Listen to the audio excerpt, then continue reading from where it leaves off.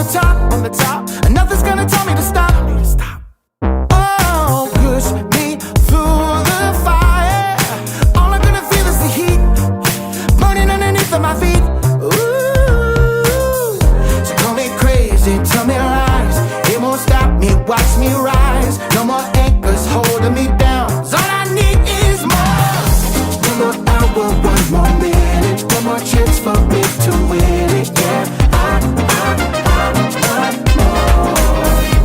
Every time I dream, I catch it. I know how to make it happen, but I want more.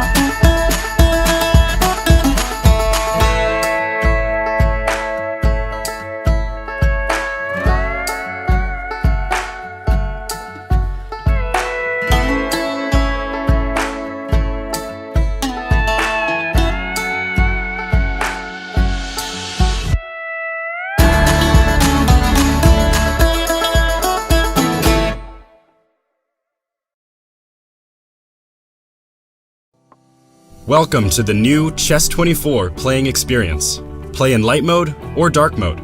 Choose from a range of time controls or create a custom game. And get paired with players from around the world, fast. Enjoy a polished playing experience while making moves on a fresh, responsive board to claim your victories.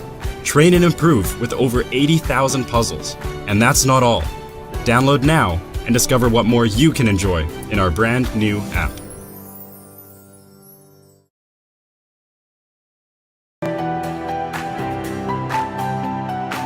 Okay, so let's send a challenge. Here is challenging. Nice graphics, easy to see. What are you thinking about? You're looking how it can be the most painful? Exactly. Okay, fine. So that I give up a phone. He wants to be even rude.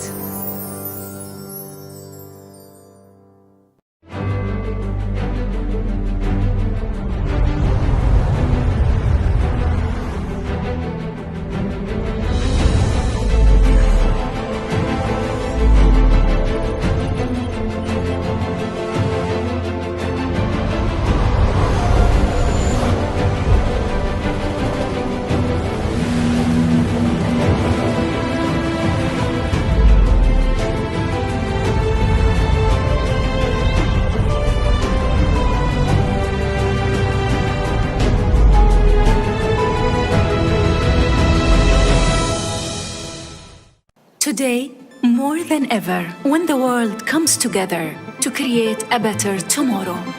It's going to be magic. La magie. Magic. Magic with music.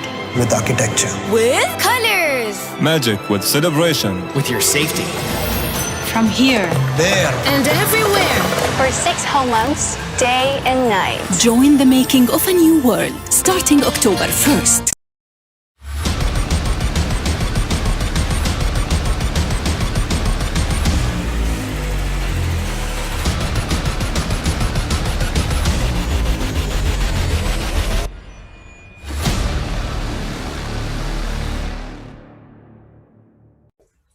Hello, welcome everybody. Welcome back here at the Deep Dive broadcast. In the expo, it's a huge event, 400 hectares, everywhere exciting things happening. But for us, the most exciting thing happening in the DEC, the Dubai Expo Exhibition Center.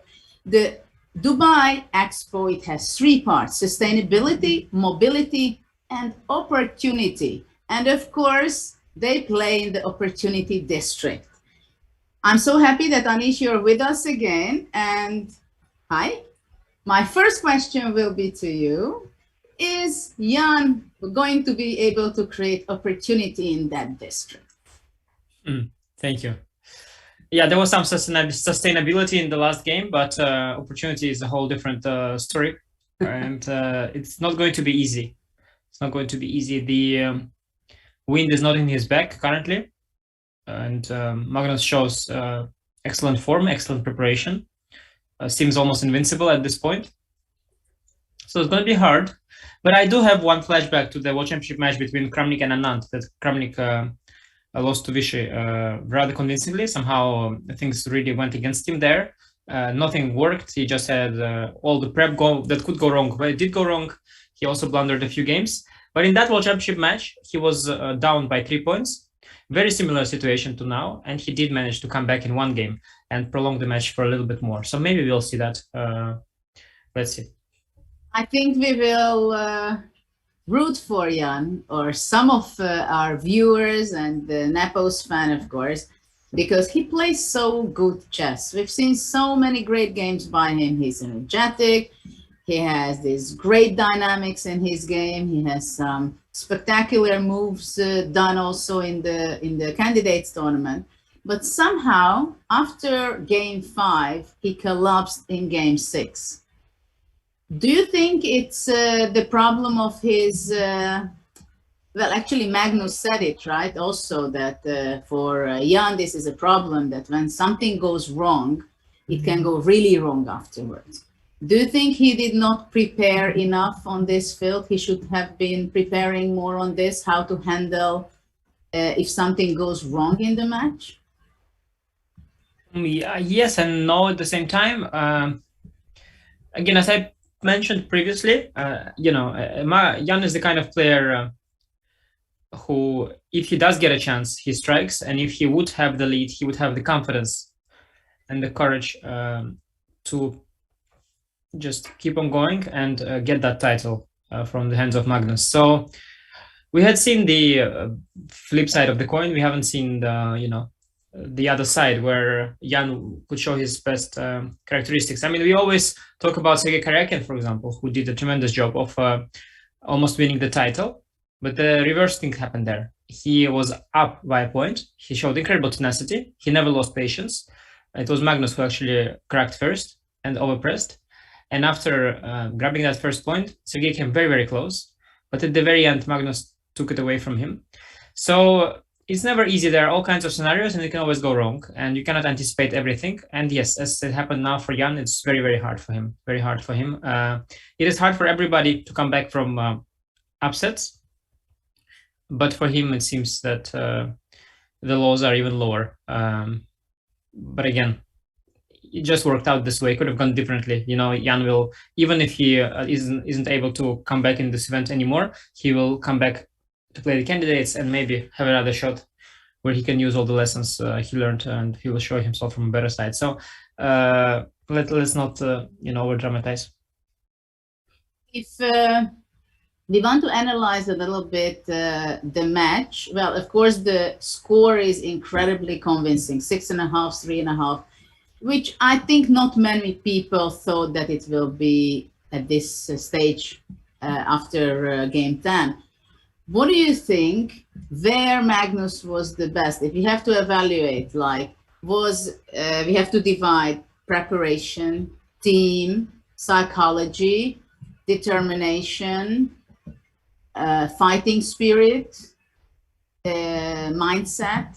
Which are the elements you think that Magnus was stronger, and is there any element which you can highlight where Jan was better?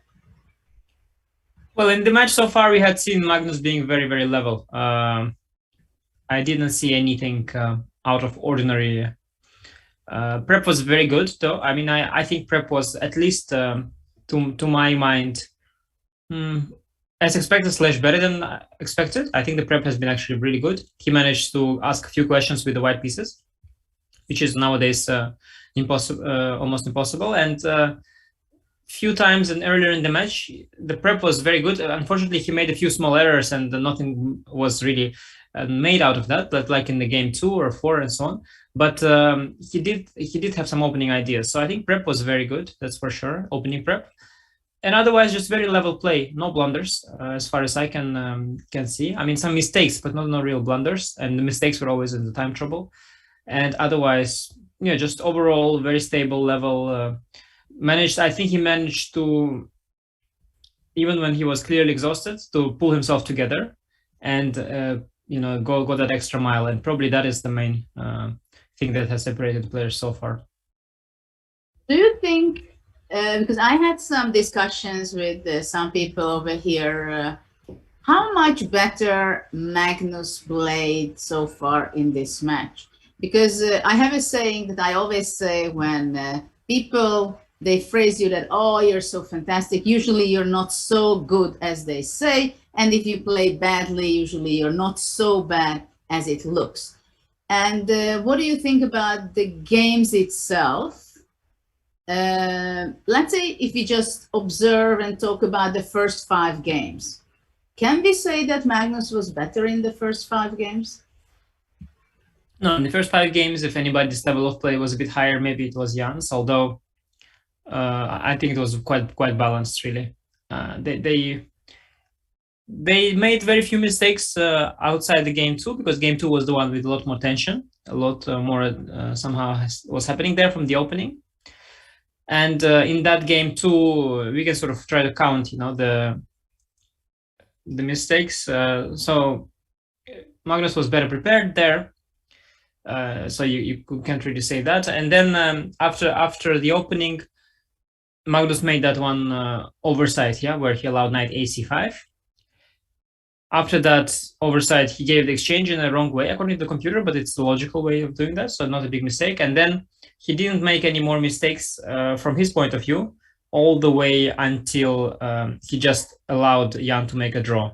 And that is a very small mistake. So in fact, he just made 1.5 error. And Jan, probably similar, he played the c3 instead of bishop ba4 or actually even bishop a8 instead of ba4 and then c3. And so that was objectively a mistake. And then also later on, he made for sure at least one inaccuracy, because he got worse from a position where he was fine. So, I mean, I think more or less equal in that sense in terms of mistakes. Until game 5, they're equal. But, if you start splitting games to try and skew it in favor of one player, you can also say, let's just look at all the games except game 2, 6, 8, and I mean, you cannot do that. No, but I think we have different parts of the match, right? The first 5 games, that's for sure. That makes sense. They gave hard time to each other, went back and forth.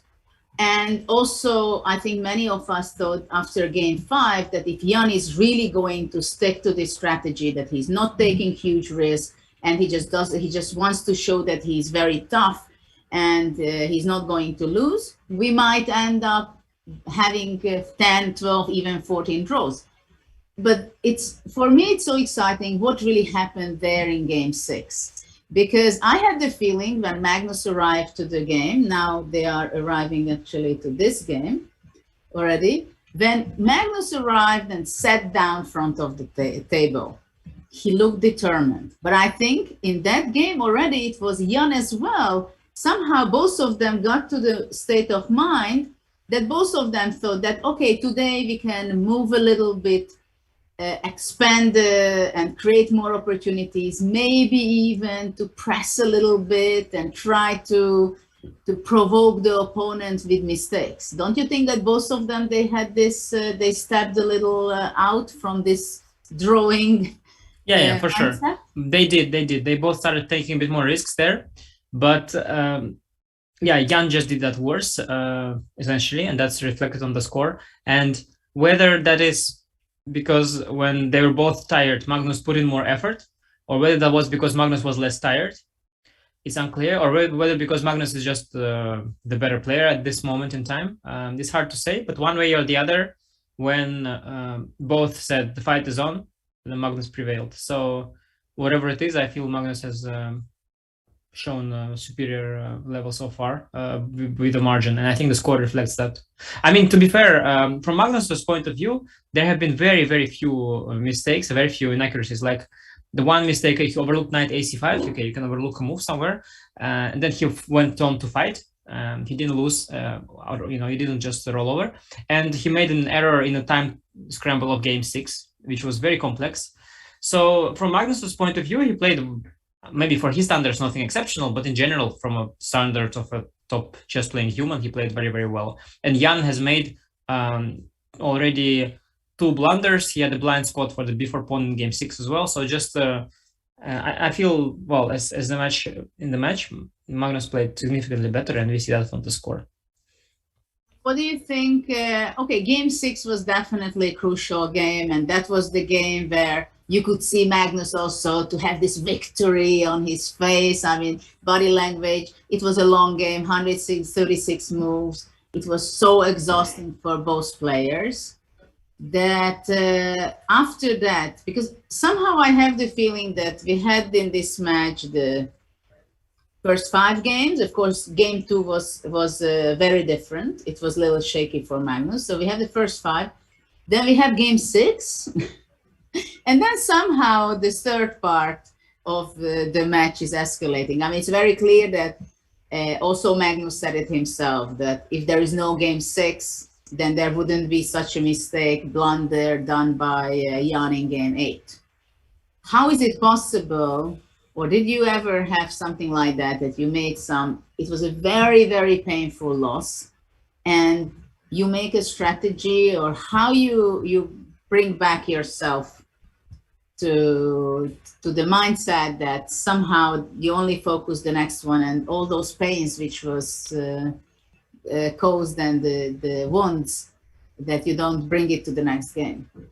Yeah, it was a very hard situation. Basically, looking in hindsight, what we had is Jan, a player who didn't really have clear targets in the opening with the white pieces, so no real opening preparation ideas at that point.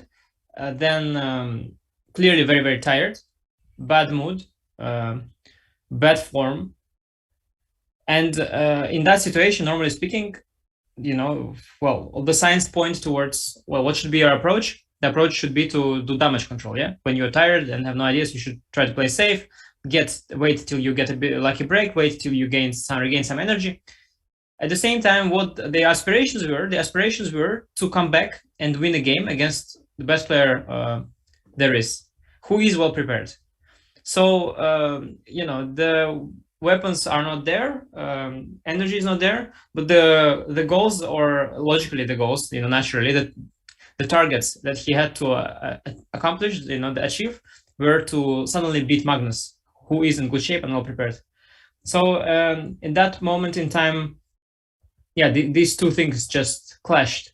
When you want but you can't, that's the worst. At least if you can't but you don't want, it's okay. But or if you want and you can, but when you want and you can't, then the situation is very hard. And we see that on the score, that 2 losses followed, and that's in a way a normal consequence of that.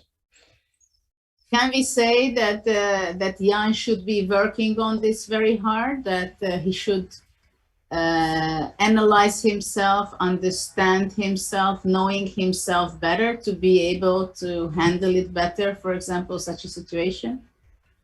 I mean, how to handle it better is just very hard. I think you just hope, first of all, next time you get more fortunate, that you get a lucky break in. And otherwise, it's just very difficult. You cannot, that's also what I noticed when looking at myself and other players competing. It's very hard to change who you are, the kind of player you are. It's very easy from the side to say, like, well, this guy, he defends badly, slightly worse in games. He should just fix that, and that's it. He would be the best player in the world. I mean, that's not, you're just not like that. extension of your strengths. The weaknesses are extension of your strength. To build the kind of player that you are, that took so many years, so much work. It's not like you have a training session of 3 weeks and where you work on slightly worse endgames and then you come back and you're a different person. Yeah, but it's interesting, for example, that when I was a strong player already back in 2000, 2001. And but many times I felt that I was playing in several tournaments, collecting some points. I went up more or less to 27 almost. And then I made the one tournament and I just dropped back. So this was kind of the scenario several times. And my husband was, of course, a huge supporter of me, and he was always looking the games and seeing who is playing how. He's an amateur of 1600 or something. And he loves sports generally in many things. And he was saying, if you lose a game, you don't have to lose your next game. Sometimes you can be solid. And somehow I remember so well, it was 2003 Weikanze. It was practically the best tournament of my life because I was racing for first place with Anand and I became second at the end. And there was this game I was playing against Shirov. He played the Pelikan, the Sveshnikov. I had no idea where I can find any kind of advantage. So I just admitted myself. I said, okay, I just make a draw if he plays this line. And I think I made a repetition at some line with Queen C6, Queen D5 or something like that. And I said, okay, I don't have anything. I'm not going to be playing and fighting, wasting my energy, no idea where I want to go. And before that, like years before that, it was be impossible for me to do something like that, to say, okay, sit down, you don't have anything for strategic. From strategic point of view, because Weikanze is a long tournament, both of us know very well, that sometimes you just make a short draw, or somehow you try to understand yourself better, and you force yourself making some decisions which not necessarily suits your style or your personality. For sure. And I agree with that. But I think so. The distinction is, it is, I think, easy for Jan to do better than he did, but it is still not easy. It doesn't mean that he wins the match. So he could have, let's say, stopped the bleeding for sure. Given the Magnus's mindset, he could have been here now with -1, and then what? It doesn't mean it is better than it is now. It would have been better. Then what? But the huge difference is that first of all, Magnus also starts to get tired. We saw on him, of course, game 7, even game 8. You see on his face, on everything that it's also getting pressure. So this is, I think, one thing which, for example, probably Nepo and his team was maybe not considering so much, that the energy level of the players, how much, like after game 5, who was more tired? Well, a lot. It's not only about who is more tired, which is a relevant question, but a lot is also about how do you handle, what do you do. So some people, I think, who are tired, they make that extra effort. You know what I mean? They somehow go against the will. And I feel that Magnus is the kind of guy who is able to mobilize, because you need also some kind of, besides physical stamina, you need also some willpower, of course, and everybody has willpower, but maybe Magnus has showed it a little bit more here, because he was exhausted at the press conference as well, but he didn't blunder before, and maybe he was exhausted and looked more tired because he put in that extra effort before. So maybe that might be it. But again, I think Jan could have done better. Still, to beat Magnus from -1 is a very serious challenge and wouldn't have been easy. But of course, yeah, should have not collapsed. So we see Nepomniachtchi, I think, arriving to the board first. Deepening, the usual way of doing for chess players, that somehow before the game we try to adjust all the pieces, no matter whether they're standing exactly in the middle of the square or not. I don't know. I'm not sure. I think if mine would stand really perfect, but somehow they always stand badly. Well, this is why it depends from which aspect you're looking at it, right? Are you also having this tradition or this habit? Adjusting the pieces, oh, definitely, very much so. very much so. So we see d4 on the board, and actually I wouldn't mind if it stays that way. No. I get a D4? different one. I got Actually, we D4. didn't make our prediction. I think not e4. Okay, I'll take What E4 about then. you? I'll take E4 then. And Yeah, we got E4 E4. We got E4. e4 on the board. How does Nepo? I mean, to be fair, you made the prediction after the move was there in the live viewer, so it was the worst prediction ever. Like you already could see that it was not happening. But I admire the dedication. Okay. Oh, it's a surprise for me. Spanish. Yes, Italian. Thank you. Italian. Thank you. Oh, I'm so happy. Finally, I'm so happy. I'm thrilled. I am completely thrilled. Thank you, Magnus. Thank you, Jan. Thank you, Jan, mostly. Knight f6. Please go d3 now. Just please go d3. Please go d3. Yes, d3. Oh, Why? so What good. else? Knight g5. This is so good. This is so good. Oh, this is slow Italian. Oh, I love it. I absolutely love it. Oh, I'm thrilled. Oh, bishop c5. Please don't play bishop g5 too early. Don't play bishop g5 too early, please. So what is it? C3 or castle? c3. Yeah. Oh, excellent. He's forcing Magnus to show us which direction he will take.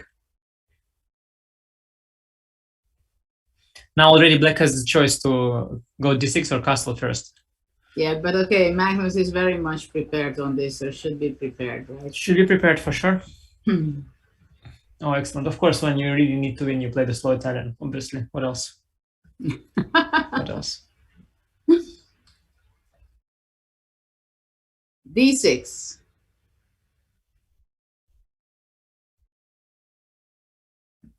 Probably there are still D6. Yes, excellent. Now okay, castle. Oh, beautiful castle. I love it. I just love it. And now there are 3 different ways of playing for Black. Somehow they do something with the bishop on c5. So either they safeguard it with a6 or with a5, or they just let it on c5 or b6 and don't push the a pawn at all. So fundamentally 3 different approaches actually to how to treat that bishop on c5, because it lacks a little bit of space there. Beautiful stuff. Let's see what Magnus chooses. Excellent. Well, this game most likely is going to be a long game because the Italian can be a long, slow. Can also escalate really quickly and explode. a5. Oh, very nice. Is a4 the next move, or? So the idea usually of a5 is to safeguard some space on the queen side, not allow the b4 expansion. Yeah. But you do, of course, weaken the b5 square a little bit. And now we'll see what Jan has up his sleeve. He played rook e1 first. Now it's a big question for Black. Does he castle or does he stop bishop g5 and go h6?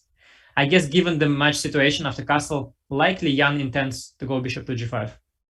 Is there a piece sacrifice? Piece sacrifice in this particular version, if you take, usually it starts with bishop g or bishop a7 back. That's what he played. Very interesting move order. Now he is trying, I think, after bishop g5 to keep in mind some ideas where he doesn't castle. And you can still go bishop g5, of course, but then yeah, some bishop g4 or g5 first, g5, bishop g3. Now all kinds of ideas connected to h5 with queen e7 or maybe knight h7, or we'll see. It's a big decision to go bishop g5, very double-edged decision. I'm quite curious. I think that Magnus might have slightly confused Jan, because this is a very rare move order. Rook e1 bishop a7 is a very rare move order, so he might have slightly confused Jan there. No, Jan has shown so far in the event that he has his ground covered. The width is always covered. So every move at every opportunity, they have looked at least a little bit. Knight a3. Yeah, knight a3, knight c2 is kind of similar to knight d2, knight f1. Do you want to go knight b5 or more knight c2 plan with knight e3? Well, I guess that's why you put it on a3. So you keep the option of knight b5, although knight b5, bishop b6 usually is met, and it's not clear what the knight is doing, but it's possible. And then bishop e3, you trade and you hit c7 pawn. And the other thing is that with knight on a3, the bishop on c1 is open, so you can develop it, and also the d4 you can push, and the queen protects that. Knight a3, very interesting. A very unusual position already this early on. This bishop a7 really takes the game off the trodden paths. It's really castle that is, or h6 that is a highly theoretical. This bishop a7 order is of course known amongst professionals, but it's a slightly unusual wrinkle there.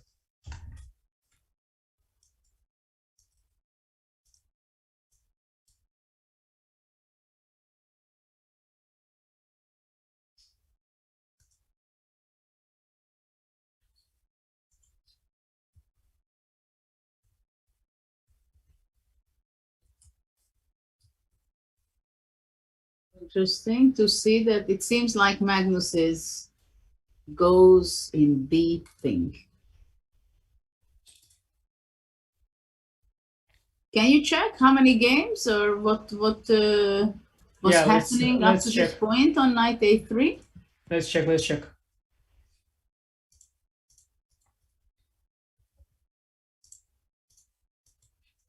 Yeah, it's mostly about this bishop g5. Yeah, bishop a7 has been played only 8 games with this move order, strangely enough. But recently in the Grand Swiss, which was an important event, part of the qualification cycle for the next championship match, I was played in Elyanov against Hovhannisyan Robert. Robert Hovhannisyan is an Armenian grandmaster. And Elyanov Pavel played h3, which is rather provocative because it allows h6 g5 sometimes when you don't castle. But knight a3 instead, yeah, let's play. That is a game Sharic Yankilevich and Volakitin Rakotomaharo. Both games quite recent, and knight a3 not a shocking move. I suspect that we are still only at the beginning of preparation of both players, but of course, games are very few at this point. It is a very rare line, but again, one of those games where, yeah, I know Rakotomahara. I've seen him come up a lot, but just didn't really know the. Always struggle with the pronunciation, no matter how much I know the name. Yeah, but anyway, it's one of these games where they leave the known theory, but both are in book for many moves to come. And h6 played by Magnus. h6 is played. Looks like he's trying to avoid the bishop g5 system at all cost. Well, it's two ways, right? First of all, black is stopping bishop g5, and the other idea is whether he's going to be playing g5 himself. Yeah, g5 himself probably only against h3. Otherwise, unlikely that you want to expand this much. Now, okay, there are two approaches with the knight. You could bring it to c2, or you can go this knight b5, bishop b6, and bishop e3. And then it's a question, yeah, how well the knight stands down b5, but it stands there forever, kind of.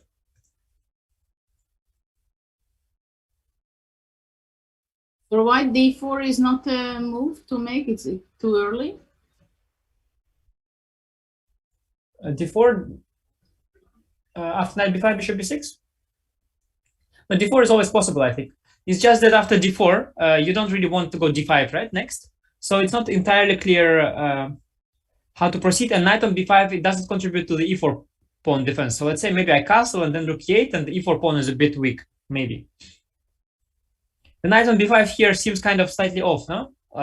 In a way, I want it on g3. Sometimes you can take on e5 and bishop e3, and that can be somehow to eliminate the b6 bishop as well. You have to also deal with knight g4 and knight e5.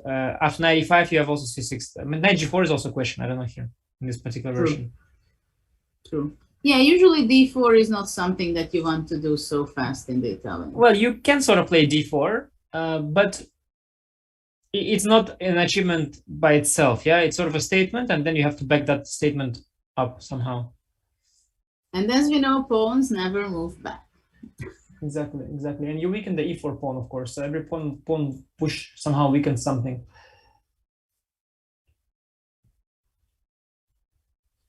Yeah, not shocking. Bishop a7, not shocking. In that position, it's one of the moves.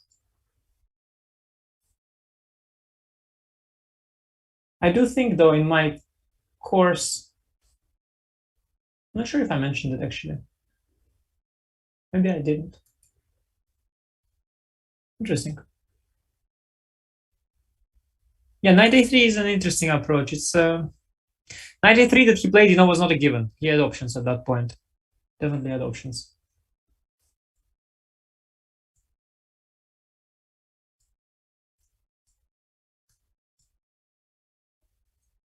Yeah, there are plenty of options with white now, right?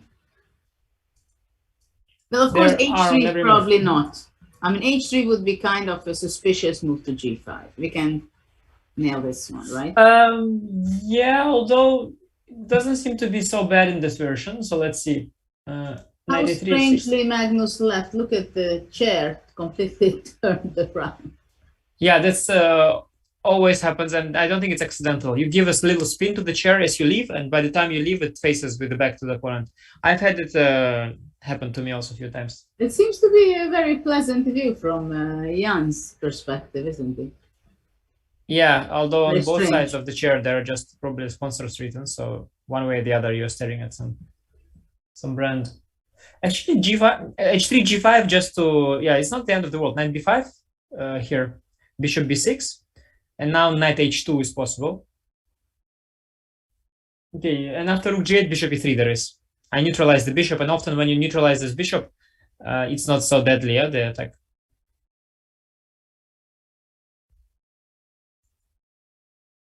Yeah, well, I don't know how is this to go g4, g3. Yeah, it's just the beginning of the line. After okay, it can be very strange, very strange situation. Yeah, g4. If you go right away, maybe take on b6 is kind of dangerous. Yeah, first. Okay, takes. And this d6 pawn is very weak now. h4 maybe. I understand. I understand. But go really all in here. You take. Yeah, but this is a bit rook f1. You really go all in here, and very unstable position here. Yeah, with the. That's why this knight b5, bishop e3 idea is kind of effective against this opening of the king side, because now the queen on d8 is tied up to defense of the pawn. So when knight stands on b5, this is usually one of the most important idea that white can go bishop e3, and this is the way how the c7 pawn can be more vulnerable. Absolutely.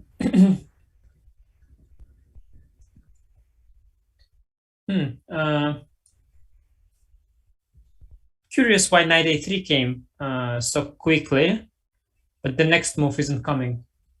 Because knight a3, after knight a3, okay, black has two moves, either castle, which allows bishop g5, or h6, and the computer also suggests h6 as one of the best moves, if not the best, on equal terms with castle bishop g5 complications. So somehow not really clear to me where Jan's prep is heading.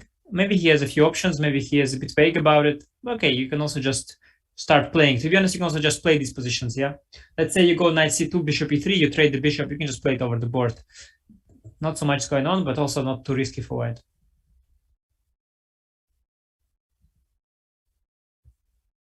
Probably knight b5, bishop b6, bishop e3 is the most, the simplest approach to this. Well, at the same time, of course, it's question what is the strategy for Jan, right? Because he has to, if he would want to win and dream about it, to win classical game, the match, he would have to make 4 out of 4. Which is quite difficult. One at a, I think one at a time already. I think at this stage, it's a big achievement to win one game. If you win one game, it means that you're still in the match, because the match can never finish with Jan winning a game. So I think one achievement at a time, and I think already just winning, scoring this goal of prestige at this point is quite something. It saves a lot. It saves a lot. It saves his confidence, and yeah. Yes, but you shouldn't forget, and the viewers and everybody that this is a game which can be even the last game of the World Championship match, because Magnus is only 1 point away to reach 7.5. Match point. So it's On this note, Judith, very spontaneously just occurred to me, why don't we do a 50% off the premium membership with the code matchpoint, all in capitals? Just like this, came up just like this. What? So everybody should go and get the premium membership. Yes. Thinking about that for sure. Yeah, very spontaneous thought just occurred to me. I was just thinking, why don't I just mention, just give away premium membership 50%? Why not? So basically, it's a question what mindset the players have, because it can also bother a little bit Magnus's situation, right? I mean, he's so close to finish this match. At the same time, he can be so far. Yeah, though I have to say that if there is one person who doesn't tremble at the sight of the victory, it's Magnus. He's been there, done that a million times. If he would be uncomfortable with the situation of about to win something, he wouldn't have won so many things. So I guess he'll handle himself fine, unless Jan puts enormous amount of pressure and does something extraordinary. Yeah, but my question is to you that you think Jan will try to burn all bridges today, or he knows that if it's a draw, there is a new opportunity for him tomorrow. So what is the balance, and where is the line that he's going to be pulling that, okay, draw, and I don't go to the direction of mess and complications? Yeah, I think line's pretty far. I think he will push it really far today. I think he will push it really far because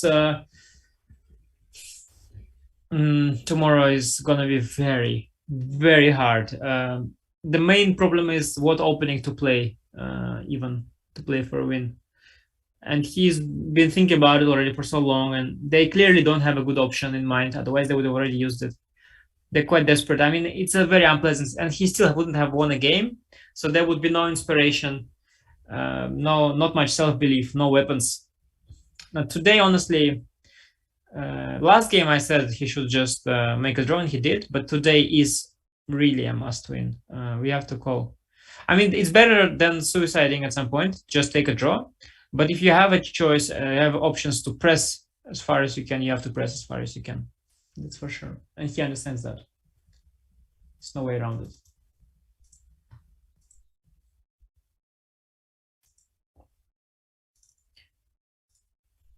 Okay, h6 is, okay, it's the second line.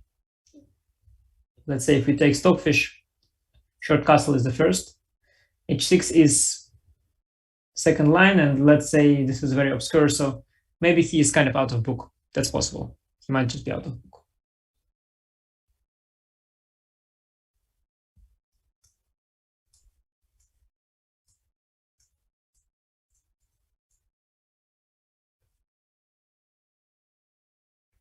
Computer gives white a small plus after knight b5, bishop b6, bishop e3. Bishop takes e3, rook takes e3. Gives white a small plus here in such a position.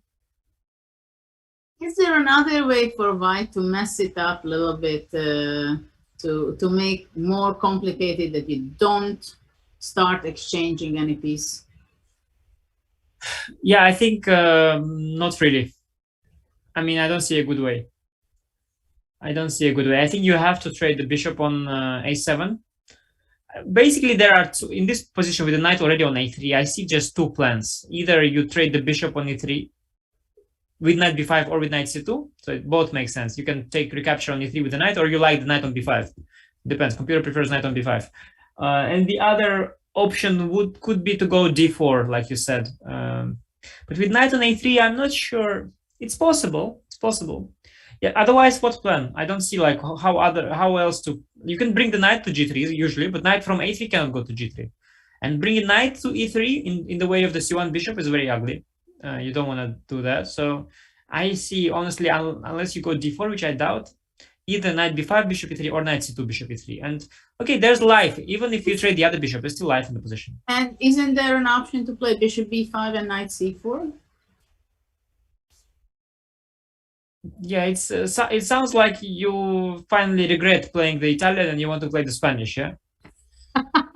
Like at that point, I mean, just wasting a tempo on the bishop from c4 to b5, it feels a little bit far-fetched to me. And after bishop b5 castle, let's say knight c4, it's not a... I was just hesitating if, let's say, I go bishop b5, Castle. you go castle.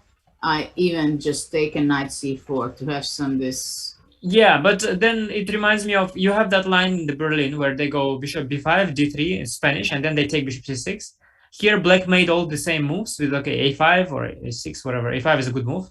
Bishop a7 back is an okay move. But white has spent a tempo on bishop c4 and then bishop b5. So, like, white kind of lost the tempo in a way to a normal setup. So, I don't think you want to waste the tempo so much, right, with the bishop.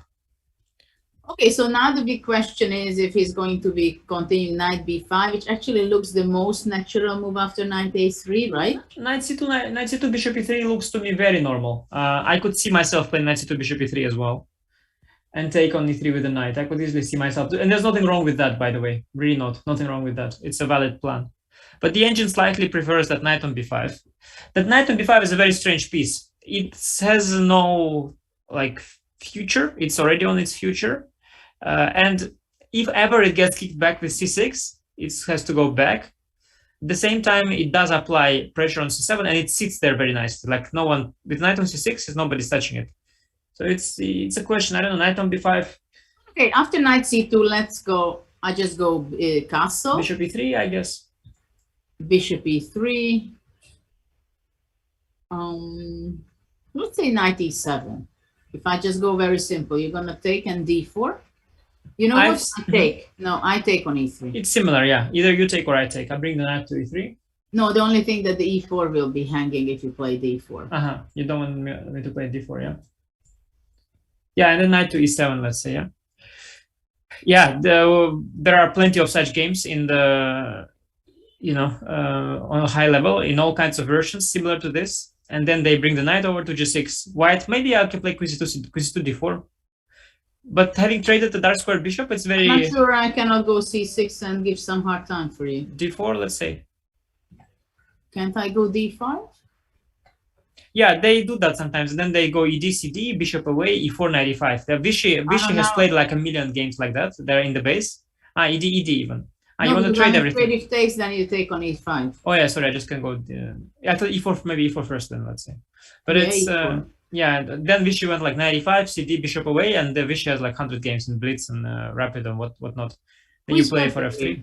Yeah, I don't know. It depends. Sometimes black gets better, sometimes white. f3, maybe you push. Black has some space on in the center, but he has some weak squares. It's never much for white, having traded these dark squared bishops, but it's the nature of the opening. Sometimes if black plays solid, you have to grind it out a bit. I think if Jan is out of book, knight c2 is more likely than knight b5. Knight b5 is definitely preferred. He is already thinking for quite some time. Yeah, he's out of book. h6 took him out of book because the computer gives after knight b5 a small plus. But Magnus's prep probably only begins here. Although it's a very solid position. So knight b5, let's say bishop b6, bishop e3. And take. Now the question will always be so let's say we castle let's say h3 for argument's sake. The question is always, does black go bishop e6, bishop e6 fe? Is he okay with that? Because that's yes, I mentioned before in the broadcast, it's like a matter of religion. If you believe it's fine. But or if you don't want that, then you have two other approaches. You can either go rook e8, bishop e6, take with the rook. Or you can go maybe knight e7. Knight e7 very concrete here because you want to go c6. So I guess white must go d4, I guess. I like knight e7 a lot. Can't yeah, but after d4 takes. Yeah, that's what I mean. I guess very concrete. I'm not sure if this works. Rook e4. Let's say bishop d5 wins the pawn, right? I'm not sure you want to sacrifice the pawn like that.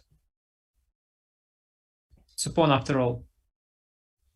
So that's there. Instead of knight e4, you have other options as well. I thought the trick is that after c6, I have maybe knight takes d6. Do I? Maybe you really have that? Don't I? Oh, sorry. No. Knight d6, you have queen takes d1. Yeah, so I have to go d first. D first. c6, d, and maybe then knight knight d6. I have it. I don't know how big a deal it is. Maybe b5. I'm trying to look for a trick on f7, which is not there. Yeah, maybe I have to just take on c8. Maybe it's there because you get all these pawns, no? Yeah, that's what I meant. Yeah, actually, well, it's actually good for white. Sorry, just good for white. 95. Oh, even the rook d. No, 95. No, maybe nice. Let's take that. F4.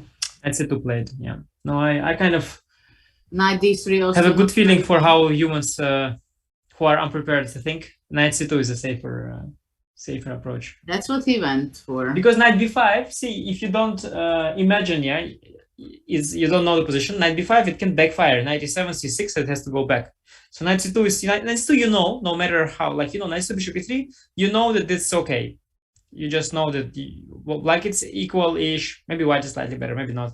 But now actually, probably they transposed to something that Jan was prepared. He was just wanted to make sure that after h6, maybe there's some g5 moves. I don't think he prepared. I don't think this position really is something you. No, but I mean, if instead of h6, black goes short castle. Bishop g5, I think, must be the idea. Then he must have been playing. Yeah, bishop g5 is the idea. So I think the idea of the opening in general was that Magnus and Jan were both waiting for white to castle before going bishop g5. So that's why after rook e1, Magnus went bishop a7 first, waits move, then Jan waits move knight a3. And now after h6, Jan thinks, okay, I don't have bishop g5, so what idea can I have? And he chose knight c2, bishop e3. Now, yeah, the knight is like via f1. It's the same, knight e2, knight f1, or knight e3, knight c2. It's even both takes two moves. It's the same thing. You basically take on e3. And I've seen this position, similar positions a lot. It was very popular at some point when Anand played this knight a3, knight c2. Back in the candidates, we speak 2016, I think. It was very topical, these positions. Very little. But white can play for a win, of course.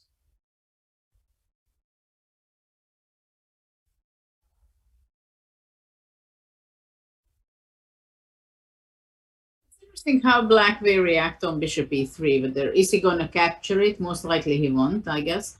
Bishop g4. What about this? Bishop g4, I'm never sure. After h3, what are you going to do? Are you really ready to abandon this left side of the board and just go to h5?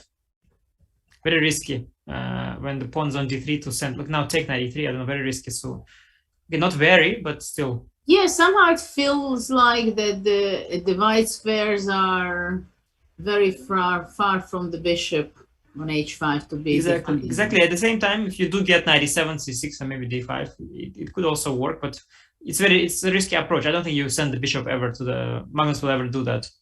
I think he's thinking more in terms of rook e8, bishop e6. Just it also reminds me of his other martial games. Rook e8, bishop e6. Slow trade, no weaknesses. Again, no, only knight on c6 is bad. Again, it will go to e7 to g6 one day. Again, Jan will be a bit better, he will say.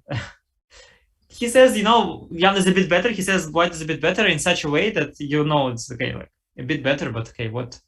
What about white playing a4 with the idea b4 later? Okay, let's say bishop e6. Okay. b4 is interesting, yeah. ab, maybe. I don't need to react, but I'm curious how you will react. ab, cb. Okay, so I'm not terrified of b5 because I have knight a5. Interesting. Oh, b5 I don't want. I just want space. Yeah, maybe a5, queen d2, something like this, yeah. Can I... Honestly, can I take on e3 first instead of rook e8? Anyway, rook on a7 is a lost tempo. I have to go back anyway one day. Yeah, knight e3 and now rook e8. Now also you don't even have any b4 options.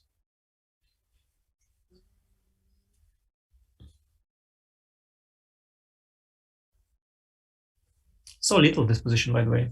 But okay, they're playable because knight on c6 is a bit misplaced, dominated by the c3 pawn. A little bit.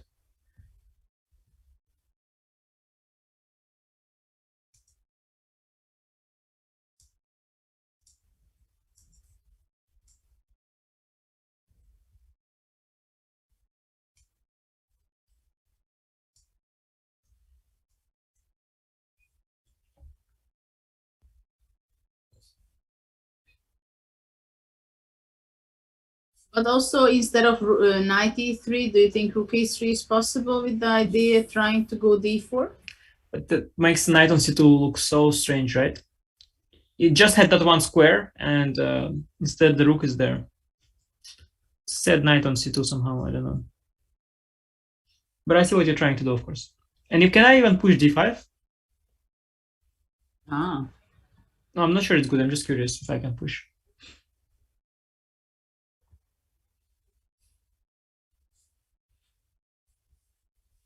Yeah, very interesting. I'm glad that Jan played something else than Spanish, so we get to see what kind of Italian Magnus has prepared, which is always good.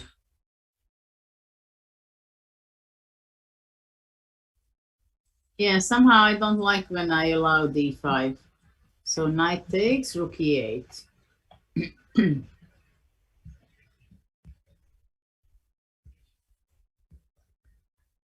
I would It's the most somehow normal. go with the a4, b4.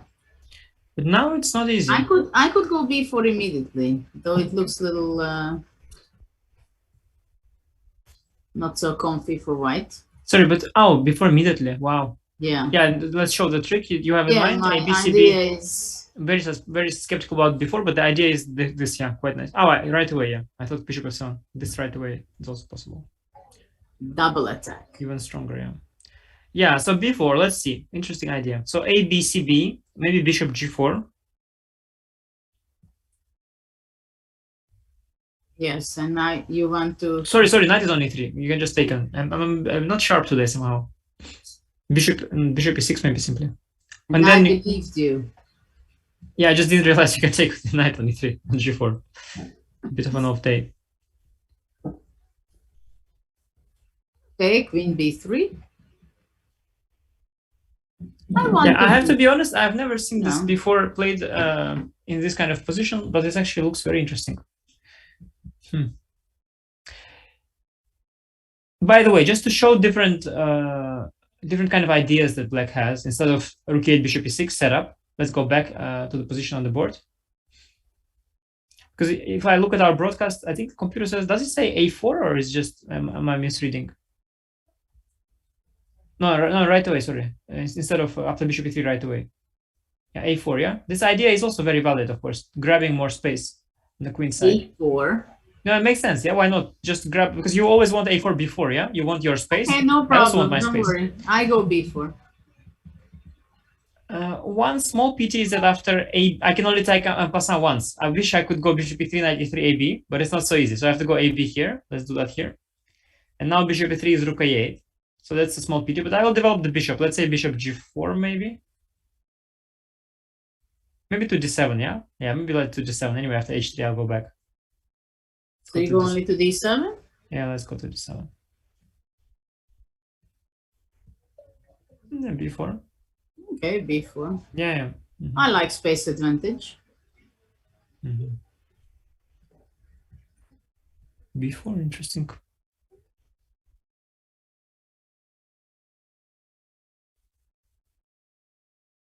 Yeah, after bishop, bishop e3 though. Just to show the rook 8, I have bishop f2. That's nice.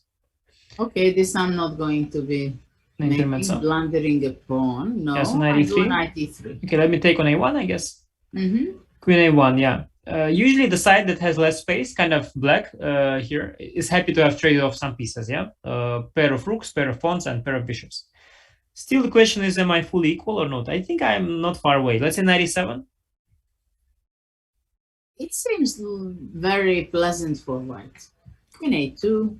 But you do lack real threats and ideas, right? Or you get knight g6. I mean, I understand you have a bit more space. So I guess it's between white being better and white not being better. I don't know how I'm able to win this or to get G3, any advantage, like real advantage, but somehow I have a good feeling from white side. Instead of knight g6, I can start with c6 as well sometimes. And why do you want to play c6? To gain some... Just to hint at d5, to hint at d5 a little bit. Get some air for the queen, maybe. Queen c7. Probably bishop b3 you go. Dodging the knight g6. Then knight g6. Yeah, the only pity is that rook e8 is hard to play because f7 hangs, but maybe I go queen e7. Yeah, white is a bit nicer here, I feel. A little bit nicer. I agree with that, practically speaking. Yeah, a4 I'm not thrilled about. A4 is a strange move. Now, another idea is to go knight e7 somewhere. But maybe I want to try something else for white after a4. I mean, a4 can be also weak at some point. Okay, you might be, though, even chasing my bishop, right, with knight a5. Yeah, I don't know. I mean, it's just an interesting move that computers suggest to say. Also, after b4, by the way, Judith, can I ignore the b4? Can I just try I to thought ignore? you will, actually. I actually will. I actually will. I didn't even consider too much a-b3. Oh, really? Yeah? It's my stupid instincts. I'm trying to... No, it's like I just thought that I'm happy that I have space, air. Yeah, so I feel that it's very normal to reroute the c6 knight, knight e7, and then c6. I'm just wondering to take on e3 first or not, and I'm very confused which one I prefer. I think knight e7 first, intuitively. Yeah, taking was actually a really bad idea, I feel, AB. No need at all. Maybe no need at all. C6 now. I'm threatening the bishop, so you need to go What happens a3. if I take and d4? Though I could do it immediately as well. Yeah, d4. Do you have knight e4 or stuff like that? Knight e4 here actually is better than previous time, but still rook e4, d5, rook e5. Very nice. Rook e5. Well, rook d5 and knight e3. Yeah, that's what I was thinking. I don't like this. No, let's go back. Or queen e2 was also nice. Yeah, no, this is not interesting for not so interesting for black. Yeah, I don't like this. No, I'm thinking of maybe knight g6 then. Maybe knight g6 then. Nice. Yeah, I don't know. h3, let's say. Yeah. I'm not sure I want to go h3 though. No, maybe not. So maybe bishop g4 at some point becomes a thing. This rook on h7 is kind of tricky. Sometimes it can be not very well played. Okay, let's see for other ideas other than a4. a4 is not natural at all. Why don't I just go knight e7 immediately here or after takes? What about take and knight e7? Yeah, now it was the question whether should I be taking the knight or the rook. Oh, you took with the rook here, yeah. Amazing. I took with both, but I'm not crazy about it because this a4 pawn I didn't want to. But take with the rook is very, very unlikely, yeah? I mean, it's a super strange move to combine knight c2 and... Right? Yeah, the knight is kind of heading towards knight e7. Knight e7, yes.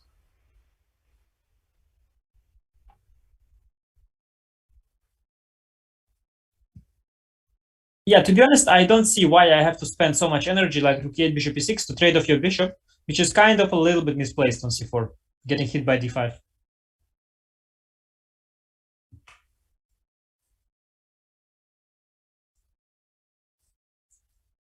Okay, so I go a4. You go a4, okay, go knight g6 or c6. Let's say knight g6.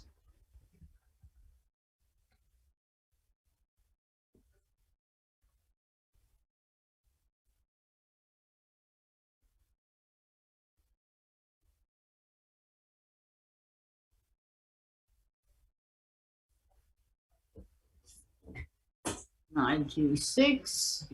You're really heading to f4, right? I'm not sure. After knight f4, g3, I have to decide, do I really go to h3 or not? And on h3, the knight is...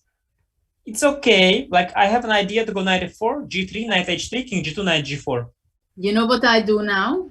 Can I go d4? I was always hoping that the e4 pawn is hanging, but you have what, queen c2 or something nasty? Yeah, I thought I go queen d3. So do you win like a piece or what? That would be insane. If that just like wins a piece. That would be totally insane.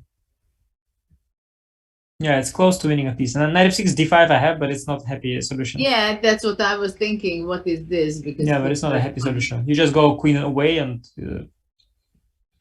Yeah, I have ed. I have ed still, ed4. Actually, I'm doing not so bad maybe, but... But maybe queen g3 makes sense, you know? Okay, he takes on e3. Let's see. He takes on e3. Now I expect knight e3 because honestly, rook e3 is He took on e3. is very original. So I think he just takes with the knight, the boring way, and then we'll see. I feel 97 is normal.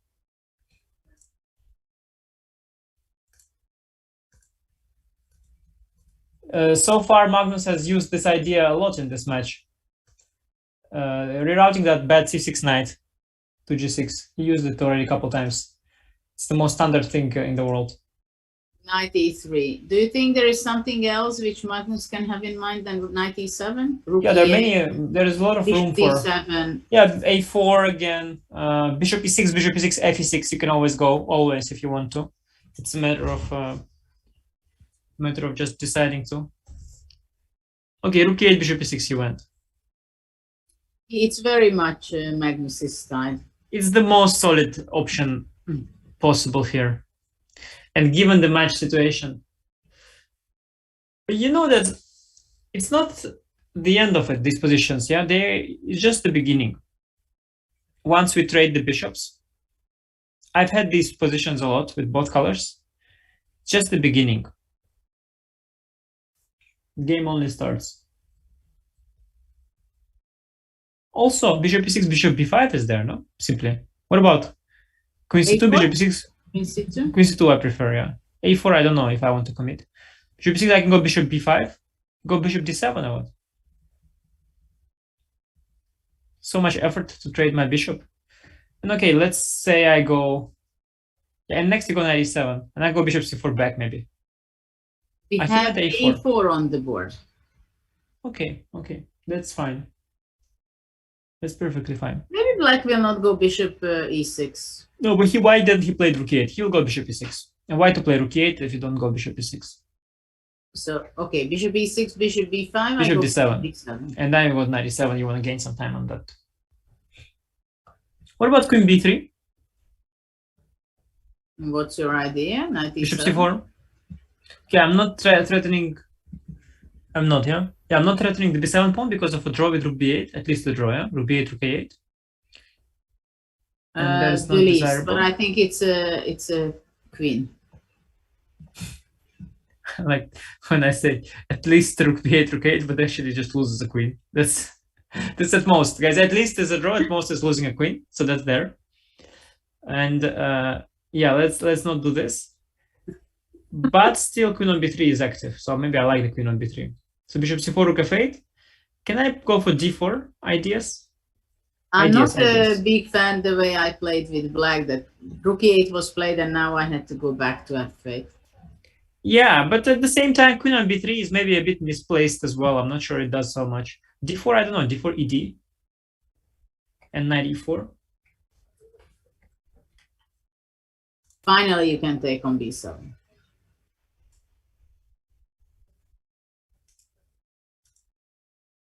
A little bit.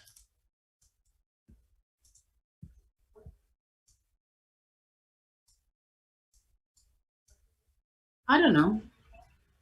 I have to say that this game, it is not exciting in the usual meaning of the word exciting, because it's a very quiet position. But I think sort of the crisis is postponed, but there will come a crisis because there's a lot of life in the position, like a lot of play left, and Jan has to go for a win, and he can also afford in this position to push. Like you don't have to force a draw or anything. You can actually play this for a win, like forever. So I think we're going to have a very interesting slow game. But yeah, the crisis is not coming soon. There's no fireworks early on.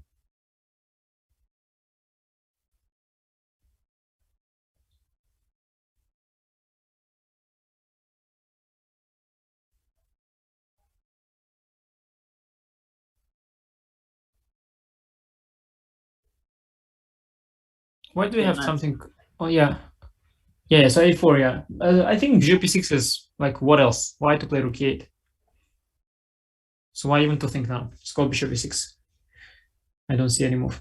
There is an idea, maybe b3, by the way. I like this b3, bishop c4, bc. b3. But maybe d5 you can play. Maybe d5. Yeah, d5 for sure is a problem. Because taking on c4, that's a positional disaster. After bc, I reinforced d5 square control so much. Kind of massive block of pawns there. What do you take? bc. Yeah, that's super. Okay, I don't know actually how big a deal it is, but I'm pretty impressed with my d5 square control. Well, black is not going to play d5 for some time. That's for Yeah, sure. so d5 right away, I think, is the problem after b3.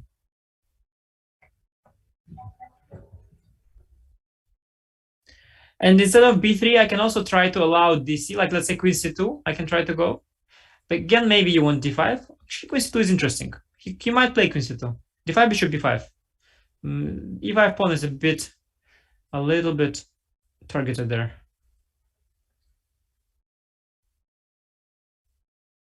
Not sure d5 is good. The question is after bishop takes c4, if I want dc. Wow. It's not completely pointless because I have very good control of the d5 square. And what they do sometimes in such positions is like knight b8, knight bd7, knight reroutes.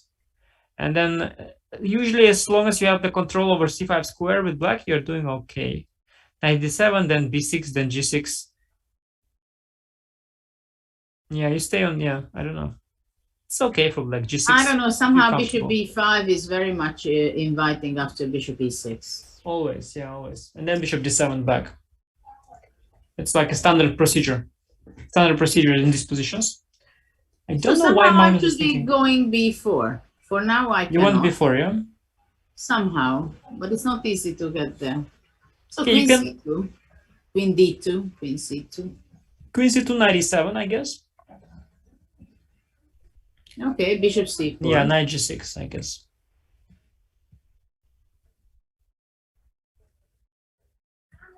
You can play your move before here, I guess, no? If you want to. Yeah, hard to say how to react to this before. It's not very threatening. At the same time, a little kind of pleasant for white, I must say. Yeah, you grab a bit of space. Okay. Interesting. So one way of dealing with this, by the way, is to go knight g4. Try to trade a pair of knights, which I could do move earlier. Can I do it move earlier? Can I do here knight g4? Somehow trading off a pair of knights feels like makes my life a little bit easier as black. You can go knight f1 and resist if you want to. Interesting.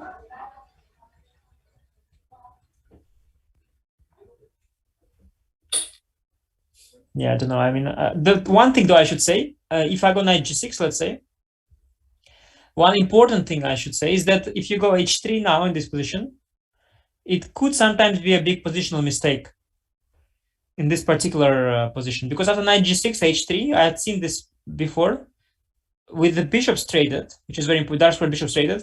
Once my knight gets on f4, it stays there forever, and that's huge. So you really want your pawn on h2 to be able to go g3.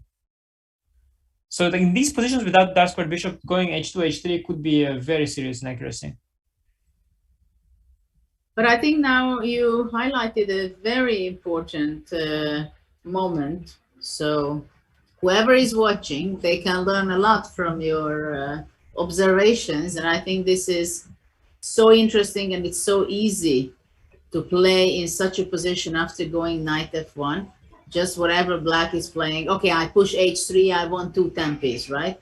And not thinking deeper enough that after h3, the structure completely changes in a way that black has very great opportunities. But we have some moves because after bishop e6, without thinking bishop takes e6. Strangely enough, I'm surprised on the exchange. You know what it is? What is the time situation? Jan could be doing a little bluff there. He thought about this position in his restroom.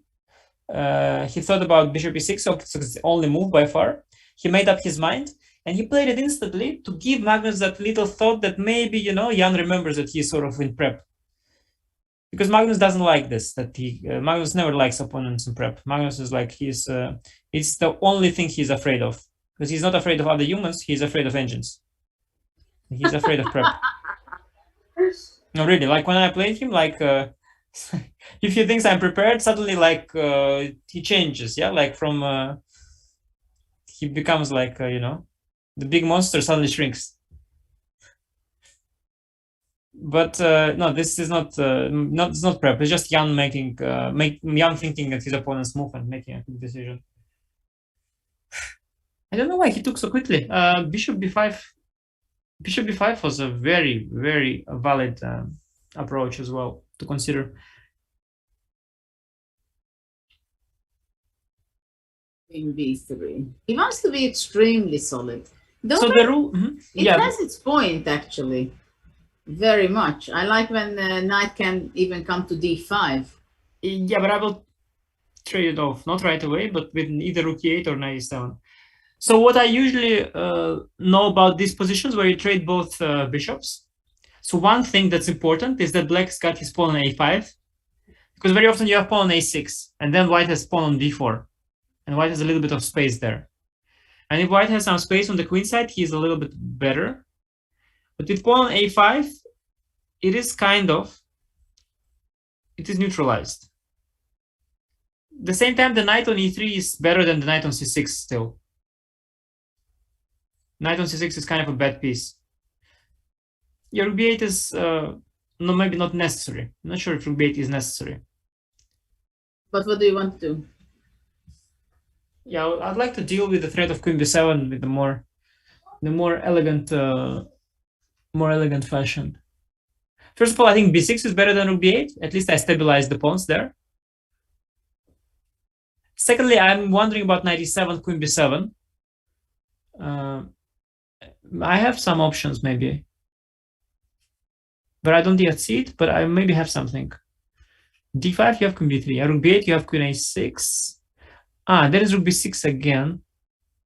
d5 also. Oh yeah, d5. I'm not sure it's so. No, queen c5, yeah, queen a5, queen c5. Yeah, because you have queen c5. So yeah, it's unclear. No, okay, what about b? Let's go b6. Can I go b6? Just I don't want them just b6. I anyway want to go b6. I think I'm happy with the structure. a5, b6, a7, very stable. Knight d5 you want, I know, but knight d5 I'll play knight e7 and I will trade it out. And how big is that? How big a deal is that? Very little, I think.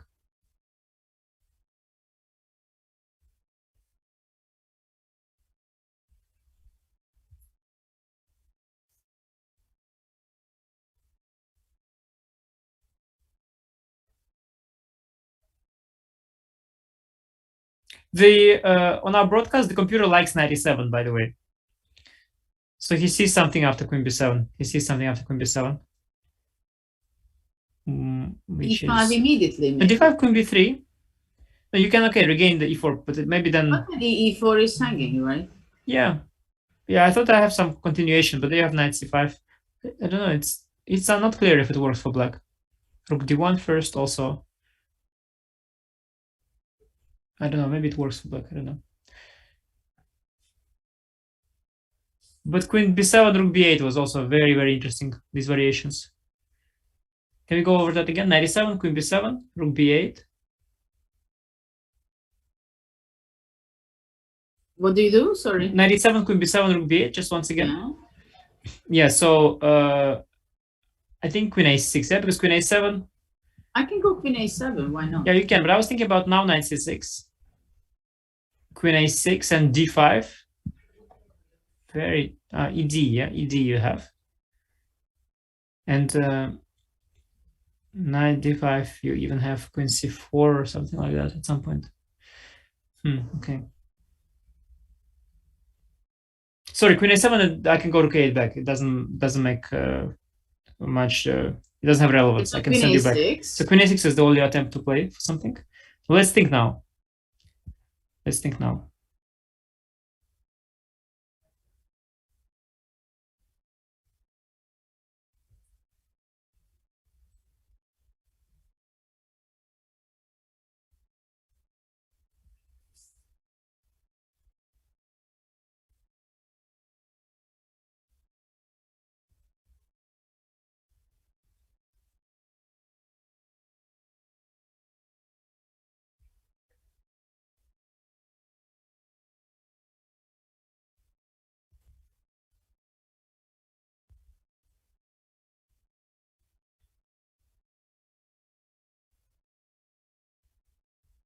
I would be surprised if Magnus would give up a pawn like that. Yeah, I don't see it. No, I mean, now I don't see, as in, I don't see something like clear that I'm like, okay, this is better for black. No, I So think b6. let's go b6. Let's go B6. solid. So b6, rock. yeah, knight d5, knight e7, knight f6, rook f6, d4, I think is the continuation. I'm wondering, by the way, funny idea, rook f3, gf, knight g6. Very, very nice idea. Why do we go knight f6? Why not d4 immediately? No, I didn't see that move. That's why. Yeah, it makes sense. Knight eg5, ed, rook e8. How bad is that? X. E8. Trying to kind of simplify it further. You have to go d, I go d. Now, if you don't take, I will go e4. I'm not clear where your knight goes, because if it goes to d4, which it maybe does. Yeah, it does. Now, if queen d5, you take knight b5. Rook d8.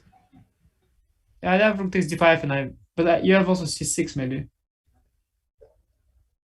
It's probably still nothing. This is equalish. Still nothing, yeah.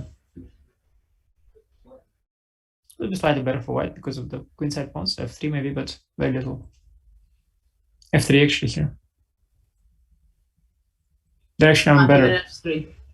In the end, actually I'm better there after F3. Okay, let's go again. B6. Yeah, I didn't have to go this actually. I mean, after d4, I can go also something else. But maybe after knight d5, I don't go knight e7. Just go queen d7, rook e8, somehow putting pressure. It just gets a bit on my nerves that I can't deal with the knight on d5 then for a while. Queen d7, maybe also queen b5 is a move. Somehow pinning a little bit the knight. At least rook e8 then. Rook e8, rook e8. No, but then take queen c4. This I was already worried about. This is a concern. Take queen c4. Small issue.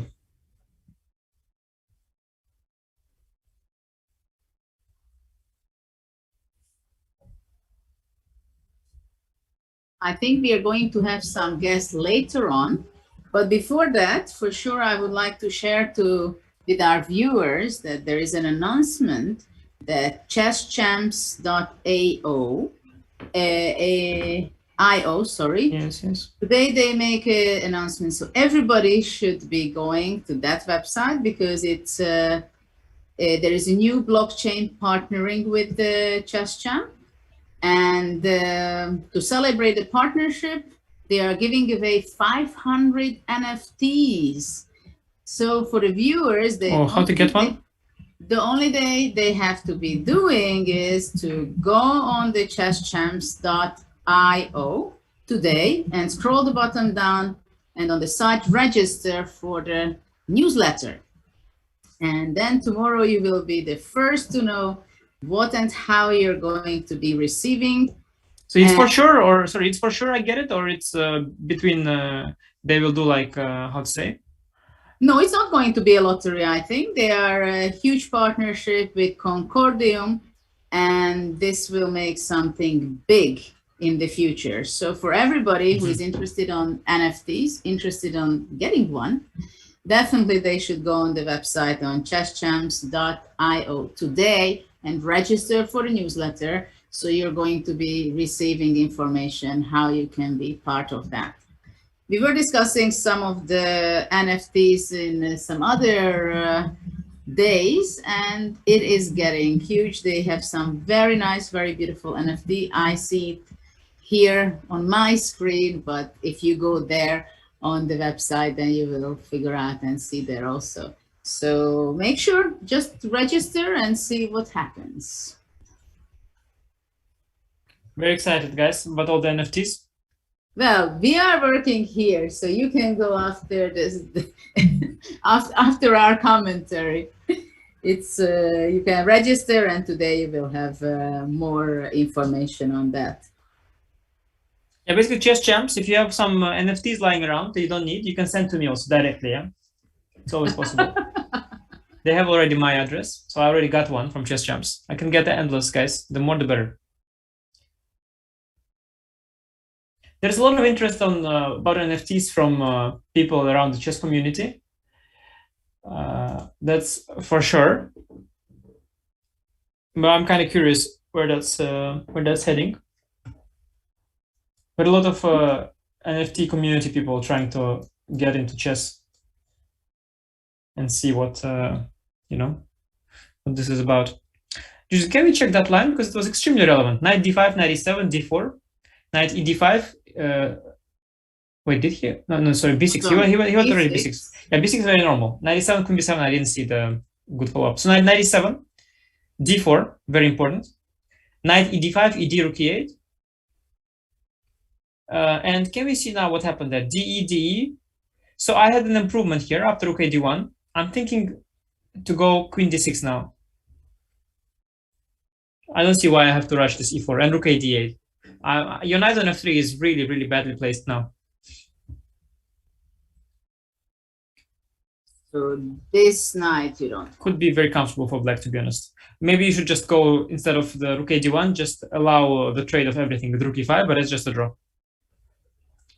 I think we will soon find out the answer to the question how far Jan wants to push it, because e6 is on the board. Slowly we are moving towards the point where natural continuation of the game can lead to a draw, and then we will see if Jan will deviate from that, and if he deviates, how much he deviates and how. Yeah, I don't see the. Yeah, so I think maybe d4 not accurate.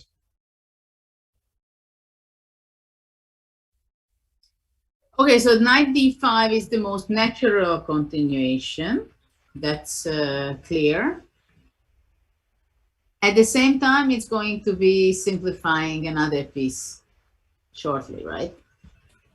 Yeah, but if you don't, the thing is that I have this pawn on a5, as I mentioned, and I gain that space on the queen side. As soon as I reroute the c6 knight to g6, how much will white have left of his advantage? Okay, he'll go g3. The thing is that your knight is always better than mine, because wherever my knight goes, it will be dominated. So that knight is maybe even knight d8, knight d7, sometimes possible. Okay, I'm not happy with that maneuver, but it's possible. It's a nice maneuver to know. And also an idea is to go like queen d7, rook d8, and try to push d5. Maybe that's an idea as well. Black seems to be rock solid. That's 100%. I'm super solid. Only thing is that white is a little better because that knight on c6 controlled by the c3 pawn. But what happens if, let's say, I go from f5? Yeah, I'm not sure that knight on f5 is well placed. First of all, what about d5 that you allowed just now? Is that not a problem? And also, I don't know what your follow-up really is with knight on f5. So I can play king h7, g6 at some point, but I can also just leave the knight on f5. And like also the knight knight on f5. Also knight e7 I can go, actually, asking the knight question.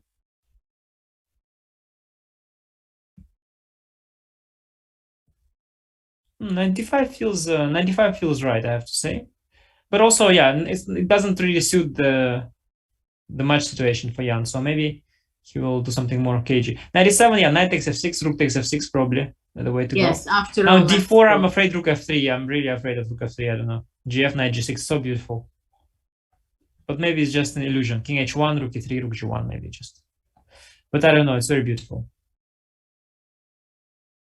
Yeah, probably it's a big question how to evaluate this one, because it's a closed position and it's not going to be opening up so easily. Let's say queen f6. Queen h4, I was thinking. I was thinking about queen h4. Queen f6, rook e3. Think about queen h4. What if I just take this? cd?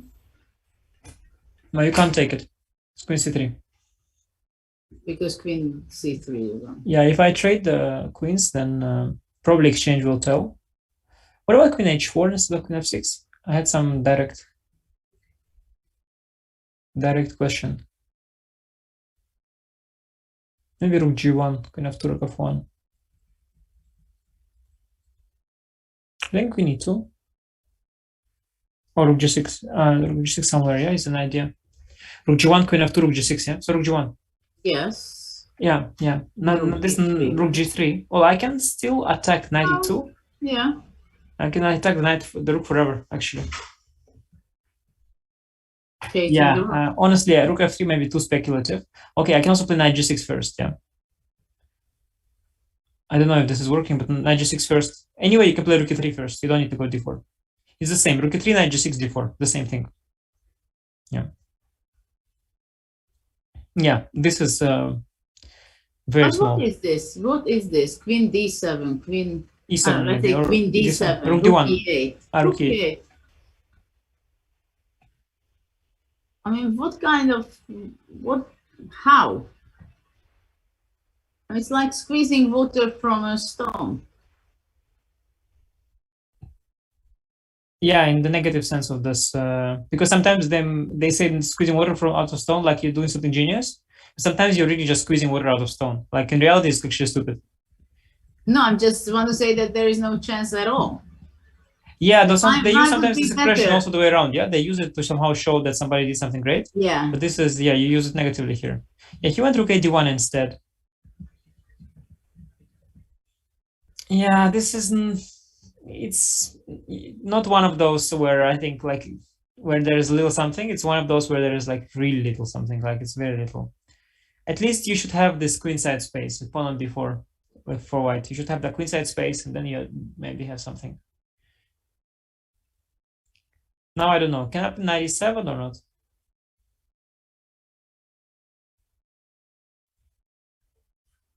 '97. The good thing for Jan is Jan 97. The good thing for Jan is that he can kind of make moves here quickly, and he likes that usually to make moves quickly. And there is some tension To make left. what kind of moves quickly? Yeah, like I don't know, g3 king g2. G3? G3 king g2, then queen c2, and then I don't know anymore what move to make, especially quickly.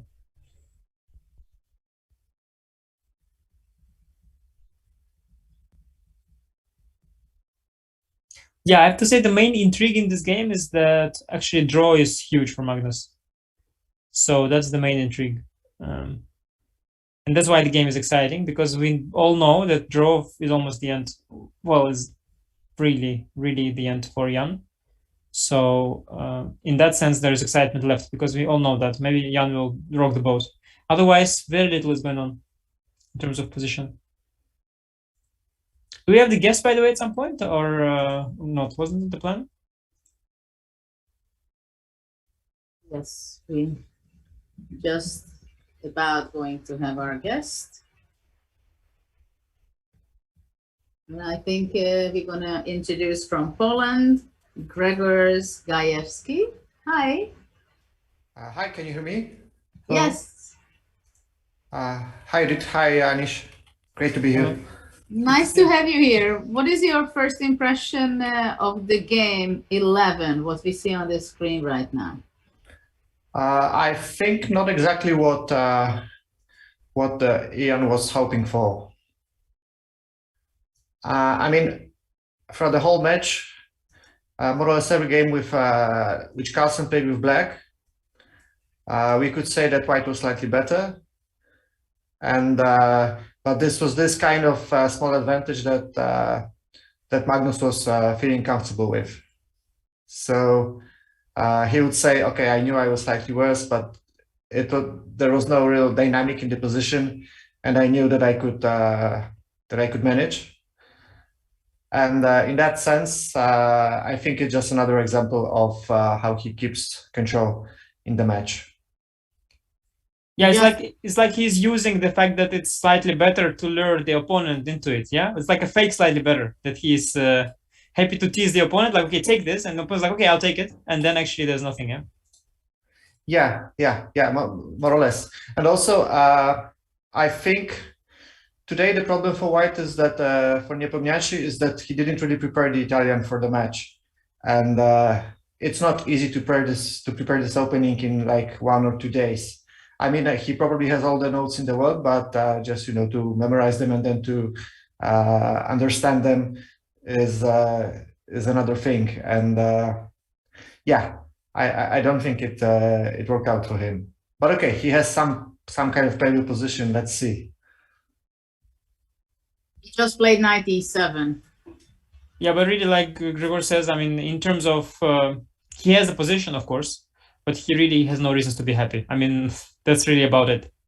there is a position, but there's just not even there's not even that slight advantage that you sometimes have when you have more space on the queen side. There's really just nothing at all here. The only thing he can sort of be happy about is that he can make moves and the game goes on for a bit. There's no forced simplifications yet.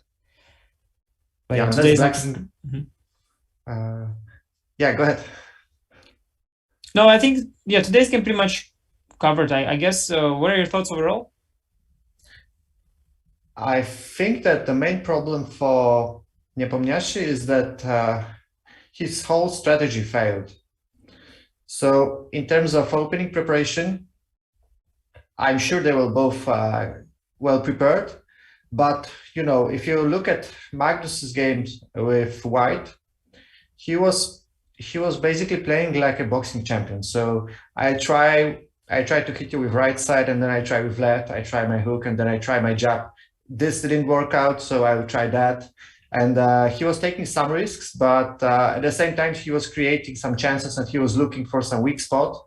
And eventually it worked. Whereas Nepo's strategy was like more or less, you know, I have great preparation. I'm not going to take any risk, and try to hit me. And basically, you know, the message that they were sending, those are two entirely different messages. So Magnus was saying, I'm better, and I just have to find your weak spot, and I'm going to beat you. And Nepo was saying, yeah, you are better, but I'm well prepared, and I will do my best to hold on for 12 rounds. And makes a lot of sense. Absolutely agree. Don't you think that's the reality, though? It is, but also Nepo's style, it just doesn't suit this strategy. So that is probably true. That is probably true. There are players that are more comfortable with that strategy. Yes. So for this reason, Magnus was suffering, for instance, with Sergei. He knew he was better, but it's very difficult to prove it if your opponent is well prepared. And we all know how difficult it is to get any kind of advantage with today's preparations.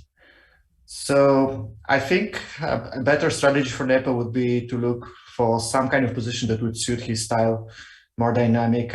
Maybe he shouldn't have necessarily given up on the Sicilian defense and the Greenfeld. But okay, it's easy to say now, but you know, he was much better in this game, and then he was almost winning in the other one. And had he won one of those games, then we would have said what a great strategy. And yeah, and also to be fair, had he stuck to the things he did, and had he been, let's say, hit in neither somewhere with some dangerous prep, we could also then in hindsight say that, well, you know, not a good approach, should have prepared more solid openings for the match. So, but of course, the way I also had the similar impression as you mentioned from the match. What are you doing these days? Like you've been famous as opening specialist, but also working for Vishy Anand, of course, for a while already. Is also a chessable author. Any other projects you're currently busy with? So yeah, I'm part of the Anand Chess Academy, which is more or less something in the shape of the Botvinnik School. And I get the opportunity to work with all those Indian prodigies. So Nihal and Prak and Gukesh and Runak and Leon Mendonca and some more guys as well. And this is really great because I get to teach them some openings, and they get to humiliate me when it comes to, you know, actually analyze over the board. And they're very scary. They calculate like machines and everything. So we basically have good fun. And yeah, I do some chessable courses. I have recently published a course for a repertoire for white, part 1 of the repertoire. So I basically covered the whole Rai Lopez and the Petrov and the Pirtz and Mozen, and so this is nice. And yeah, basically it, I think. Can you tell a little bit more about your courses? Because we've seen quite a lot of Rai Lopez here and also Petrov in the World Championship. I honestly think there was some kind of psychological game, because Nepo has not been following my advices in the match, but I think it's mostly because he knew that Magnus was ready for it, because probably they all bought the course the first day it was released, and you know, so I'm not going to use it because the other guy is just waiting for me to use it, and more or less the reason for why I can't play my own advices with white too, because you know everybody expects me to do it, so I just cannot do it, and yeah, there's reality at the highest level of chess, right? That basically, if you show your cards, you're kind of done at the very highest level, fighting for advantage. But of course, for amateurs, club players, it's they can use the stuff endlessly. Yeah. I think Anish, you had some great experience with your course in the Najdorf in Wykanze, right? And against I had a kind Niels, of funny thing that he Niels. used my course against me, and I actually didn't have anything ready for that. So yeah, that's one second. Somebody knocks at my door. Well, we have a move queen d7, but I would like to ask you that we know that you helped Vichy for a few World Championship matches. Which part of a World Championship match is the most difficult, you think? Before or during? I think during is much harder. I mean, before we do a lot of work, but you know, it's kind of a relaxed atmosphere, and we're just having a great time, and we work on chess because it's we also enjoy it, and everything is nice, and we have nice lunch and nice dinner and so on. But during the match, there's just so much pressure, and suddenly, you know, suddenly there's a deadline. You just need to come up with something, and the game is tomorrow at 3 o'clock, and you cannot just have good time. You just need to find some solutions and and do something useful. So definitely the match is much more difficult. So what do you think about this match in game 6? What has happened? How did you see that game being unfolded?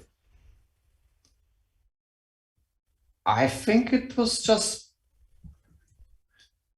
well, simply it was the better play won. In a sense, there was some Nepo was doing great, and he was showing his ambition. He was even trying to play it for a win, and so on. But honestly, I think we could see some weaknesses in his understanding. In a sense, there's this nice knight versus bishop, and we all know that the knight, it can be unpleasant for black. And but then you know, you have the activity, so you are not afraid of it. But this is all temporary, and if you won't find a way to keep it going, then suddenly you will face some. You will realize that you're left with this slightly unpleasant pawn structure and this dark square bishop, and I know he was trying to do this all this dynamic things, but it just didn't work out for him, and we could also say that he was a little bit unlucky in a way, but. Interesting way of looking at it, because many people, they saw this position, and I was not saying also very loudly much, but they saw this position, they saw the evaluation of -002, whatever computer says, and they had the impression that black is out of danger. But like you say, in some way, there is that long-term danger of having that knight against the bishop, right? That we know from all these classical games. Well, I was gonna during the game, I was gonna tweet that this is a Catalan's player dream. Right, to get this knight versus bishop. Yes, but somehow it wasn't, because the bishop on b6 usually is on e7. I think that was the main difference there. Yeah, but this is dynamic. I mean, it can all change. You make two inaccuracies. Back to e7. Yeah, you make two inaccuracies, and then that's it. They're just knight versus bishop, and I think they both knew that black was doing fine, but you know, this position was also more demanding from black. This is a very, very instructive way of looking at it, because nobody said it. And actually, I kind of thought it fit a little bit, but I was a bit shy to voice that. Because, okay, maybe I don't understand something. But like, I also thought that no, knight on d3 defended by the e2 pawn. That's how we were taught. The white is supposed to be better with white. But okay, I guess, yeah, somehow -005 is any move. So maybe black is because the bishop was on b6 or whatever. But like you said, they don't know that during the game. And of course, in some way, you could say that Jan was all these dynamic choices he was making. He tried to compensate for the strategic downsides of his position. Yeah, of course. But I guess that, you know, with luck a little bit more on his side, it could have also gone better. Yes, but as I said earlier, I think it was what was important was that White was ready to take risks, and Magnus was ready to take risks, and his whole strategy was to create some action over the board. I mean, not necessarily fire on board or anything, but basically create some playable position where you can actually win. Whereas for Nepo, you know, there was this his opening preparation was not part of his chess, and so he would play very solid opening, and then he would try to do something interesting, and this just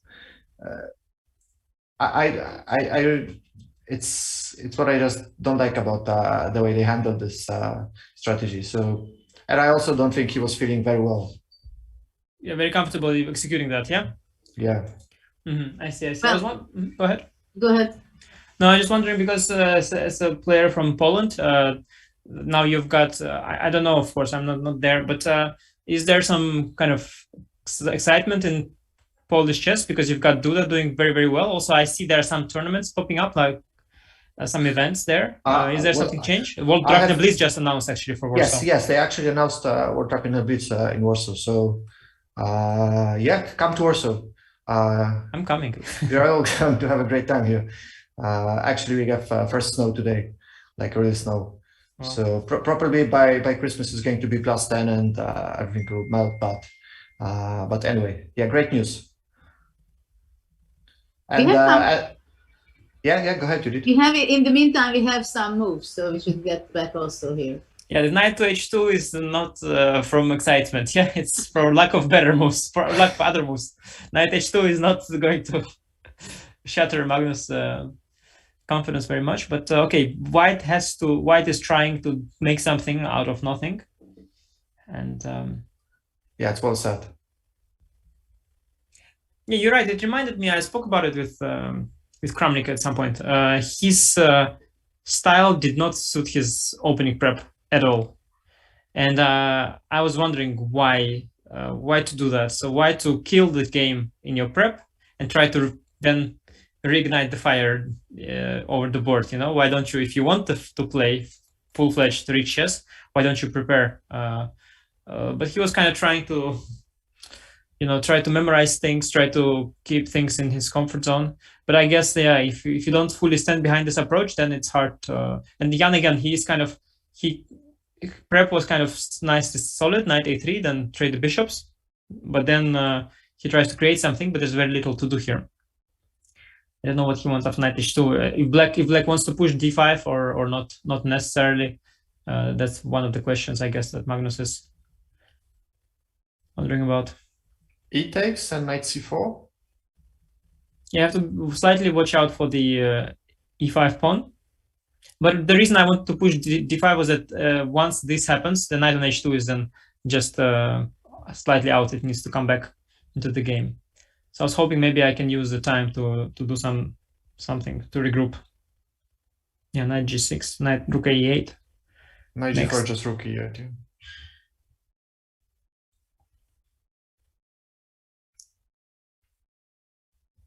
And if I go knight f3 instead, that anyway rook e8 and d4 just e takes. Yeah. And do you go? No, knight f d5, knight c4, knight g6. Okay. Knight f3, just anyway rook e8. Okay. Yeah, I think and once I've d4 or d4 just takes, right? Not suspect. So I was, yeah, ed. Rook takes e6. And queen e6. Queen e6, knight d4. Queen f6. Yeah. Slightly beware of. Once this knight shows up on f4 or h4. Yeah, be careful. But yeah, just concrete. Queen b5, double attack. So just to continue, there could be some concrete problem. Rook d8, knight c6, just trying to collect. So I have to be accurate as well here with black, not to blunder into any tricks. By the way, the vicious Botvinnik school, so to speak, how many kids are members of that? Is there a number? So at the moment we have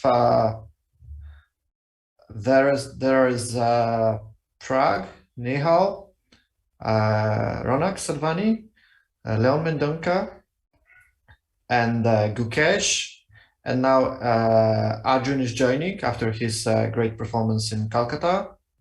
And then we have Vaishali. And I think that's it. I mean, this is the core. This is the core team, and then we have a couple of players that sometimes join us. Mm-hmm. And your role there is like you are the opening coach, or more than that, or? I mostly do the openings. Mm-hmm. Quite interesting. And then we also have Artur Yusupov, who needs no introduction, and then Chanda Santipan too. But I'm the opening guy, so I don't pretend to know how to play chess. But and how often, like how intensive are the trainings there? That depends on the schedule, because during the pandemic we've had a couple of months where we could have easily met like every week, but now they keep on playing, and so sometimes I meet with all of them. Sometimes I just meet with one or two, because everybody has his own schedule. And online, yeah, it's all when you meet online. Yes, yes, and it's quite tricky to get everyone. I'm wondering about this d5. I don't need it, of course, d5. I just made it. I can also play rook e8 or rook d8. I mean, just any move. Yeah, you want to play knight 2g4, yeah, I guess. I like rook d8. Played also. Magnus also liked rook d8. Ah, he played it. Yeah. No, rook d8. I mean, d5 is absolutely unnecessary. Rook d8, knight g4. So if I take on g4, how are you going to take? ag you must take if you want to do something, yeah? ag and then g3, king g2. d5. Yeah, and then I go d5.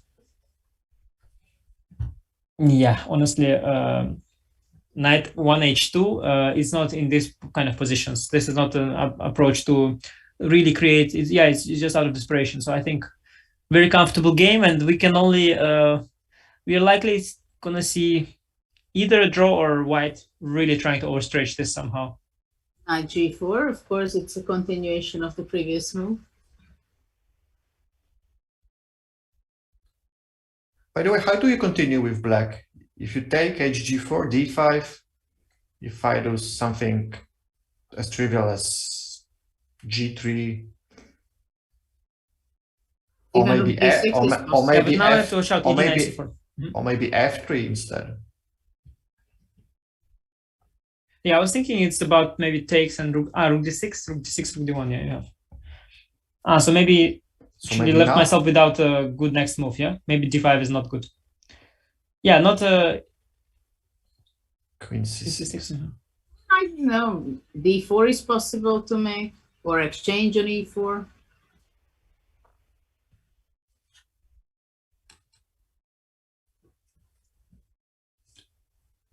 It does feel slightly unpleasant. Black? I do like queen c6 though as a move. I didn't see it. I like this. But you have to make some move now also with white. Like it's hard to. Do you go g3 or? No, I think not. I was thinking to do something right away, like e takes d5, knight d5, but knight c4, just rook d8, right? Yeah. Also, you have also slightly weakened the squares on the king side. Yeah, I have queen c5. For example, queen c5 check. Even now, how exactly you gonna meet it with king f1 or? Then king h2. Just want to go queen f2. Or? Yeah, I was wondering. Like it starts to get a bit. Feel a bit shaky. h5, rook h6. Like it starts to feel like the king is getting a bit. Like one of those chess 24 puzzles. Exactly. Yeah, so perhaps f3, queen c6, something else. There is also very little. What about pressure. Queen d5? Yeah, Queen b5 you can do, yeah, but then maybe takes and d takes e4. Or d4. Or d4. White could get slightly pleasant, of course, if black gets too desperate and starts to equalize too desperately. Let's say, especially if you go d-e-d, maybe d-e-d, you have some. White has taken some squares. Because I can't. Because if I go rook d6, then takes knight c4, right? Yeah, white can get some small pressure because you are also a bit misplaced, so you need time to reroute knight to d6. Well, I forgot Maybe. to play f6. Yeah. Can we? Yeah, but after queen b5, can we see if black has to? b7 is a strange square, though. Yeah. So I don't know, why can't we just take and c6? bc, rook c6. Yeah, and f6 next. Yeah, super solid. Yeah, it's all very, very little. But there's also another question I have. If after knight g4, white, black is not exchanging it, can he go h5 or do Then something? probably takes and d4. Yeah, white will play. Yeah.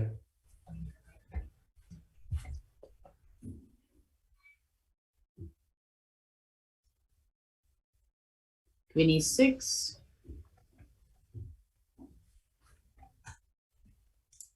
Queen c2.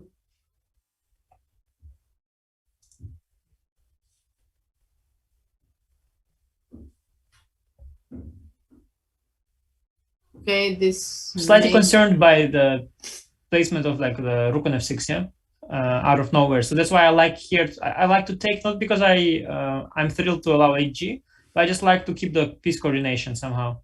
And then take d5 feels very, very harmonious. So you want to take after all. Yeah, I can also, if I don't want to play h5, if I don't take, I'm thinking to remove the knight somewhere. I don't know where, but Here you mean? somewhere I can remove it. Yeah, but Yeah, I thought about knight e8. But I don't see why I have to blink. You know, I don't want to blink. I just want to play straightforward. I think takes and d5 will come. Very, very normal. Knight takes g4 looks. Yeah, I think this will come. Very natural for Magnus to do that. Take d5. This queen b5 idea cannot scare him. Maybe something like rook g6 can be played. Here? Yeah. h5 you want, or something? Yeah, like I'm thinking, but d4 maybe. Yeah, why just go d4. Yeah, d5. The good thing is that you kind of stop d4 idea. What about that d4 push, by the way, after f3? Can I push d4 for fun myself? Can I go knight g6? Can I suddenly go queen e7, h5, try to attack? Where is your knight actually? What's knight on c4 doing? Really wondering. Queen e7? You could have placed it on f5. Should have, I think, maybe. But then it's exchange. g6 also at some point is a question. Okay, knight h6, g5 probably here works still. Yeah, exchange though some gf, your pawns are like start to, you know, like they start to trade towards the right direction. King h7, g6, maybe some idea, yeah.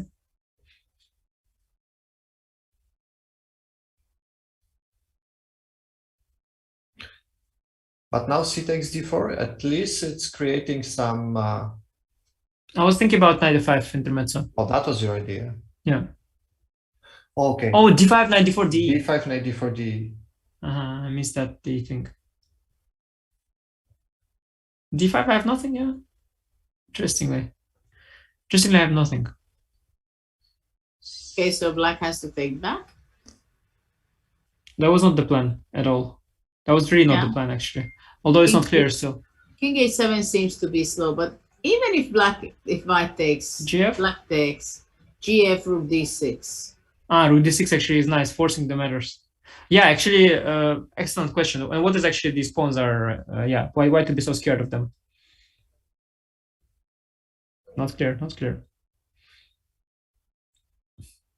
Yeah, probably no reason to be afraid. Yeah, just great for black. Must go c4, but that's not impressive, yeah. And e takes f5 is no improvement, right? Even rook e8 back or.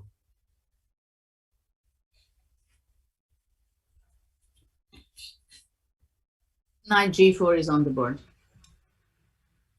Yeah, it just takes.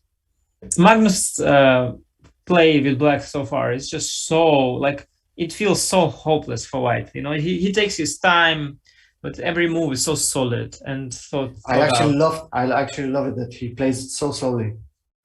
Yeah. And it feels like he has everything under control. Exactly. It gives this feeling of hopelessness for the opponent. Like that. Yeah.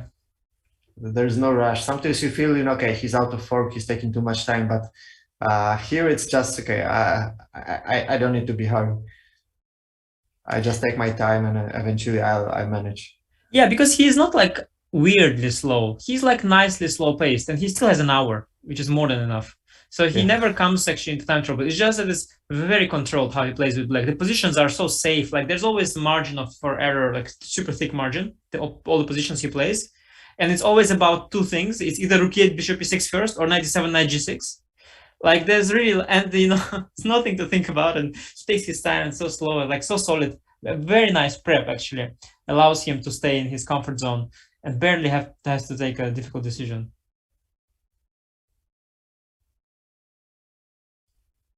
Yeah, and d5 played, and now it's Jan's move. Gregors, I wanted to ask you that, well, you were second of Vichy when he played against Magnus, right? Yes, in the second match. See? Yeah, what do you see in Magnus's play since that quite a few years passed? Compared to that match, in what did he improve, or how did he develop his strategies in the World Championship match? So a couple of things have changed, in my opinion. Firstly, in 2013, 2014, those were the years where Magnus was winning so many games purely with his technique. And, this was his style, just to play something calm and some small advantage in the end game or whatever. And then slowly with accurate moves, improve his position and eventually to win on the game. And everybody thought that there's no way to stop him. And of course, well, we did our best and so on. But basically, it was super difficult to play against his style. And I think after the match, at some point he began to realize that it's getting quite difficult to to keep winning with this style. And he was still the best, but like he wasn't winning as many games as he did in previous years. And then he began playing more aggressively, and then the great crisis came. I don't know, do you remember which year was that? Was it like 2017 or 18, where he dropped so many rating points? He went down to 28-30, I think. And 28-30 is like below standards for Magnus. And he was almost, I mean, not always, but he was like what, with a 10 ELO points distance from Fabi. Two, and played the match. Sorry? There was 2 rating point difference. Only 2 rating points. Played the match. Okay, so yeah, they're almost equal, and everybody was wondering what was going on. But I think what was going on was the transition that he was making, and today I think he's much more flexible, and he's still a technical player. And for instance, against Nepo, he's staying away from danger and from complications, because it's basically this one area where Nepo can actually harm him. But if you look at his tournament games, he's I think he's feeling much more confident in complicated positions, and I think this is the major change. So he doesn't win this as easily as he used to, which is, I think, pretty normal, because when you're a wonder kid, you basically win effortlessly. Just look at Firouzja today. He's 18 and he's crushing everyone, and we don't know how it's happening, and he probably doesn't know too, and he just wins every game he plays, and then I'm pretty sure in 4 or 5 years it's not going to be as easy for him. So, but why do you feel? Because I felt with Magnus, to be honest, back in those times when he was having his first wave of dominating chess, I felt at the time that there was a generation shift happening, and so you had the generation of, well, let's say Ivanchuk. They were not working. They were stopping analysis in slightly worse positions with black. They were not used to the level of technique and pressure from Magnus, and somehow I felt they were mostly the ones that they were losing to Magnus. And with Kramnik, Anand, at the time, yeah, Aronian, I think those were the top players. He was scoring less than, well, of course, but less wins than. So I felt that at that time somehow his technique worked a lot because of the generation shift. And now, of course, as some players started to mature, like Fabiano, MVL, Dingliren, and so on, he's trying to become more versatile. But how do you explain how do you explain the Firouzja's rise so far? Well, honestly, I know too little about him. He's able to create a lot of dynamic on the board, and I don't know. I think his main ability is to, right from the opening. His openings are not always so strong, but they are never boring. So he always creates something, some kind of unbalance, and then he will calculate, and then he will make all the moves. And basically, I think Fabi was having a similar run at some point when he was crashing everyone between, I don't know, 26, 50 and 27 for like, I don't know, 30 games in a row. Yeah. He was older, but that was there. Fabi made an insanely fast rise from 2700 to 20, almost 800. It was very fast, yeah. And I think it's pretty similar for Firouzja. But I think for him, the main test will be when he comes back for all those close tournaments, and then he will face guys like Dink or you on equal terms. Absolutely. When nobody has to jump on him anymore, and he's maybe higher rated than us, and you're like, okay. I think it's entirely different story when you're number 2 and not number 20, and nobody considers you a youngster anymore. And do you feel from the Indian school that you're with Vishy, that you're helping Vishy build, that the breakthrough is coming soon from one of the players? It's hard to say. I mean, they're showing great potential right now, but just too little information right now. They need to play more tournaments, and they need to face more strong opponents. But I mean, for them to reach 27, it should be like kind of automatic. It's like only a question. I was more thinking in broader terms when I meant breakthrough. More like the kind of breakthrough that Firouzja has made, at least Duda has made, like the top 10 big results in classical chess. What's your view in general on the Rapid, by the way, the Rapid and Blitz lately? So many events, so many tours.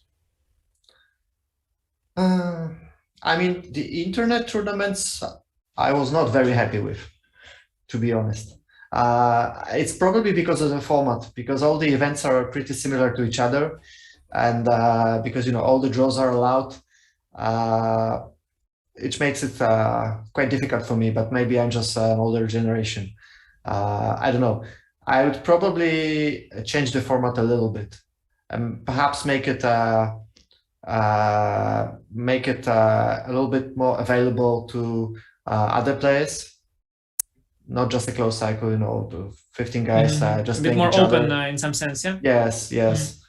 And but then of course the new guys would come, and then they would sorry to stop, but I think something interesting is going on. We have something great action happening, and also Magnus seems to be feeling not so comfortable. I also wanted to exactly, I was also calculating. So ED4, ED5, is the idea. What about rook E4 here? What about rook E4? Suddenly I noticed that move.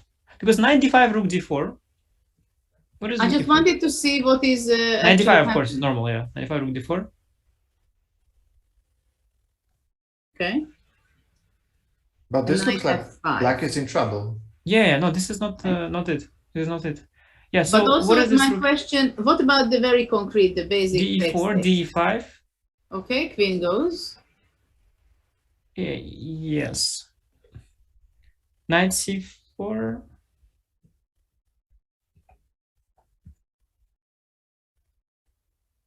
Takes queen c6.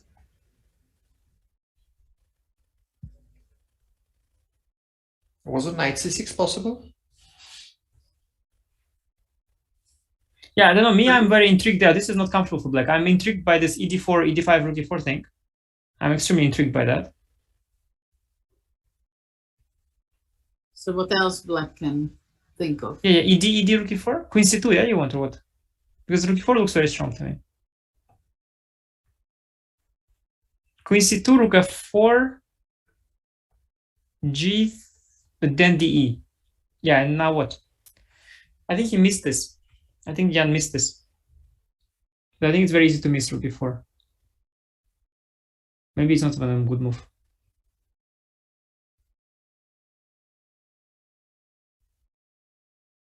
So queen c2, rook f4, and g3 you just want to take on e3. D and queen g4. D and queen g4. Yeah. Should be fine for sure. But I had an idea here after rook e4. What if I just take? Take 95. Take rook e8. King h7. I Yeah. take a pawn, or I can. But which pawn? Rook e7. Yeah, rook d7. Rook d7. Yeah, that's it. This is solid. Yeah, Jan has created that one. You know, he's created one question, posed one question. It looks like his only chance in the game. Yeah. He just posed one question. If Magnus will answer this question correctly, if there is a correct answer, it will be the last question in this match. But maybe Magnus. Okay, this ed rook e4 kind of funny. I thought queen c2 actually. I like queen c2. Rook f4, and here I had questions. I can go rook d4 here. Now at the end of this, you will have queen c7. Oh, but you just have queen d4. I just mixed something up. Yeah, it's just also nothing. Queen d4 just. Yeah, so this is not helping.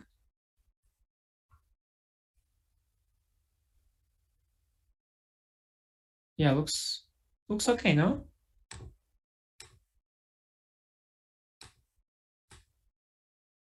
Yeah, for the moment, it looks perfectly fine. Very nice move, rook e4. I'm very proud. I don't know if it's good though, but if it's good, it's very nice. And after e takes d4, there is nothing else. You just e takes d5 has to be played. Rook d4, rook e5. Rook e4, sorry. This is a yeah. Knight takes d5, knight takes d5, rook takes d4.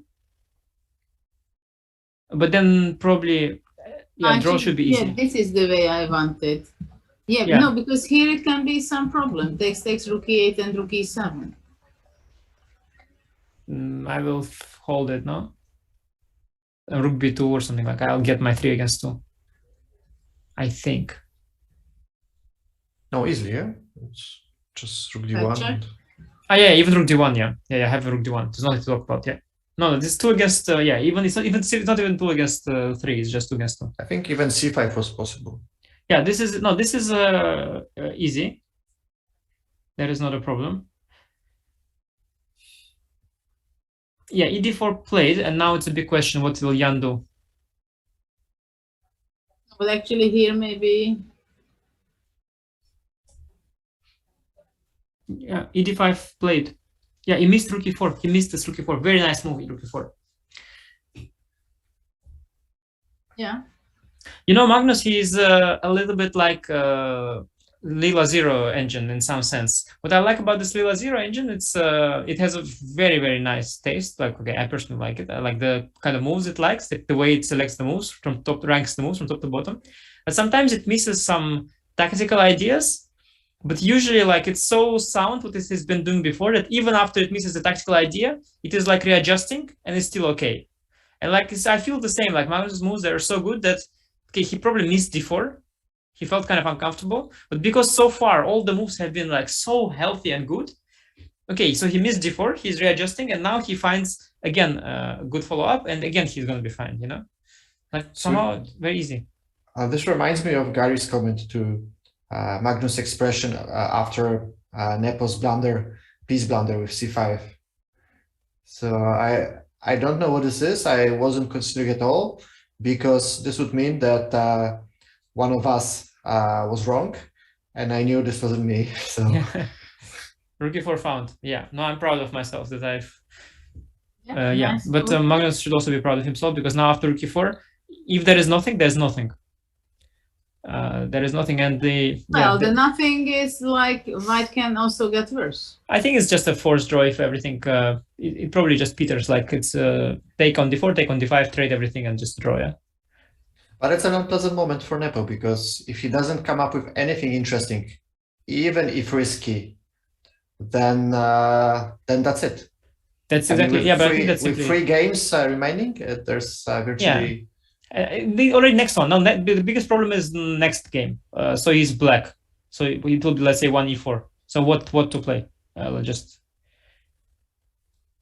That's it. I mean, what you're going to play knight of And but now if you what? play the Neither but of if you play the Petrov, then people will eat you. You cannot. Yeah, you cannot play Petrov, Petrov, so you have to play some kind of something, French or whatever. But okay, and what? Classical game again. Magnus will take his time. It will feel like it's controlled. Yeah. Yeah. No, it's but the problem with this position for Jan is that it is forced, and pawn structure, white has a worse pawn structure, so white cannot just say like, okay, rook d4, cd, knight d5, and yeah, I mean, I can't even make a move, but even if I could, let's say, play knight c2 and f3 at the same time, okay, I mean, I keep the game going. Knight f5. Yeah, let's say knight f5, exactly. And okay, you keep the game going, but basically you're just kind of worse. You have worse pawn structure. You just c6, yeah. Yeah, let's say c6. Like you just have a worse pawn structure. You have this super strong knight on d5, and you can keep the game going, but it doesn't offer any winning chances at all. So the best way to play is to just trade all your weaknesses and just make a draw. Yeah, rook e4 was that one move that. And queen c2. Yeah, queen c2, rook f4.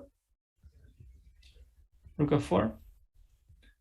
Maybe that line you were mentioning was not that clear. G3, d takes c3, gf4. No, but it's queen g4. Oh, check, you take on g4 right away. Yeah. No, I mean it's okay. Just perpetual. King f1, but it's at least a draw. Well, it's knight a f5 question is for there the right also, one like, to lose. Okay, no, this is too good. Yeah, it's just probably very comfortable. Queen e4 though here, but I don't know, something will be there.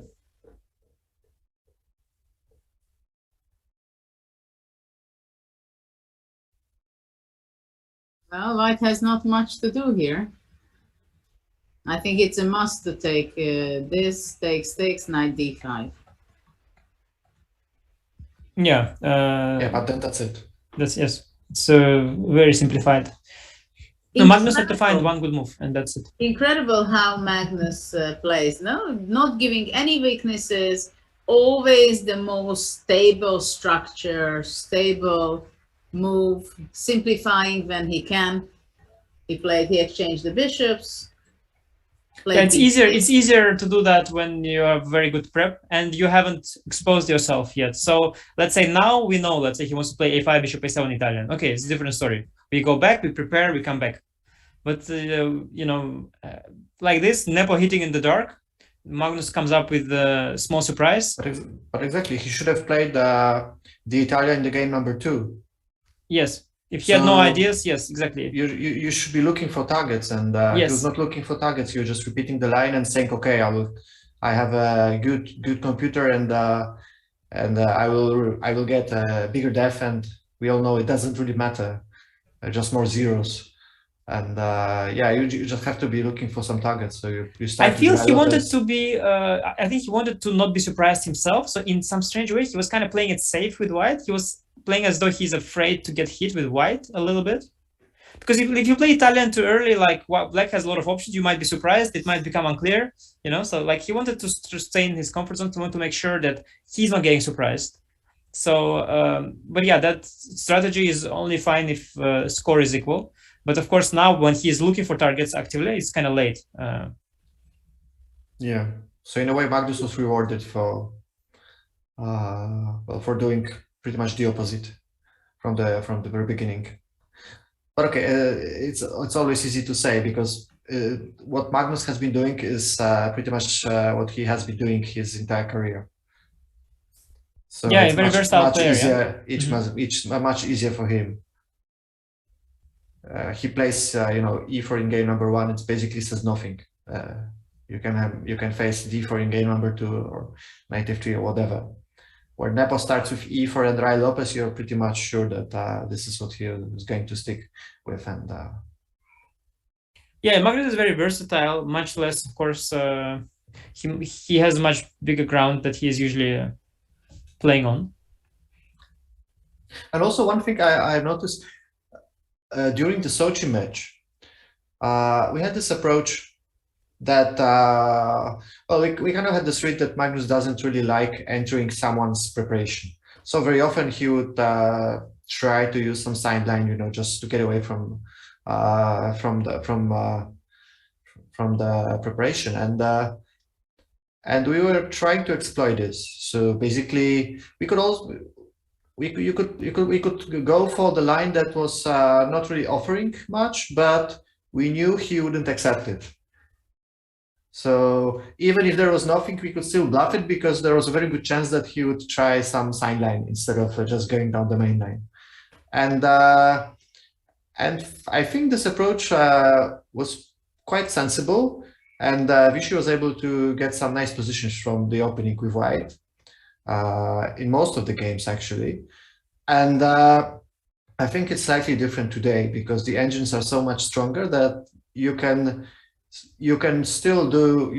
actually avoid the main lines like Magnus did, because after a4 he hasn't played b4 once, and the b4 is the main line, so he kept on playing sidelines. But with today's engine, these sidelines were enough, and they were strong enough to give him a very good game. And even if white was a little bit better, it wasn't enough. So yeah, so it's much more difficult because it seems like Nepo was trying to do the same thing. I would just go down the main line, and for instance, in this a4 and knight bd2 line against bishop b7, it's pretty much common knowledge that black equalizes with this knight d7 line. Yes, and you could be wondering what was Nepo's spread, because probably he didn't really have anything. He would have some long line which would end with a draw, and but Magnus didn't go for it. But at the same time, his alternative was good enough to give him good position. So yeah, just this approach, it doesn't work any longer. Yeah, it just changed. It became much better because before. So he'd be surprised, he'll play rook e8 with very little knowledge, just a superficial knowledge, and play these slightly worse positions behind the board. Now I feel he still plays like this, except there's like this giant prep with giant computers and seconds who have worked out even this little sideline to an extent that he is actually kind of equalizing there even. So like you said, yeah, somehow the strength, he's able to turn the fact that, okay, everybody can in some way, but he was able with his team to use the fact that the engines got stronger to benefit his old strategy, and make it evolve to a new level, for sure. Yeah, that's why we've seen him basically equalize slowly but surely in all of these dubious looking Spanish sidelines, and today actually in a slightly dubious looking Italian sideline as well, because a5 bishop a7 is somewhat unconventional and somewhat slow, of course. a5 bishop a7 then h6 before castling, but yeah, there everything is fine if you put in enough work. And yeah, I think we should just get used to this idea that white is not better, and it is not 6 versus 4. It is just 5 versus 5, or maybe 5.2 versus 4.8 or whatever. And yeah, there's really no advantage. And yeah, of course, you just have to get a playable position and then play chess, and the better guy wins.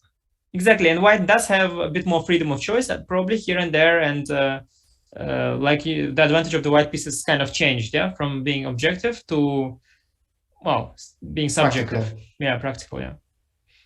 Yeah, Jan is thinking now, so again, picking up the d4 pawn with either piece, that will result in mass simplifications of knight takes d5, while g3, de, gf, we can look at it for fun to find actually a clean way, because we have the time. I feel, if anything, I feel black is kind of winning intuitively, but knight takes d5 maybe just very easy also. Knight takes d5, very simple move. I think there is not only one. Yeah, there must be many ways for sure. Queen h3, king e2, let's say, just for. King e2? I mean, EF, okay. not just rook. EF, yeah, okay, rook f1, let's just Knight f5. drink it, yeah, and drink the cup, yeah. For knight to the end. d5. Yeah. That's it. So this is not at all an option for Jan. It's not at all. Even if he wants to take risks, he doesn't want to lose in 3 moves. And Queen e4. Queen G. Yeah, I wasn't convinced by knight d5 actually, but I was just convinced in general. Knight Maybe f5 look knight nicer. f5. Knight Knight f5. f5. Yeah. That was the one.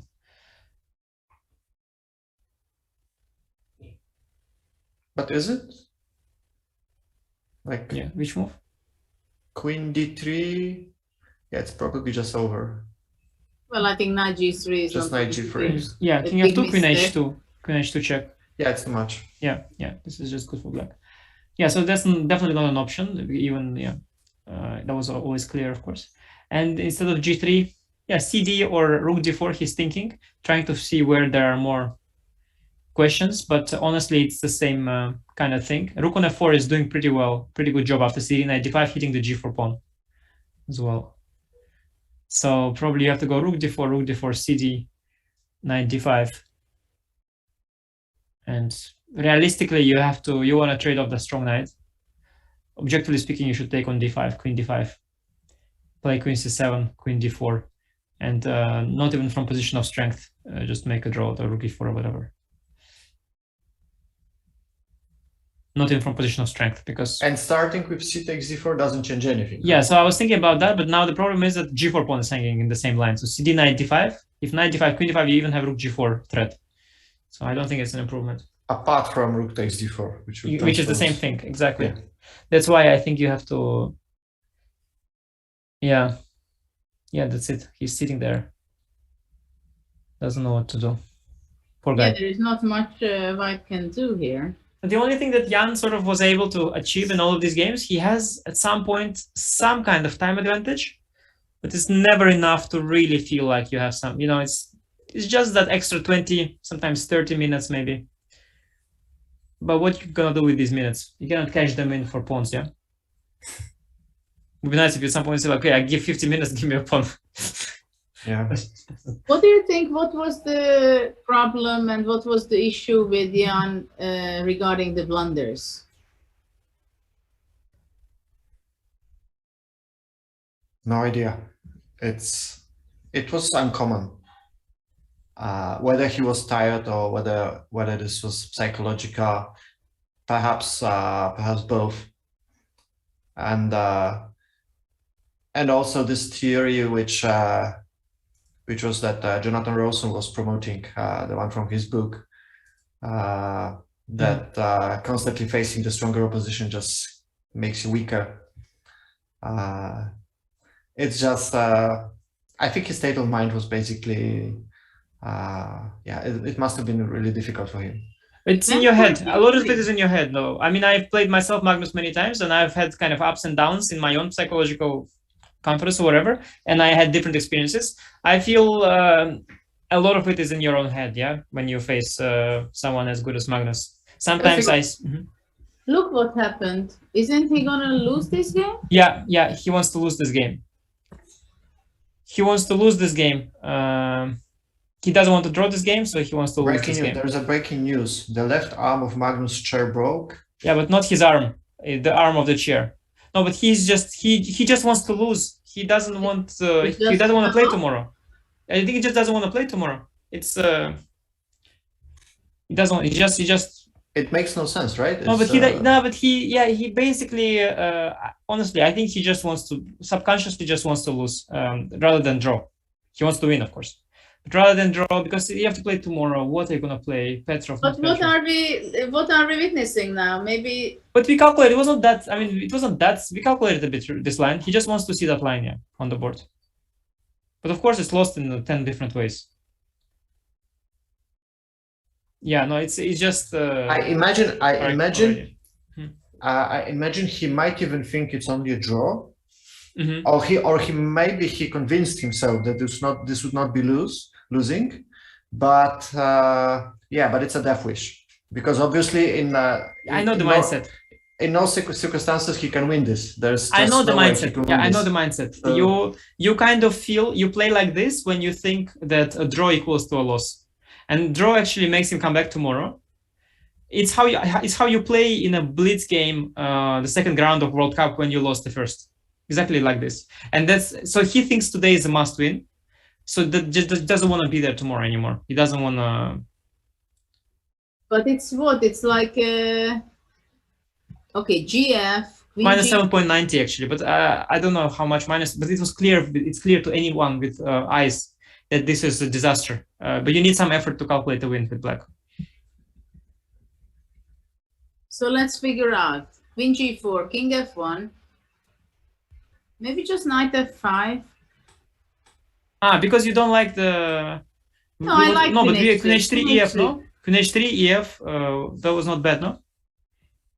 And if King King G1, G1. Oh, like that. Okay. I wanted Knight F5, Knight H4. You mean like that? Yeah, that's of course the yeah. I mean, maybe he thought that it's going to be a perpetual check. Perpetual. Or something. Yeah, but honestly, if you want to make perpetual a draw, sorry, just take everything. Go Queen C7. He could have drawn very easily. Take Rook D4, Rook D4, There's CD, no- Knight D5. Take Queen C7, Queen D4. Play Rook E4, and it will be draw. Just Oh. death wish. Yeah, no, it's just he's done. He's just done with this. Let's get over with it. Yeah, he's actually just done. He knows it's lost. I mean, come on. Shocking It's, move, obvious. G3.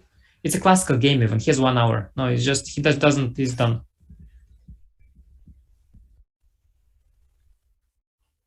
Oh, I don't think anybody expected this match to be. But this is too much. I mean, honestly, Go this on, you have yes. to make just a draw and just show up tomorrow and play Najdorf and make a draw later on, and that's it. But this is just too much. You have to come and you have to play Najdorf and you have to say you tried. If you don't believe it, I understand. I also don't believe it. But you have to go through the motions. Yeah. Yeah, Queen G4 played.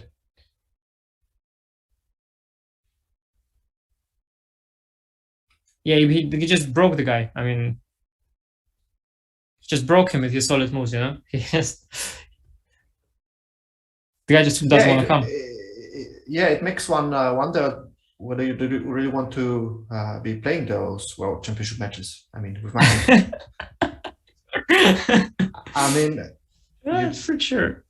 It's hard. You're now part of the history, but I don't know if he is going to recover. You mean in the long term, yeah? Even in the long term. I was thinking about it as well. But I think time heals. I also thought, like, at first I thought, like, wow, maybe it's a breaking point or whatever in general. But to be honest, time heals, and he has to play the candidates again, and then there is no Magnus. You know, it's you're. Yeah, but then there's the question of motivation. Do you really want to try that hard? Do you really want to, yeah, work exactly. that Deep hard? inside, yeah, you want that match You've again. been there. You now know how it feels. It's not it's not the best feeling in the world, I imagine. Like -4, and then you have to do all this hard work again, and But winning. but it's very strange because it leaves such a bad aftertaste. Like, I think just make a draw and just come tomorrow, play an opening different to Petrov, and if you don't believe it, okay, just make the moves and let it be a draw. Just it's okay, but this is really painful. Yeah. Yeah. Magnus is going to win, by the way. He's not going to.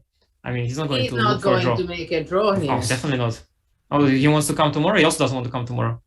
Nobody wants to come tomorrow. It's weekend. It's weekend. Everybody wants to party. Unbelievable surprise. No, but I mean, this is really like, this is a conscious decision. This is not even a blunder or something. This is a conscious decision. That's just okay. He convinced himself that, of course, there is a chance that Magnus misses something, but it's with so much time on the clock. It's clear that yeah, it's just it's one of these techniques, right? So you see the idea, then you start calculating. You realize it doesn't work, but then you start convincing yourself, and when you are in the must win, you so do. clear. Maybe there's maybe there's this chance, and I'm actually not sure if it doesn't work. And although none of the lines actually confirms that it works, somehow you end up playing it. Yeah, but you do that in the must-win when you think the draw is the end. So I've seen that happen a lot to myself, to my opponents. When it is a literally must-win, you do that. But there is still with the draw in this game, you still have tomorrow. Yeah. Oh, he went to G1. He went to G1, so let's go knight he G6. he thinks it's a draw. Maybe he thinks it's a draw. Oh, but maybe he thought it's just a draw. You know. Probably But by it's- now but he's it's realized. not. So how is it winning? Yeah, there's Knight F5 or knight no, but G6? there's also just EF and Rook D6, and you resign. Yeah. Ah, that's the simplest. Just like that. Yeah, you take with Queen H Queen H2, and now Rook It's D6. super fast, right? It's right away. It's the two win and two moves. Yeah, there's no moves simply here. F5, Knight F5, King H7, and Rook G6. Ooh. Okay, then in 2 moves, the match is over. Yeah, well, He will resign after Rook D6 it's because painful, of course, to end like this. I mean, Game over, match over. but I already saw it a lot, actually. Like you said, about this kind of opportunities, like what championship match and so on, and all other opportunities of this kind. Somehow the between the ultimate happiness and the ultimate misery, like it's the thinnest line. Yeah, you are at the pinnacle of one or the other. Yeah. If you win, it's the ultimate glory, and if you lose, it's But I the have to biggest say, heartbreak. it's I really didn't like all those comments about Nepo's blunders and you know that this is the World Championship match. He should sit and think instead of just banging the moves and blundering pieces. And I think we should all appreciate him because just getting into the match was extremely difficult, and winning the candidates was something very impressive. Yeah, obviously, And obviously. him making the moves quickly, you know, walking a lot and not being physically over the board. This is how he plays his whole life. It's not irresponsible. This is just his style, and we should not be judging it because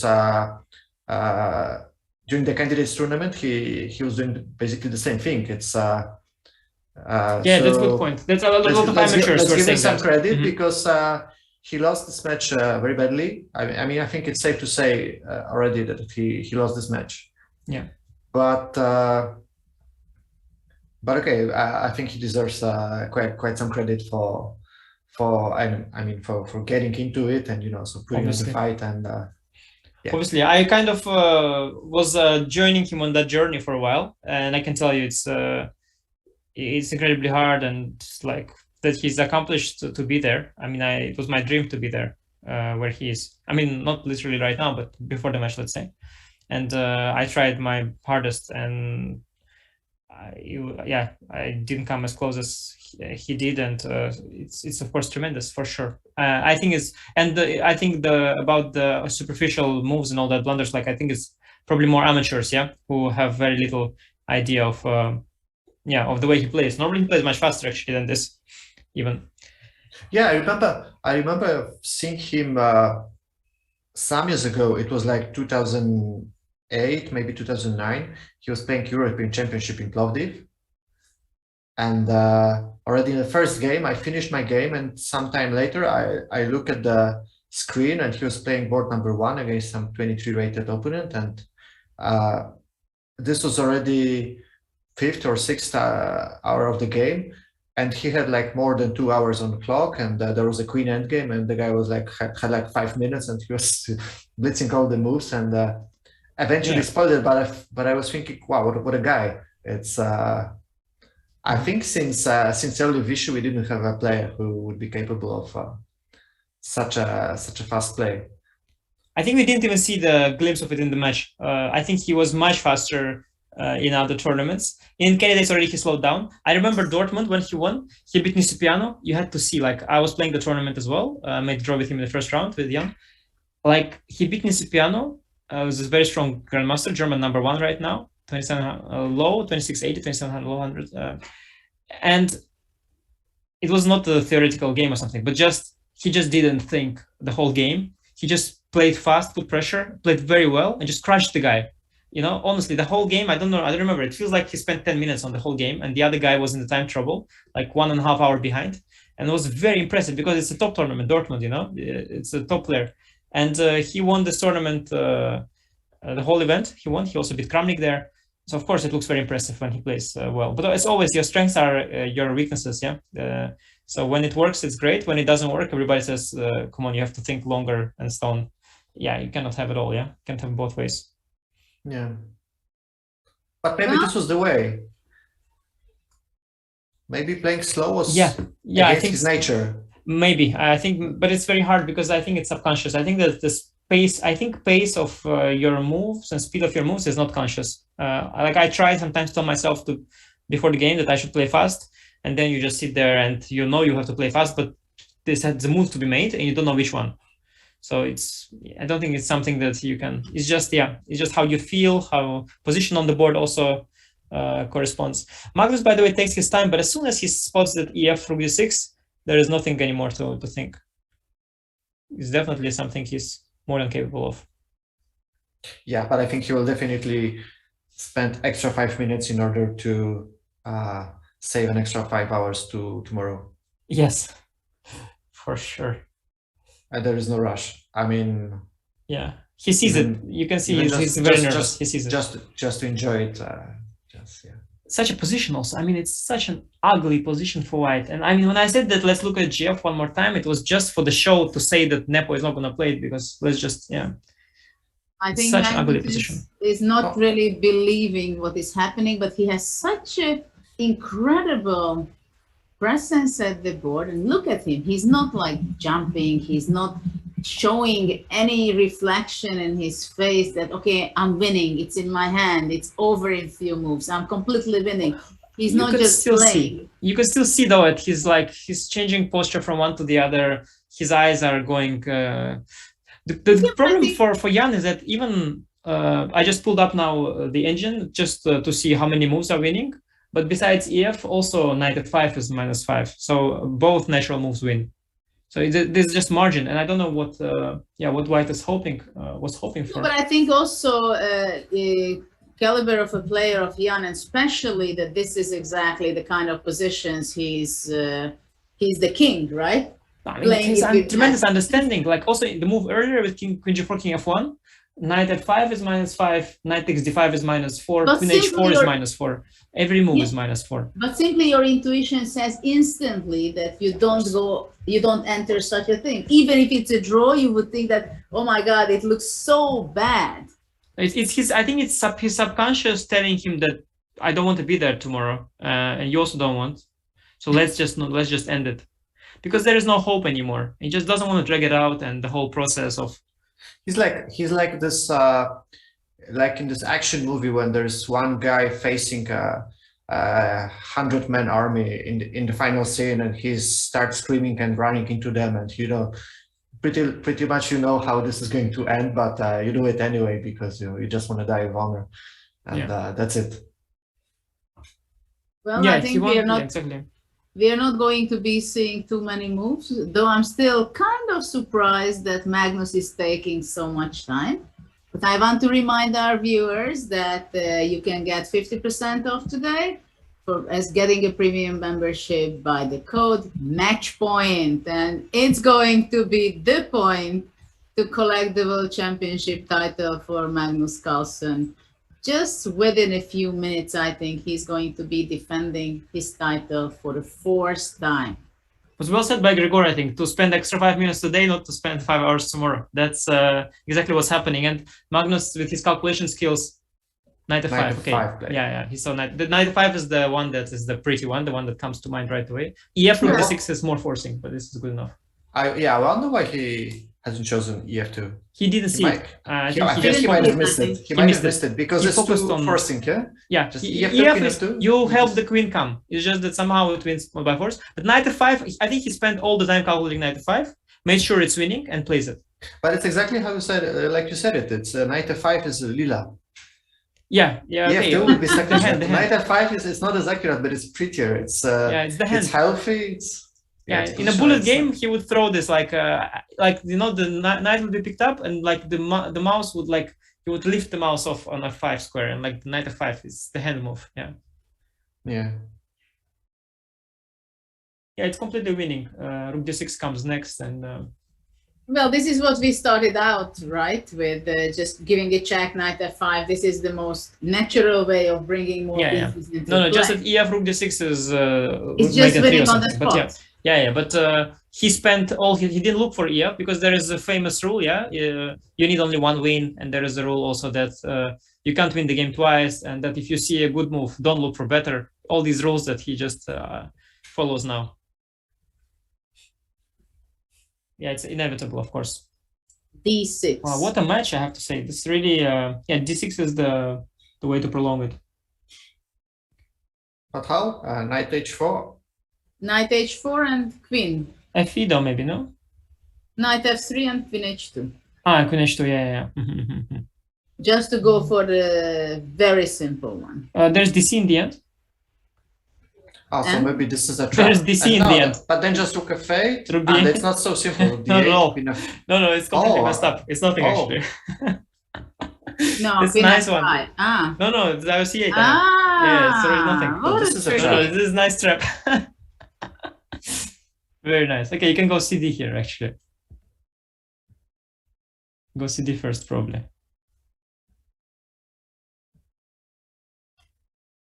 Oh, wait, but queen you e4, want- You queen don't, e4, want, you queen don't want e4. to play c takes d6. Queen e4, yeah. So wait, let's see. Let's see how to do it the best. So queen g4, king f1. Ah, queen g4 and e2. Queen f3. Can you go queen f3? Yeah, queen f3, I'm thinking exactly to go e2. King g1. No, but Knight h4, queen- yeah. Then e2. wait. E2. A queen f2 is faster, I think. Queen f2, sorry. But e2 is good No, but enough. I already calculated the win, yeah. When you calculate the win, guys, you should always stick to what you calculated. Queen f3, very pretty, yeah. Very pretty. But queen g, this means that queen g4 you have to go what? King h1? Ah, But No, also, but then Queen again, queen queen f3, f3. knight h4. Wait, knight h4 actually is fe. Oh, but yeah. Yeah, this is not a win because knight h4 fe. Not sure this whole queen to f3 thing was so helpful actually.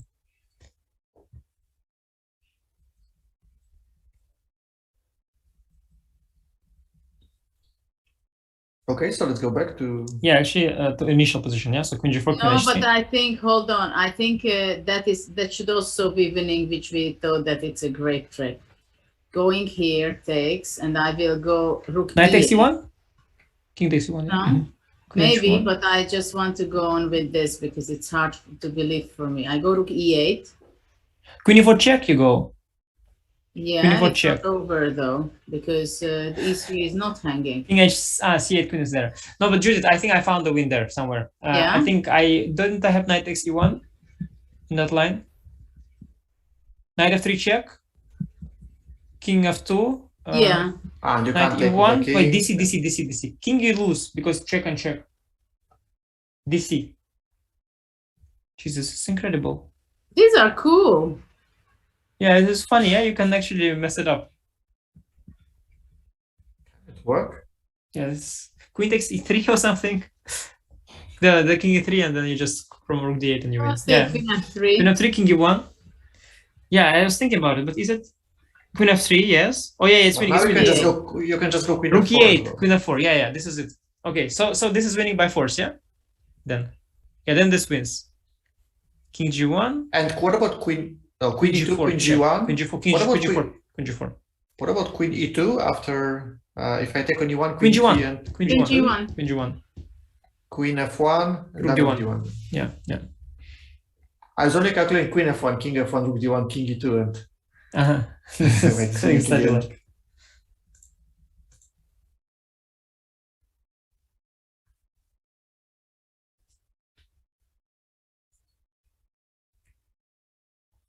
Yeah, then also CD at any point is probably just kind of sad win. CD, yeah, Okay, just let's somewhere. go CD, boring move. Queen e4.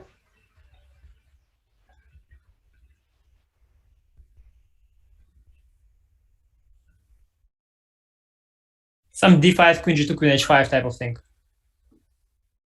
What do you do? Something like d5, queen g2, queen h5. Something Okay, like that. but that's Yeah, it's slow win. I mean, I already, how many pawns I have? I have 2 pawns. For material is even good for me. Your king is weak, my king is safe. So positionally, I'm kind of totally winning. But okay, it's not. It's not the forced win, of course. but this is not something that you wanted. Can't you go But here? it could be also slow, but it could be a complete win, yeah. You go knight h4. Yeah, rook e4, queen g4. Yeah, this is also win. Okay. Fe and knight f3, yeah. Okay, so what? Okay, again, yeah, it's this kind of win that is not forced. Especially this one is really not a good win, by the way. Okay, So, yeah, but you don't have another win. No, the knight h4 was not. But actually, that line was winning. I showed. Why is that not winning? d5. But it's not what you had, right?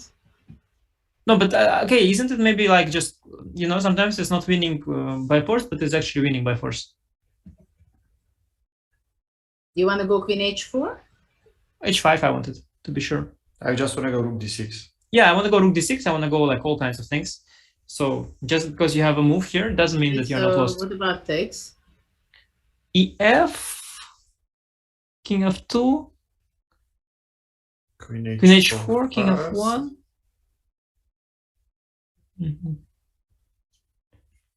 Let's see.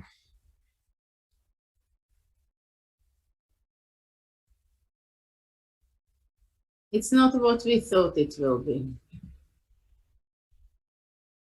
Maybe just queen f4. Yeah, but you still somehow still have to win. If you take the rook e8 check first. But, Oh, like that. Yeah, I see what you mean. You wanted queen g3, yeah? Yeah. No, Okay, this anyway, is, this should be winning for black. Yeah, but okay, this is already knight h4, but this is queen e4 check. Queen g4. But I think it's also bad news for Nepo, because he wants it to end quickly. He drags out. Suffering for 3 extra hours would be the worst news for him. Yeah. No, but okay. So what if cd here? Takes. Queen f3.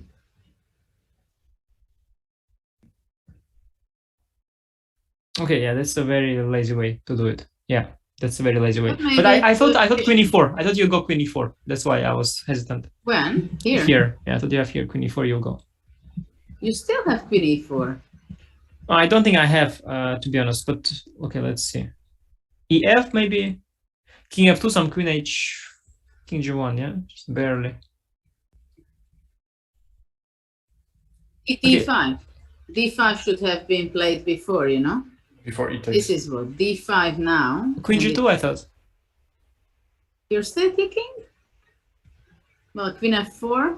Yeah, no, this is what I mean, yeah. This is probably the way. Collect everything and just...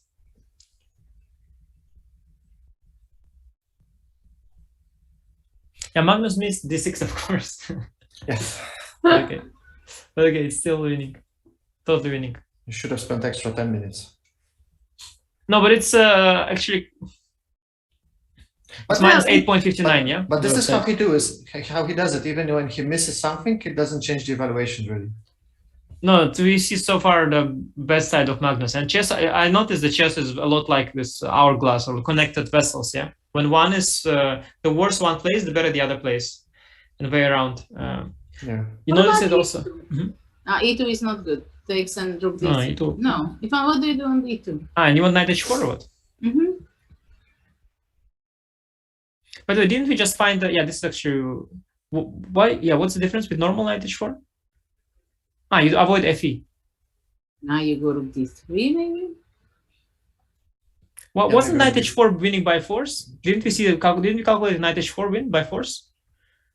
Knight h4, fe, and knight f3, queen f2, knight e1, dc. So we just found already one queen f3 check, wasn't it? Just we just found the win already, no? Why are we looking for one more? Yeah, okay, let's... And here queen e3, right? Queen f2, I'm thinking there. Still. I'm trying to find, wait, queen g4 I even have to protect c8 for what it's worth. So yeah. Queen g4, the rook takes d1. No. Queen takes d1 and c8 and queen f5. Just a miracle there. Incredible. We have to show this. Yeah, it's amazing how many miracles you can find if you really want to. Can you imagine Magnus not winning this? No, I cannot. No, I cannot. No, there must be many, many wins. Just I want to find the cleanest one there. What the hell's going on here? It's totally winning position. Yeah, do you recall Magnus spoiling this kind of advantage once?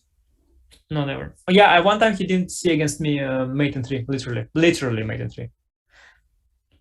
In Blitz? No, classical game, but time trouble, a little bit maybe. Okay. A little bit, not like crazy. But it was only, yeah, that was not normal. But this was not like winning in 10 ways and mate in 3 was one of those ways. No, although, he goes for our thing. Knight h4. At h4, he goes for it. He goes for our thing. But is it, how was that line at the end? He goes for our win. It's the most forcing one. The win No, which but is not that winning. time against that game where he didn't mate in 3, he went something else, which is also winning, but not so easy, and then he actually slowly messed up. It's possible, because this one, you can fall into this DC thing. It's completely sick. But No, why I not cannot- rook I d6 cannot now? believe it. Why not rook d6? Rook d6. h1. And rook h1? No, start with rook d6 then. Jude, you can start with rook d6. Force rook d6. You don't know for why you want, but if you want to, you can do that. Because I want to just take check and take the queen. And now knight f3. Also doesn't win. Okay, but why? This is some endgame. Okay, so we kind of winning, but it's some kind of endgame. Okay. Well, there must be a easier way. Why don't you just go, by the way, cd instead of rook d? Oh. Yeah, like why not just cd? I mean, what is the? You just actually Queen e4, knight f3, knight e1, and worst case, I mean, but probably something else as well. Rook e2. But here, wait, here I maybe can even afford to go d5, rook d6, yeah, because I don't see your next move. I'll take my time. Well, this is a nasty way of. Yeah, the knight on h4 is actually stronger than both white rooks combined. Yeah, I mean, it's a positional win here, even. It's not necessary to finish it off by force. In fact, let's hope he won't fall for, or oh, I don't know what to hope for actually, but Magnus fans should hope he doesn't fall for this 91 DC. But it's probably still winning, yeah? I'm completely sure it's winning. But I just don't have, I didn't check it or something with computer, this line with DC. Is it still winning there? 93, 91 now? We want it to go. Yeah, I mean, it The must way be we winning, want of it course, to go. right? This Here, one. here, takes 91 DC. Yeah, Queen f3, DC. King g1. I mean, that must be winning, yeah?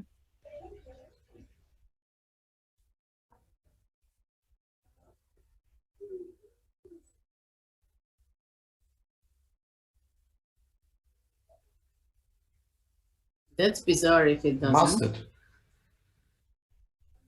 Okay, so Queen e3 I have, let's say. Queen f2. Queen f2, knight f3, King g2, Queen, knight h4. How winning is that? Let's see. Queen h4 is only move. Queen e2 check. Is that even winning? Yeah, it's not even winning. No, I messed King everything up. g3. Yeah, there's nothing. There's almost nothing yet. No, this is not the way. So let's go back a few moves. No, King e1 is losing, yeah. Yeah, this is Unbelievable. amazing. But this could be not a win, actually. This particular line. So CD is, of course, CD is always there just to win, But I'm looking for like a forced one. But Just this for is so. fun. I mean, he can go rook c8 maybe. Rook e1. Rook e1, yeah. Sorry, here rook d8 check is mate, so you can't go to c8. Ah. F8. No, if you go somewhere else. Queen e3 is the problem. Is Queen f2. Yeah, that was the Yeah. one. Yeah, this is a problem.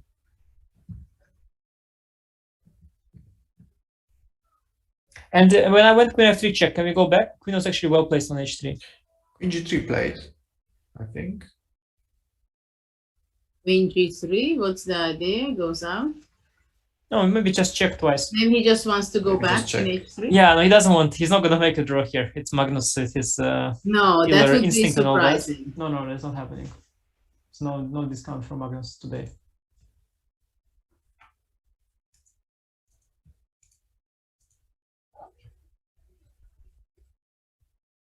Incredible.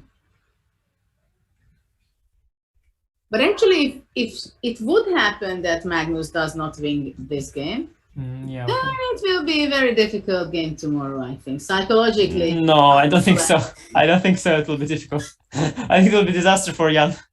He'll be like, he'll just be like, okay, and he'll just not show up tomorrow. He'll refuse. Knight Knight f3 now. f3. Let's see knight f3 now.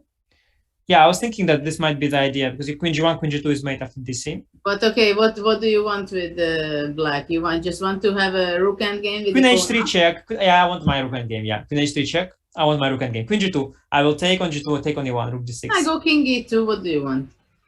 But now knight e1 just is different. Somehow it's different now. It's winning on D takes queen g4. queen g4 and rook d1. No, you must go queen g2. You must go queen g2, and I want my rook endgame. Yeah, I want my rook endgame. This is what Yes, we're please. having. Please, yes, This? yes. I want my rook endgame. It's a totally winning one also. Oh, what a what a disgusting way to win this. Disgusting taste. Horrible. An extra 2 hours. So nasty. He wants to enjoy it. He wants everybody to give everybody a chance to take pictures. Jan, do you think Jan will just resign? Just refuse? Just resign. I think it's entirely possible. It's possible. I mean, it's a hopeless rook endgame. Rook e2, f5 is just so disgusting. No, but okay, why do you win it in like this way? How else? But how else? Queen f2, what do you want? Oh, knight h2, queen g... No, okay, I can go queen g2 now. It's not even... it's the same. No, it's queen g2 forces the... Yeah, he just wants the endgame. But this is a sadistic way of doing it. I Very think safe. we have a typical position where Jan will try hard to find some line where he's completely lost if black finds some nice tactics, and otherwise he has chances to save. Yeah, but I don't think there is such way. Of course. You mean not to go queen g2, just some other move? But Yeah? just going for this rook endgame is like resigning, but your handshake is going to last for the next 2 hours. And Yeah, but the nobody problem wants is it. DC is queen g1, queen g2. That's the problem. That's too easy. Yeah, That's too easy. yeah, Yes, that I know. would be- I know exactly what you mean. I know exactly what you mean. What you're You looking need for. something better than that. Okay. And this is just Yeah, you need something better than that. It's true. But it's hard to find a move that is better than this. Yeah. Because rook e2, queen g1 is also there. D7? maybe just resigning is the best move. Yeah, I Right really now, think I- it's resigning. Yeah, I saw the rook it's endgame. resigning. It's either this or playing this. Rook endgame, by the way, is getting minus 4.79. So it's Queen f2 is on the board. yeah, queen f2, queen Okay, h3 check, so- queen h3 check. Yeah, and king e2. Wait, how easy was king e2? Yeah, but this was a bit too easy. Yeah, 91 and dc queen g4. Now the thing is that Magnus means d6, and he found a very safe win, which is not very fast. But yeah, he just needs actually draw today was very good for him as well. So he's still in the mindset to be safe. Just safe win is better than risky win. It's a completely one rook endgame also. It's really not close. Well, Because you have one more problem in the end. You have one more problem. You are losing immediately. Because rook e2, I have rook d1. Rook e2, yeah, but I have rook d1, rook a1 also. I'll collect one more pawn if I want. I don't need just to. rook d1 right away. Yeah, I can even go rook d1 and even collect the queenside pawn, probably. Although something like f5, king f7 is probably, maybe even first f5, and next move king f7 and then rook d1. But basically you are doomed to lose one more pawn. knowing Magnus, he's Yeah, going to F5, play yeah, f5, he's going to F5, bring F7. his king, everything is under control. But rook d1 could win one more pawn in the game. So Yeah, but it feels kind of, rook a1, then rook d2. And, rook takes a4 and rook c4 I have. Yeah. Oh, just like that. Or rook takes a4 and rook a2 and collect the other one. I mean, should be well within. But yeah, it's a matter of choice.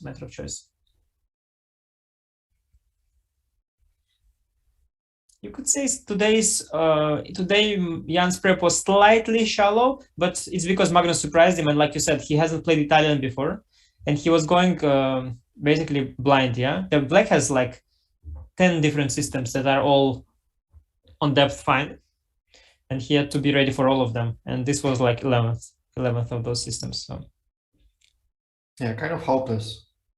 But at this point, it was very difficult to to recommend anything for him. Yeah, like you said, strategy kind of failed, and you cannot midway adjust. Yeah, Though I have to say the strategy was kind of quite wishful thinking. Yeah, the hoping that he will not lose a game, but strange assumption in a way. Have to have a plan B, yeah. When you play Magnus. Maybe the assumption was not that strange, but not having a plan B was.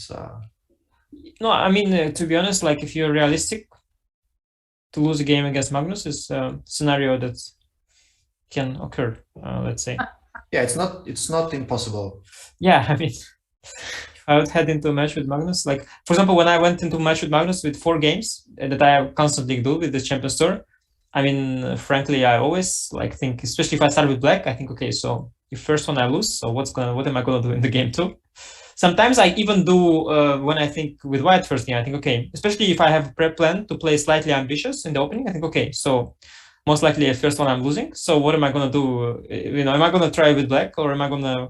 So like I think of these scenarios even in these format games, which are not very important compared to this. But yeah, maybe they were more optimistic. Yeah, we see on the screen that it's 4.88 given by the engine. Too high. The engine gives too high, but it's I would give like in human sense 2.3 maybe. Like 488 is like an extra rook. I mean, it's not an extra rook; it's an extra pawn and a good position. But it's the thing with those engines, right? They are not evaluating this position. No. They're evaluating the position 20 moves ahead of it. First of all, that. Also, I'm wondering with this NNUE thing, the neural networks, if Stockfish is also not working in percentages, winning percentages by any chance. Oh, this I don't know. Oh, he accepts the rook endgame. Yeah, because King E1 91 was losing, so. Yeah, I mean, I guess he will play it out, or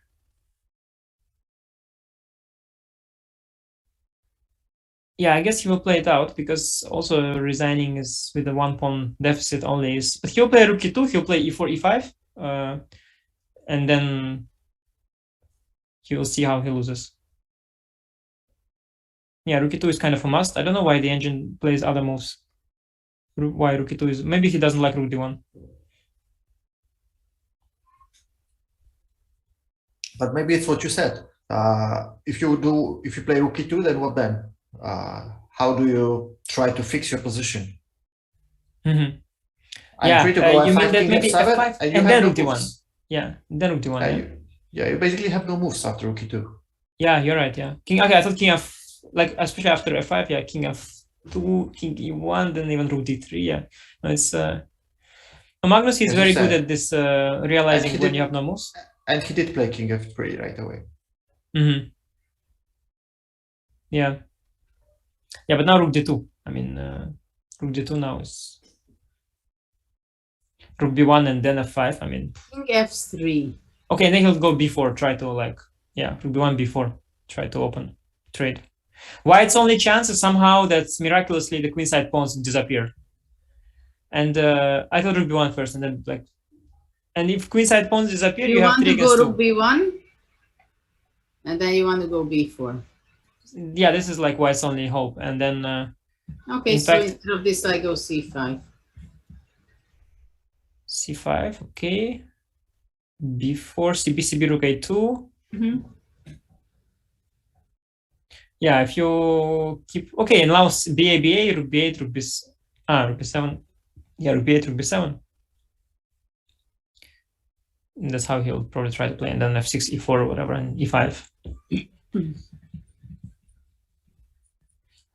Yeah, some little bit of hope is in this position, because if you somehow allow a trade of e4g, I have a and h, and this is kind of draw sometimes. So.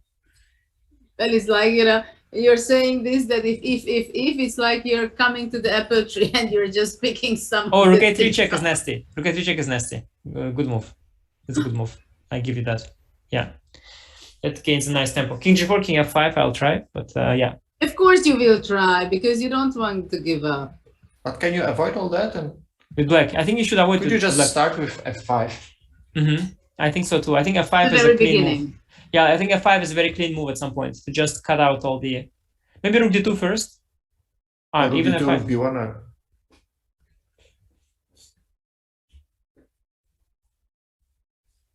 F5 is not a bad move.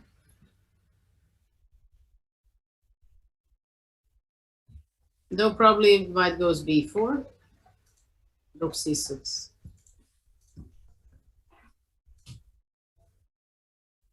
Takes rook b1.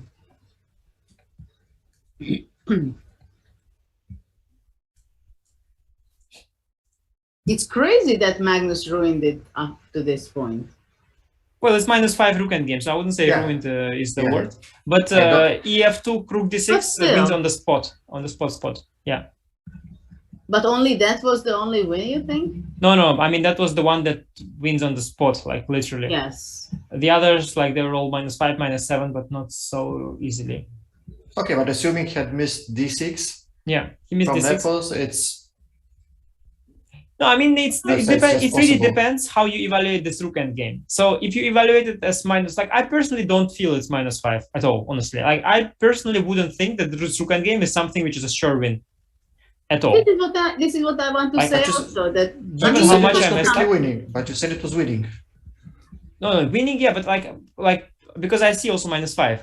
But like if I wouldn't see -5, honestly, I would feel that, especially I'm generally pessimistic and so on. I would think with black there is a chance. I'm messing this one up for sure because I see already that there's scenarios. The pawns trade off 3 against 2. So I would feel, but if you think like if you have some divine understanding of this rook endgame and you realize why it's -5, which maybe Magnus does, then you feel okay. It's just a conversion. It's just a way to convert it. I definitely don't think it's a good conversion, but if maybe he will show us now why it's -5. I don't know. Well, with his technique, usually he shows. But I think Before AB is my next move, yeah? So I don't see, before AB, CB, rook A2, yeah? How do you actually trade these pawns? So F5? Yeah, let's say F5. Okay, you go rook takes before. It's not that easy. But what do you mean? C takes before. CB is rook A2. This is draw, I think. Sorry, not draw. This is just losing a pawn. This is just bad. So rook before, you must go. Yeah, but after rook b4, you can go rook c2 also. Yeah, but then you go rook c4, c5, a5. This is your... I wanted to be smart going rook c2. Yeah, rook c2 is actually bad.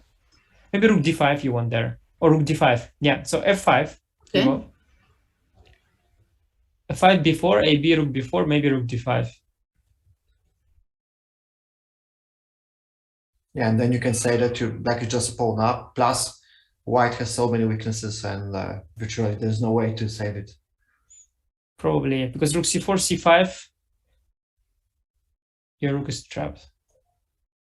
Yeah, no, I think f5 is cleanest. I think f5 is cleanest. I don't know why computer says g6. I think f5 is the move. He played g6. He played g6. Machine. You said computer said g6. Yeah, machine, just g6. He I have like fake good technique and he has like a real good technique, yeah?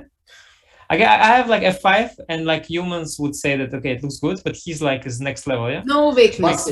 But maybe precisely because there were some lines where the pawn on f5 was hanging in the end. No, and then he says, I can start with g6 and all these lines, they don't work now. And if he doesn't go for them, then I can play f5 on the next move. Yeah, but e4 you would think, yeah, that somehow e4 makes it prettier, but he realizes that e4 is not a thing. No, it's a very, very good technique. Like it's just like e4 just rook d3 check, rook h3, and then yeah, AB he figured out. Yeah, before AB, of course, he figured out as well. Yeah, that and now I'm wondering if it's rook d5 or is it rook d5 now? What is the point? Let me just input this f5 into engine. I just want to see how bad I am. He goes rook d5 anyway. Just want to see how bad this move f5 is. So after rook d5, rook c4 might be the case.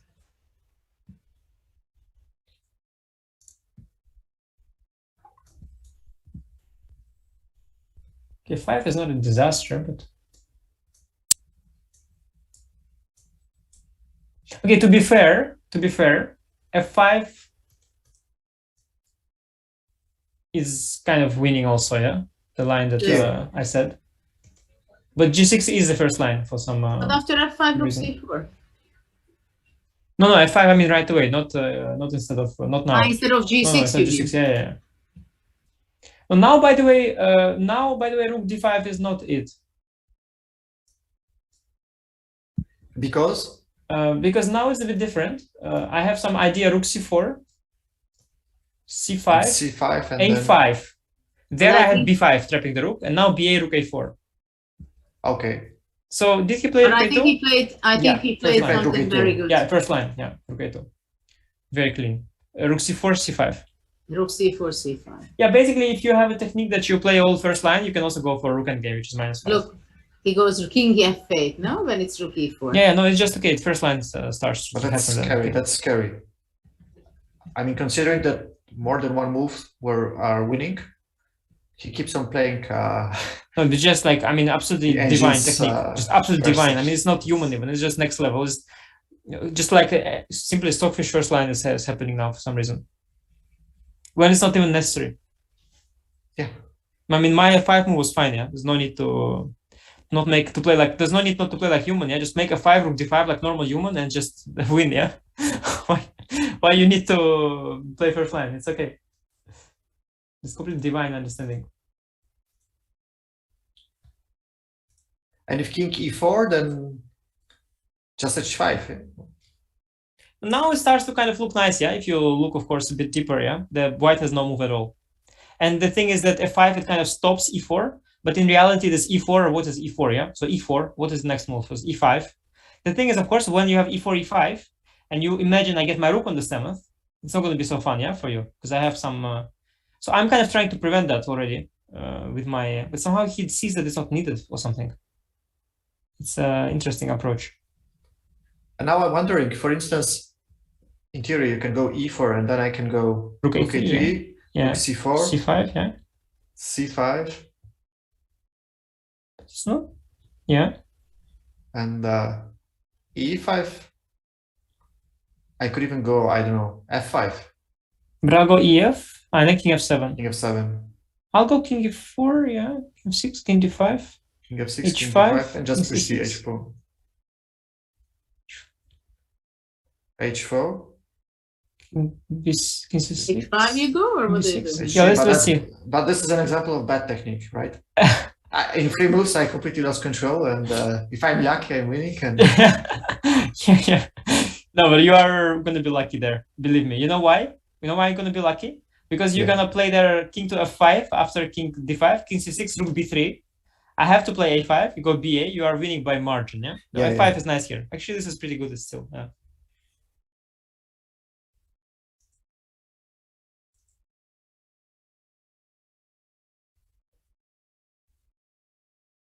yeah, king f5 is nice, completely blocking the rook. King e4. King e4, but after h5, where is the king headed? Yeah, I think h5. King d5, h4, king d5. c6, h3. It's not No, even that's it. close. That's it. And Nice. Yeah, Magnus compensated for his missing of EF by playing like first engine moves in the rook endgame. so it will end up with f7 and g6 versus f4, and the king cut off on the b file. What do you do here? Yeah, just rook a4 And rook c4. and rook c4. Okay, here. Yeah, rook c3, rook h2, rook e3. Okay, so the Yeah, c5. slightly So clumsy. king c5, Clumsy, by the way. rook d3. Okay, but still has to be completely winning. You still have to win it, right? No, what about rook e4? Rook e4 and f5, how is that? And just king to f6 and then g5, isn't that not winning if you're cut off by the... I'm sure it is. Must be, you are cut off by I just thought that rook d3 file. is like by the rank. Rook h4, but rook h4 I go f5. Oh, king Fine. g7. Yeah, no, okay, And king what do g7 you is the same. want after f5? Yeah, I think I have multiple ways. So let's say king g7 first. Okay, let's see how do I win this position. I think I managed the way to spoil it. So what about g5? How is that position after g5? Let's say simple. Rook h5, rook f4, rook g5, and king f6. Is this not a theoretical win? I say we try to win the most complicated way. But this is a theoretical position, yeah? If I cut you off by rank, I think this is supposed to be the theoretical win, if I'm not mistaken. It is, but it's like a computer kind of technique. h5, king d5. King is marching towards. Sorry, but how did you get there? So we start with h4, which I like. King Maybe c6. now rook a3? Maybe now rook a3? What do you think? Yeah, possible, but how did you stop the pawn? Ah, you just stopped it. Interesting. Rook e3, you only need to calculate that rook c4 doesn't win. But then it's c5. I'm sorry, not doesn't win, but doesn't... I thought maybe h4 is forced to win. No, but now h4 feels, of course, yeah. No, but you thought after rook a3, but sorry, but why not now h4? How did you get there? So you went... I just want to go rook a3 first. Just to annoy you, because there is no move forward.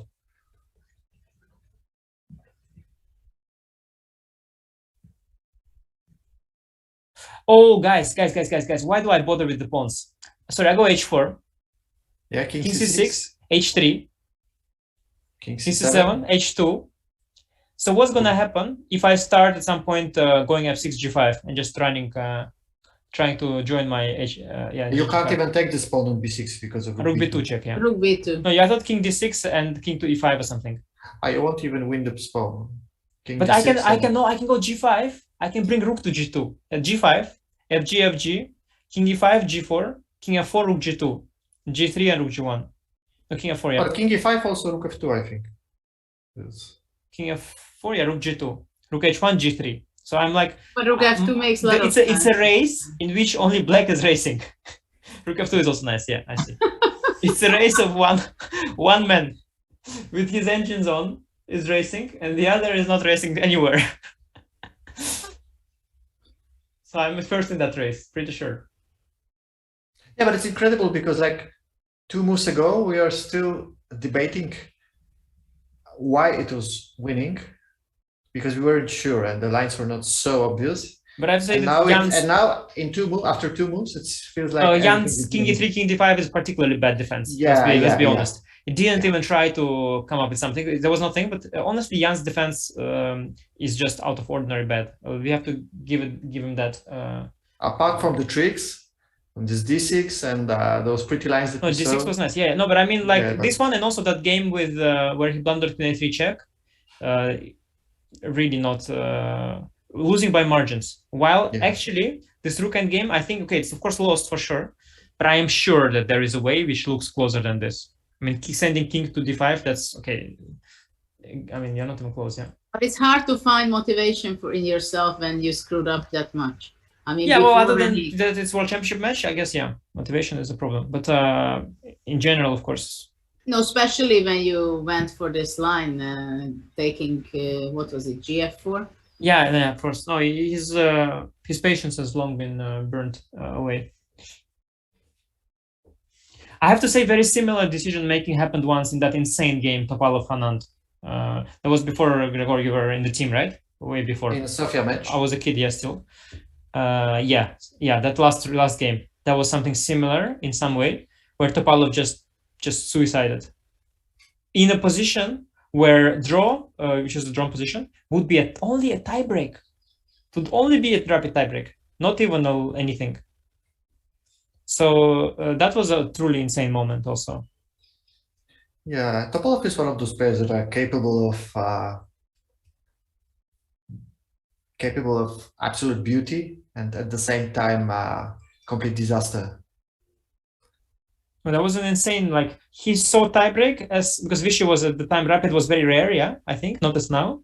And Vishy was kind of having a reputation of rapid god, and nobody else played rapid or something, could play rapid, was kind of a thought. And somehow he thought that going into a rapid tiebreak with Vishy equals to losing the match. So he convinced himself of that and played the game with that mindset, which is, for modern standards, is remarkable. When everybody is kind of always ready for tiebreaks nowadays, yeah? It's like nowadays tiebreaks is just normal continuation of a match. But in those days, Topalov somehow convinced himself he has to beat Vishy in classical chess. Gregors, before we say goodbye to you, I would like to ask you, what do you think about the structure of the World Championship match?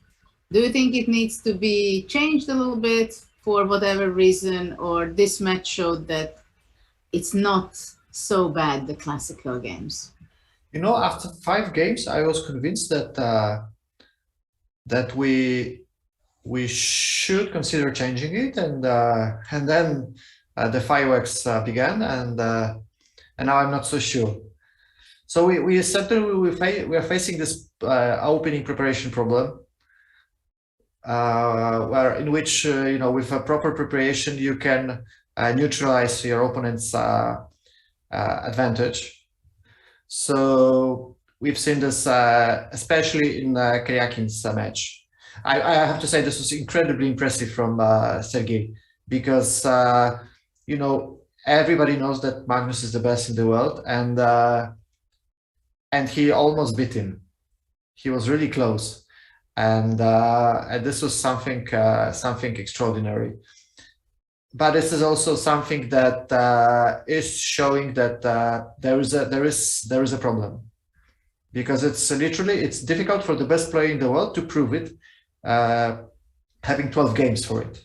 So something is not right. But honestly, I don't really know what the solution should be. Shall we introduce some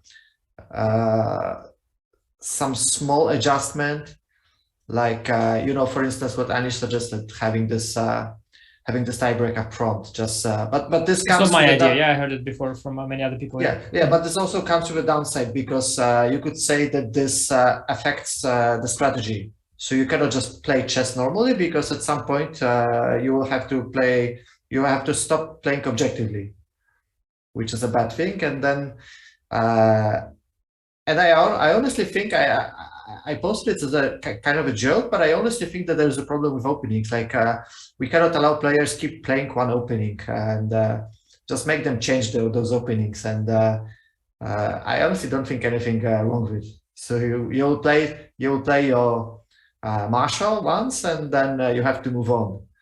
And yeah, the only thing I felt, you know, about it, just it feels to me, because I know that at some point checkers on 8x8 introduced the thing where they start, they have to make a couple of moves at first before the game starts, you know. Otherwise it's the draw. So it feels to me as if it's an admission that like chess is solved, which is not the case.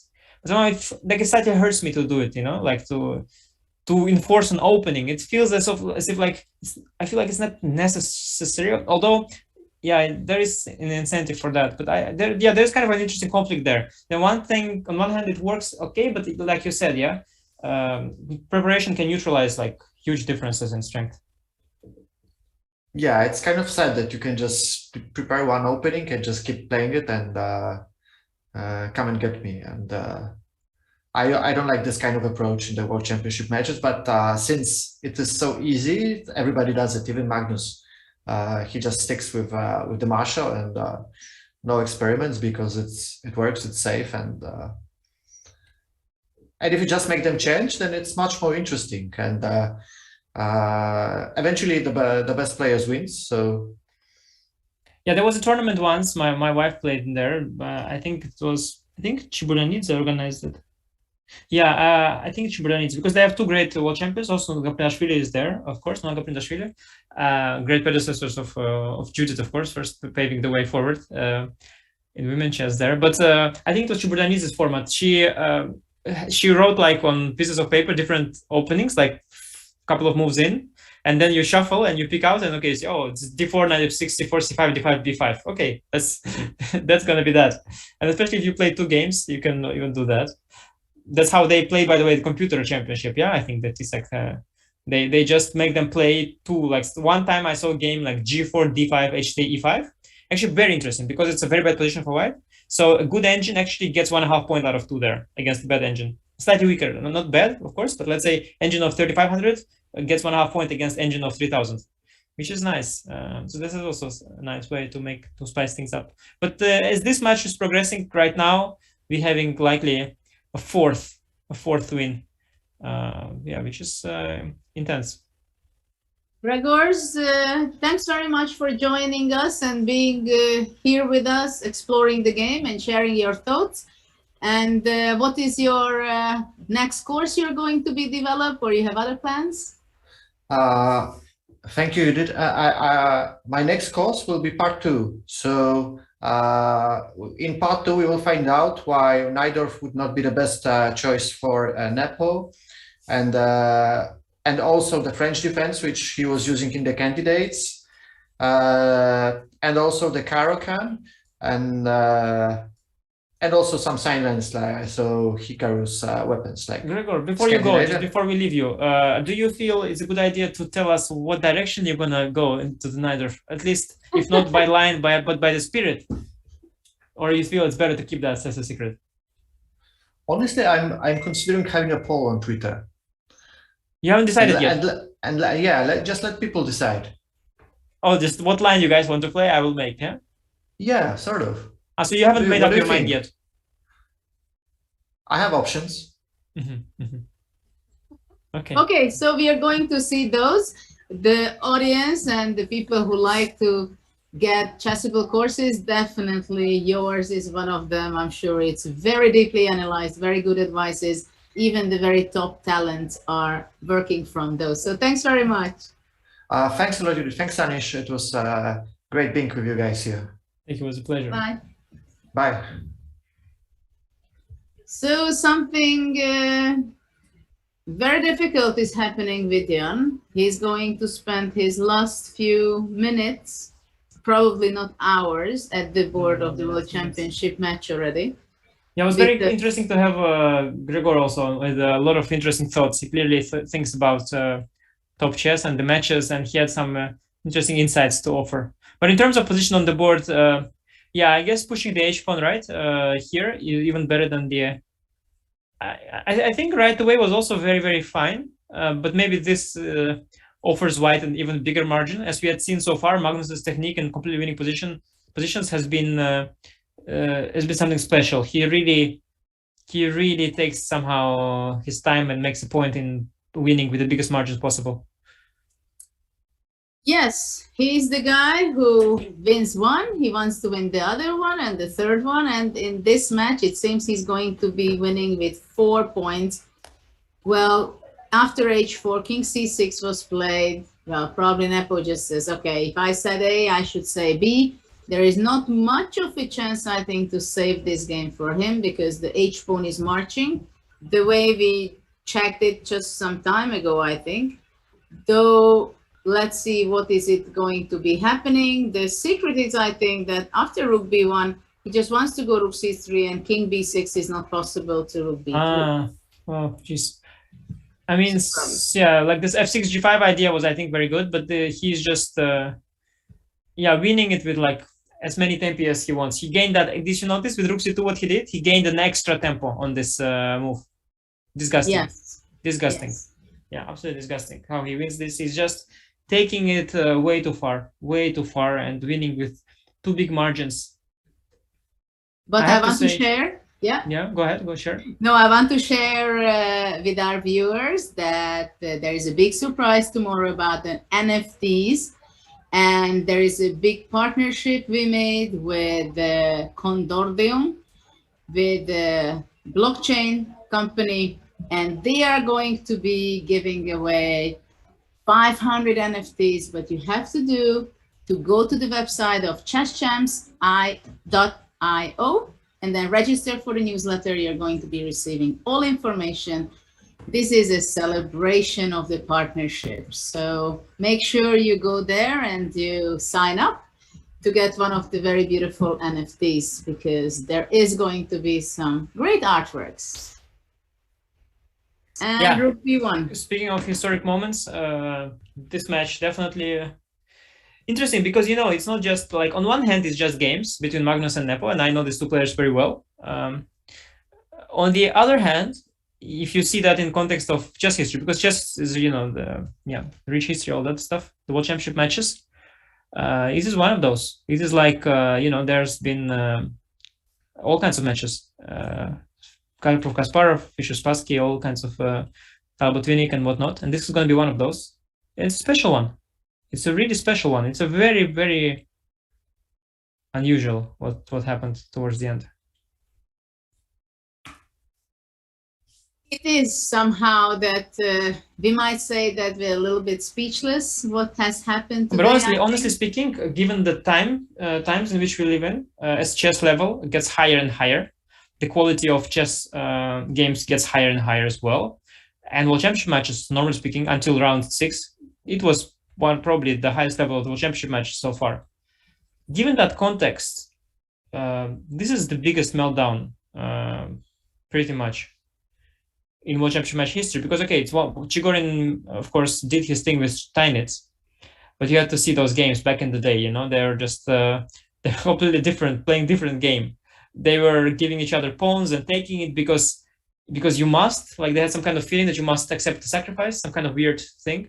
It was totally different. They were all playing in with all kinds of trendy clothes and cafes, and there's no money involved at all. It was entirely different. But that aside, let's say that it's $2 million, which the prize fund is, and the players are going to be divided 60% for the winner and 40% for the loser. Yeah, this is the one now. And in that, for modern standards, it's insane what has happened after game 6. Just completely insane.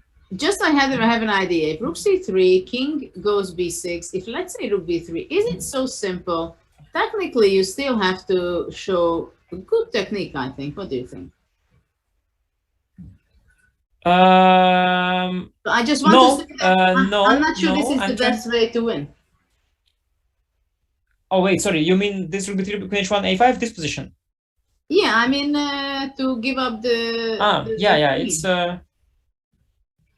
I'm not sure this is the best. Maybe I see what you mean. No, I agree with you. I think that f6 g5 that I showed forces resignation much more. You can always come back to that. You can do that here as well.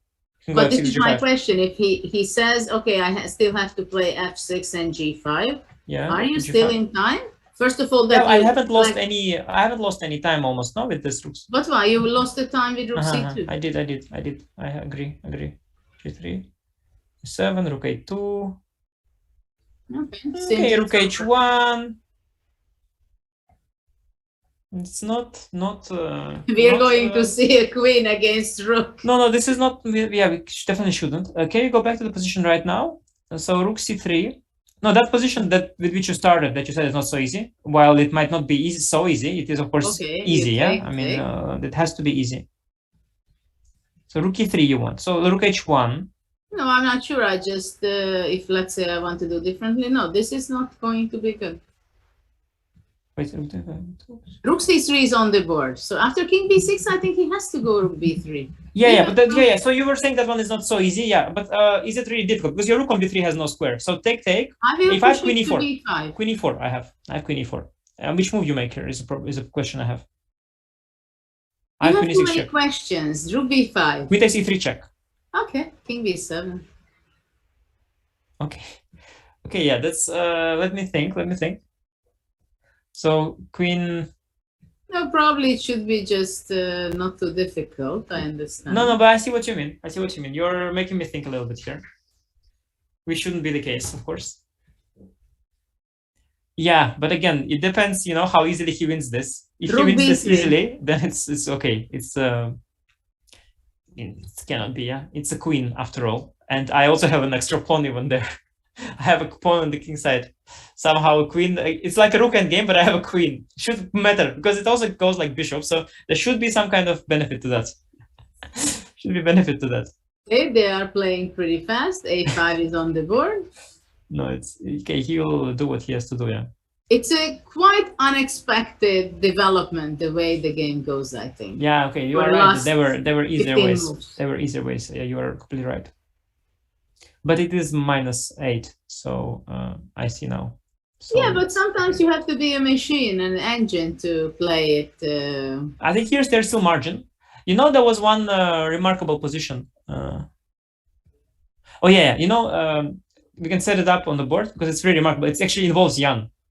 It's Jan's game against Wang Yu, and he's always happy to tell that story. So it's a pawn endgame.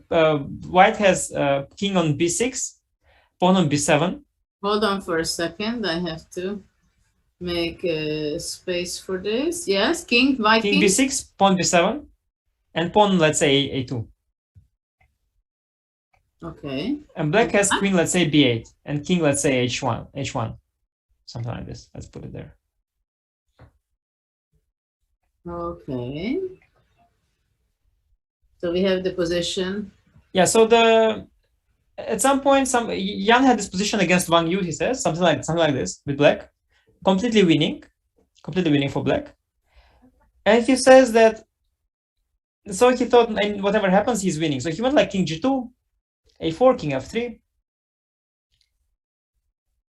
a5, yeah, queen d6 check somewhere happened, king a7, queen c5 check, king a5, a6, and as he was about to play queen c7, he realized, wait a second, there's b8 queen. Suddenly, he said to his horror, he realized that this is a draw. Yeah.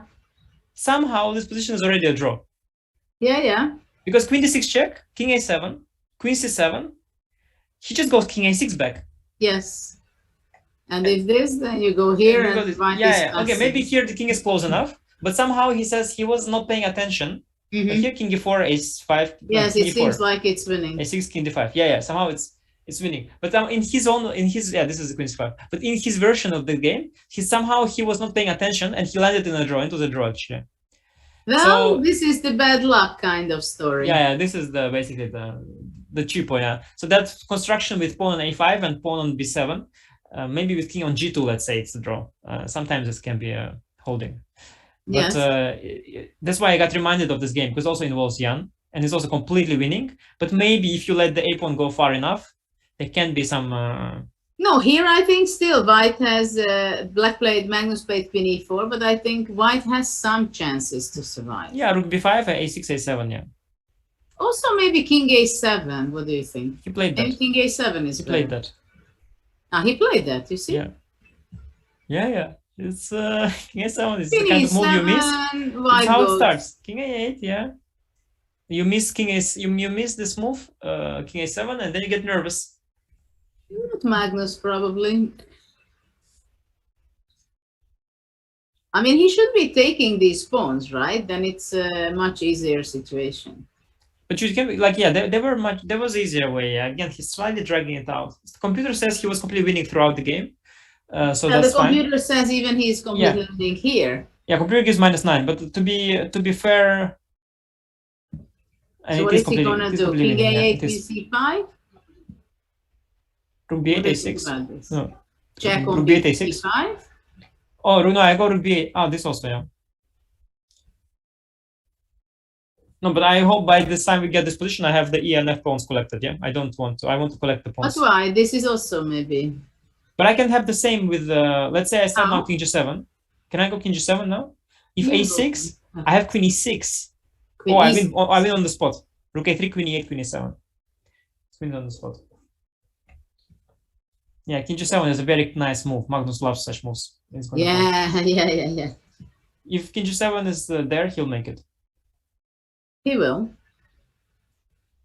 I have to say that in a way, it's also nice for him that he kind of he gets to experience, winning another world championship title. He gets to slowly experience it. It doesn't come like some quick. He just has to calculate a little bit. It's well within control, but there has to be some work done. Like, it's nice. I think he will be shocked when he will realize somebody will tell him that e takes after rook d6 was winning. Yeah, a little bit. But he will be like, well, that did the job anyway. Quite shocking for him.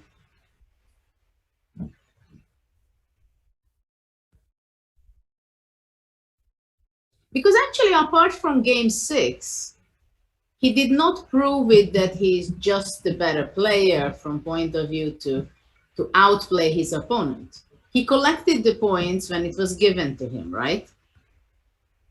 In game 6, it was very clear that yeah, okay, but you know how many, of course, yeah, he has been yeah, I mean, it's always not been Magnus, you could say, yeah, but when, you know, how many points, you know, 4 points, how many points margin we need to have until we give Magnus some credit, you know? Let's also not no, I mean, I give him a credit that he's an incredible world champion. He plays incredible, and game 6, I think, showed many sides and qualities and skills he has. Mm-hmm. The way yeah, for sure, he for sure. No, I wasn't created aiming it against, yeah, it was a rhetorical thing, of course, yeah. No, I mean, in general, yeah, of course. I'm no, just obviously. saying, I'm just saying that afterwards, he did not have to really No, show. actually not. If you actually look move by move, like so far, yeah, all of the games have been after game 6 have been wrongdoing. Even game 6 to some extent have been wrongdoing of Jan. But you know, I can say that also about if I play now with my son, that it's all his wrongdoing that he's losing. But I mean, that's how chess is. That's how chess is.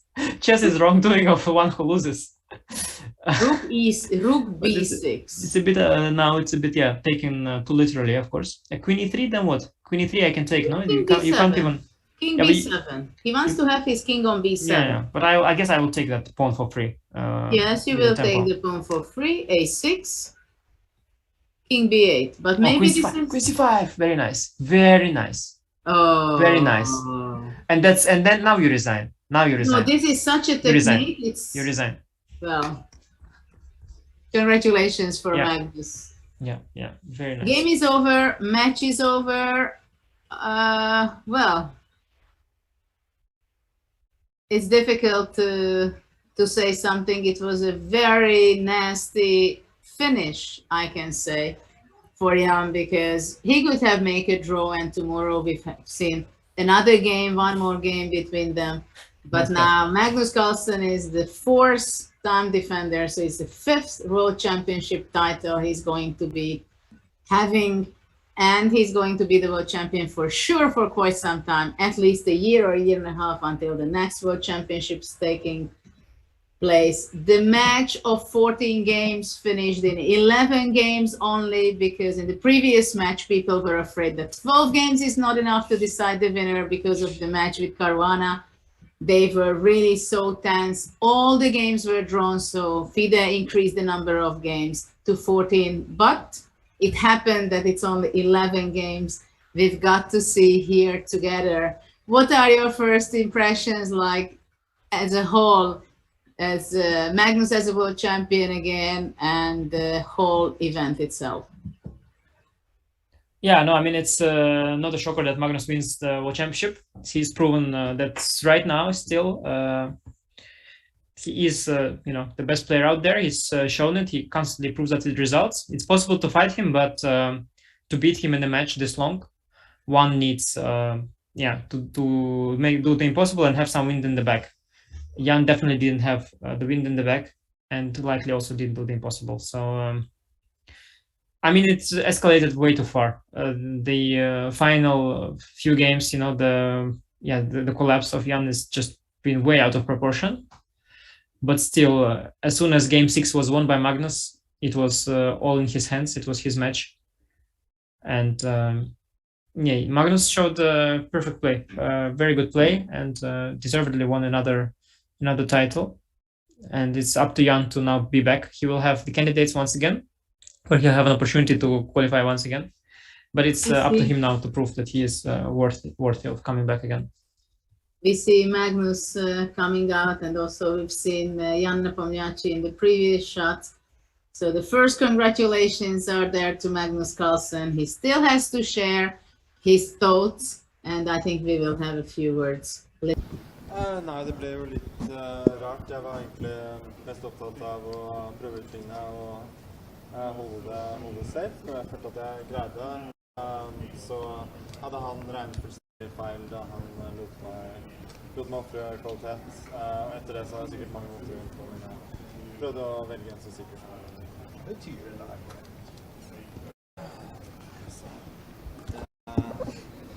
Det har jo blitt noen ganger nå, men det er selvfølgelig veldig gøy. og en lettelse å få det til, og gøy å gjøre det på en litt på en måte mer overbevisende måte enn det forrige. Hvordan sammenligner du denne tittelen her med de 4 foregående i landslaget? Nei, det... Hva skal man si? Jeg er veldig fornøyd med spillet generelt. Følte at jeg var veldig konsentrert på dette og gjorde litt feil. Men sånn ellers så det er klart, det blir jo et parti som avgjør her, og etter det så trenger jeg ikke gjøre så mye annet enn å spille solid og vente på at han prøver som ofte bare gir dårlig resultat. Dette er den letteste VM-kampen du har spilt? Det er vanskelig å si. Jeg tror sånn i andre VM også så kunne det fort gått på denne måten da, om jeg hadde hatt litt klaff og vunnet et parti tidlig. Men klart sånn som det ble, så ble jeg ikke satt på veldig store prøver. Magnus, congratulations on becoming world champion. Joy, relief, share your first feelings. No, I'm relieved, of course, and you know it's hard to feel that great joy when the situation was so comfortable to begin with. But you know, I'm happy with a very good performance overall. You put pressure on Jan, you provoked him to make mistakes for decisive wins. We know you're quite critical of yourself, but this match, that must be pretty hard to do. Sure. So you can point at things he could have done differently in every game, of course. But overall, I'm happy with my play. Very proud of my effort in the 6th game, and that sort of laid the foundation for because you know the match is probably the final score is probably a bit more lopsided than it could have been, but that's the way I think some of the other matches also could have gone if I'd gotten a lead. Magnus, this is your 5th title. Where does it rank amongst all your World Championship victories? No, it's hard to say. The last one is always in a way the sweetest, but I'm just happy to have won. And finally, I remember Chennai, the first time you became the world champion, you were thrown into the swimming pool. What's the plan for tonight for celebrations? I've focused on the game. All right, congrats.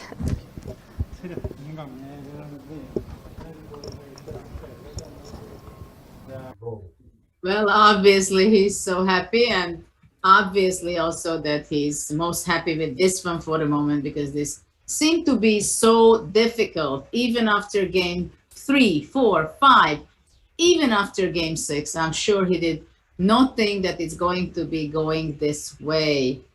And he did though everything in his power, and he played as though it's going to be difficult.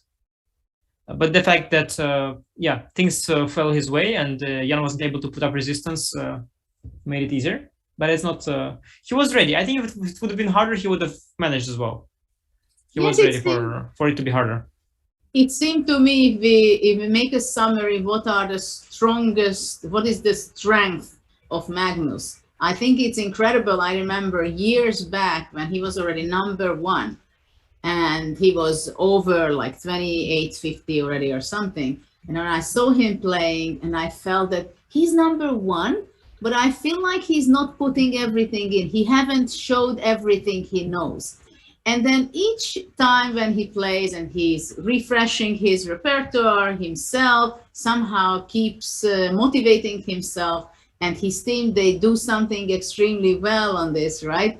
That they are really can motivate Magnus the way he is. And what we've seen, he was sitting at the board practically excluding everything else from his mind, I think. He was just sitting there, holding his head in a winning position. When Jan blundered, when it was an opening situation, he had such a patience for critical positions. I mean, he was spending 40 minutes sometime, another time nearly 40 minutes. I mean, he did spend his time because he knew that he can afford that. And he spent his time calculating, decision making, how to decide where to go, how to make the different nuances, right? Yeah, I think he basically came with the mindset, I don't know what you are going to do, Jan, but I came here to work. And he worked. He sat there for 11 games, from game 1 to game 11, until the last game. He put in all his work, the preparation work, but also behind the board, mostly behind the board. I think that was what made the difference. And even in the last game, he spent the time, he dropped to some kind of a time trouble. He just didn't care what the other guy does. He just did his work, and he did so pretty well. And I think we shouldn't forget that Magnus is getting more and more experience with the World Championship matches. Not only that, but he's getting experience of winning them. He's a 5-time world champion by now. And he's the kind of player we see that he can always improve himself. He can always learn. And he's always so self-critical about himself, how to make it a little bit better. And I think we've seen a huge improvement in some things with Magnus during the years. And this is also something going to be extremely difficult for the next challenger, how to handle Magnus with all these experiences. Yeah, I think this all these matches are good for Magnus, for his experience, but I think for the future challenger, they also give a lot of information. And I think the more different matches, the more information it is for the next challengers. Now the challengers have seen what happens when the matches get close. They had also seen what happens when the matches don't get close. They know what can happen, and they know what to avoid. And yeah, we'll see. The future is definitely promising to be exciting. Now back to Tanya, I think. I've expected the match to shape the way it did. I've got with me Hans. Hans, what impressed you the most about Magnus in this World Championship match? I think he took every single opportunity he had. In Game 6, this was clearly the critical moment. He was on the defensive in this game. I think you can ignore the entire match and just look at this one moment in this one game.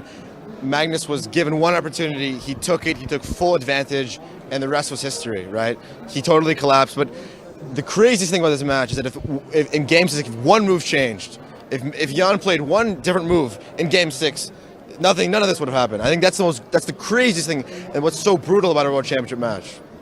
Absolutely. And do you think it all just comes down to that one Game 6 that you mentioned? And we've never seen that in the history of matches, that one game decides the outcome of the entire match. It's not even one game, it's one move. Yeah. It's a series. It's ridiculous that one mistake can change the entire history of chess. It's like a butterfly effect. Absolutely. Thank you so much, Hans. And we can see there's such a big crowd here. Guys, what did you think about today's game and the match and all?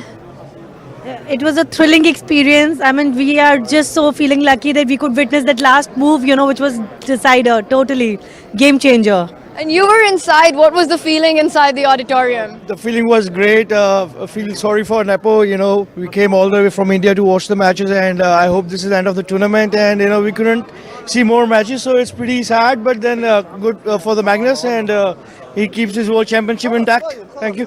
What about you? Did you enjoy watching Magnus play today? Yeah, a lot. All right, thank you so much. And I wanted to see the. He becomes the world champion for the 5th time. Thank you. Yay! Yeah, we can see what Tanya is out there right front of the playing area. So you can feel the fire, so many people watching and everybody is excited. There is a celebration for victory of Magnus Carlsen with our World Championship opening bundles, and learn what Magnus used in the World Championship with Anish, Gustafsson, Kolovic, and Narayanan. You can get these amazing drill deals and explore the free course by Hans, who we've just seen. So he's also having a course. Make sure to go and get your copy. Yeah, Hans was there very excited about the one move. I'm curious though to see if that move had been different, what kind of match we would have seen. Still, Magnus always a favorite until the event ends. Magnus always favorite. Would have been different, but still, not sure we have different winner though. He's right in that thing that if Jan, let's say, takes that b4 pawn at some point of the game, it could have been different. It was clear. Magnus said it himself. And Jan, of course, admitted it. If that game does not turn out the way it did, then game 8 and 9 would not be like this. And 10 and 11, to be fair. I mean, just like too many games were affected. But of course, would have been different. But I have to say, for it to have looked closer, it was also partly Jan's wrongdoing in that it looks now the score is just huge. Yeah, I mean it's bigger score than the Magnus victory over Anand, the one where Vichy collapsed. So yeah, definitely a historic result there. Well, history is written right now. Definitely something very special happening. Magnus is going to be celebrating, and actually there is a huge concert going to be going on at 10 o'clock here with Alicia Kay. So there is huge party going on. Wow. And will be going on for finishing the World Championship match, but also of course others. I'm here still in Dubai at the Expo, where 192 countries are exhibit and show the best of themselves. But we were just seeing the World Championship, finishing only 11 games.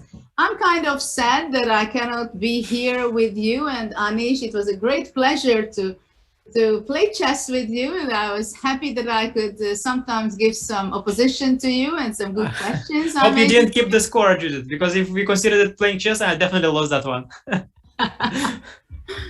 No, but really, I mean, I was really so impressed, and I was so happy already when I heard first time that you're going to be my partner on the show. I was very much looking forward, and it was at least as good as I expected. I do hope that our audience also enjoyed Judith, I read also a lot of messages that people are craving for your comeback. You know, I think a good Rapid or Blitz tournament still on the cards. I think gave you some confidence. Hopefully, this broadcast, seeing that I'm not able to see a single tactic, so I'm hoping perhaps for another comeback by you.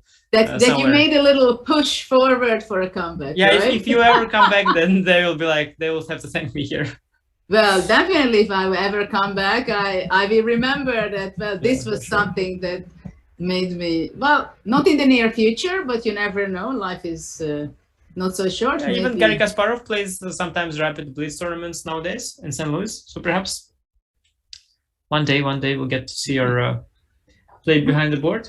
So we are waiting currently for the press conference, I believe, which is there in 1 or 2 minutes. Yeah, it must be really special days now in Dubai. I guess the champion will have a big party there. I already hear all kinds of rumors about that. So he was saying he's focusing on the games, but actually I think party plans are fully on swing. So yeah, looking forward to that. Actually, quite interestingly, the match finished so soon. So all the people who planned, you saw that Indian family, there was a little bit of a disappointment. He's there, booked our holidays, but I also have some friends who came over to see. Yes, I can imagine. Before the game, I got some messages. Hi, I just arrived. So I wrote it back just in time. Yeah, and I've actually I had also my own plans. I had the training session planned, like a bit riskily, like with still like 2 games to go, but you take your chances, and yeah, a lot of people have their schedule disrupted now because they're assuming the match will take longer. Now with all the rest days as well out of the way, it's like significantly shorter. It's like 4 or 5 days, 5 days, 3 days shorter than planned. So yeah, that's an interesting thing, but it can go, you can spin out of control these matches, as we had seen. Well, of course, it was very difficult to predict something like this. Actually, tomorrow I'm supposed to make the first move. I'm not going to be able to make the first move of game 12. Jan's only hope maybe that you would have made the first move, but no, this wow. Yeah. What would it have been, Judith? Which one would you have played? Tell us. I don't know. I was wondering to ask our audience to give me advice how to surprise and how to make something A3 maybe, or 1G. You think you would have gone for something pretending that you are would have gone for something else than E4 D4, yeah? I don't know, but I was kind of looking forward to it, to be in the fish tank, the playing area they're playing, and I thought tomorrow is going to be probably the last day. But things are happening the way they are, and I think simply Jan was so much already down that unconsciously. Yeah. Also blunders and many things often explained. I heard of this theory, or especially the fact that your brain, of course, So there's so the conscious part of the brain, there's the subconscious one, yeah. And sometimes the subconscious is so tired, and it does without telling the conscious, it just switches you off. The subconscious part of the brain was like, I'm done with this match. And Jan probably thought that he makes a move that he wants to make or whatever, but it was subconscious of his brain that said, okay, I'm out of here. I don't want this anymore. I don't want to see anything tomorrow. So yeah, kind of switched off and ended so abruptly. I was kind of hoping, thinking today is likely to be a draw if Magnus neutralizes Jan, because Jan overpressed so many times. I thought after all this overpressing, he no longer will do it. And then today will be draw, tomorrow another draw maybe, and it will end this way. But yeah, it just ended today. And it's normal, of course, when you are in must-win with white, yeah, things like this happen. Well, for Jan, it was a hopeless situation. Real magic should be happening here. And obviously, lots and lots of help from Magnus. And Magnus was so stable in this match. Of course, when you don't lose a game, you can be, right? But still, you could see his body language, his mindset. Before the whole event took place, he was smiling. He was so sure of himself. He knew exactly that he has to win the match because he's a better player. And I think there when Peter Heine was giving an interview, I always go back to this sentence when he was just saying to the camera that we don't have to build up some fantastic winning lines, winning out of opening. We have to be thinking, creating opportunities and positions where Magnus can show where he's the best player. And I think this was a very important mindset, what Magnus kept it. Yeah, that's for sure. I have to say credit to his team. Nowadays, it's very hard to come up with ideas, new concepts, because a lot of it is recycling in some way or the other. Because, you know, so much things already known. The engines have been strong already for a couple of years, but they have managed to come up with quite some things. I think they've done a great job. And not only did Magnus have a bulletproof repertoire that suits his style, this Marshall full of little surprises and sidelines that completely suits his style and his way of playing. Basically, with black, all he had to do is rook e8, bishop e6, and knight e7, knight g6 in all of the games. I mean, seriously, even anybody can do it. Yeah, okay. Of course, you know, half job, but still only half. And with white, he didn't get to show all because it's towards the end he didn't need to anymore with the 2-point lead, 3-point lead, and so on. He doesn't need to win anymore with white, but I'm sure he had more, but he showed already a few. He had some little ideas against the Petrov. He had that very interesting idea in the Catalan. The team clearly has done a good job, and that partly gives you confidence. When you are well prepared, it gives you confidence, and we saw confident Magnus here indeed. And yeah, one thing, by the way, to note, that the score, individual score of the two players has been reversed with this match. It's now 5-4 for Magnus. I think we are going to be seeing the press conference. We are going to be switching. Thank you very much for our audience. Don't forget to get your Chessable course on chessable.com and /champs. Thanks very much, Anish. And we give the floor to the champion and the challenger. Enjoy the press conference, guys. Bye. I would like to remind the reporters, when you ask your questions, to make sure you keep your mask on and do not touch the microphone at all. Photographers, you can take photographs, but stay at the sides of the room. First of all, Magnus, let me say congratulations on winning your 5th title. Your immediate feelings right after the match is concluded. No, I'm very happy. Of course, didn't expect it to go quite like this. I think it was just very good professional performance overall, and yeah, I've just no regrets at all. Just very satisfied.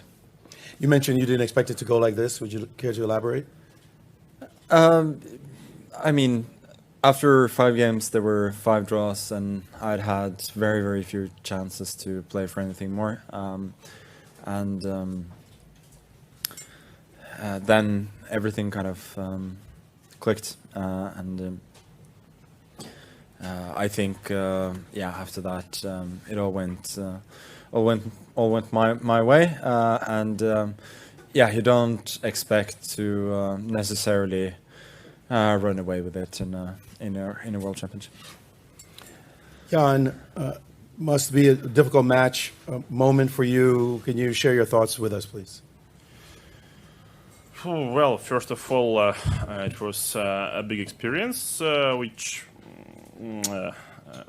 alas, I couldn't get, another way in theory. Yeah, like reading about some other matches. Yes, so of course, the outcome. I don't think it's anywhere close to what it was in the match. But yeah, I mean, some bad news and good news. Good news, it was nothing about chess, of course. At least almost nothing about chess. But yeah, the match, of course, consists of many aspects, and yep. And I mean, it's not only like chess preparation, physical or psychological preparation. Yeah, then it comes. I mean, of course, it's extremely tense, and it's a little bit more tense than I expected. But I guess anyway, the tension is not a reason to overlook some simple things you would never ever overlook in a blitz game. But well, what can I say? So I should find out why did it happen and yeah, improve. Yeah, you mentioned everyone saw that it was a terrific fight. 5 games, even the 6th game was a tremendous fight, but something seemed to have happened. Yeah, any clue as to what caused this sudden turn? Just no idea. So if I would knew what's going on, I would surely fix it during the match. Yeah, but I guess I mean somehow the level of these blunders is like much below even some bad examples of some bad and pathetic shape. So this is quite interesting, probably in clinical meaning. Yeah. So well, anyway, yeah, I should take some time to rest and then to see what was done wrong, what has been done wrong. Yeah, what gone wrong actually, because once again, like chess-wise. I mean, okay, I also found out some interesting, patterns, but I don't think it has anything to do or much to do about the chess. In terms of playing in a World Championship match, lessons learned now that you've had this first experience? Well, experience is never easy, yeah? So normally you should to be, the situation should be, tough to gain some real experience. Okay, I guess it was a little bit too much here, but I mean, okay. So I have, I surely have some, some space to improve, and well, if perhaps solving some puzzles would fix it, yeah, at least. I guess. In the upcoming events, I would show some better performance. Is it possible now to start thinking about the future as the candidates, you qualify for the candidates, and your desire to return to this exact same stage? Well, of course it's possible to think, but for now, yeah, I guess it would be more clever, more smart to take some time and have some rest. But yeah, of course. These things which happened here, they never happened to me in basically any events. Okay, in my career I lost quite some stupid games, yeah, but not as many in such a few time. Magnus, how do you contextualize this World Championship match compared to all your others? I guess it's the most similar with my first match against Anand, which was quite even and nervous at the start, and when I got my first win, it was kind of the same story, that it was relatively clean from there on out. What can I say? It was just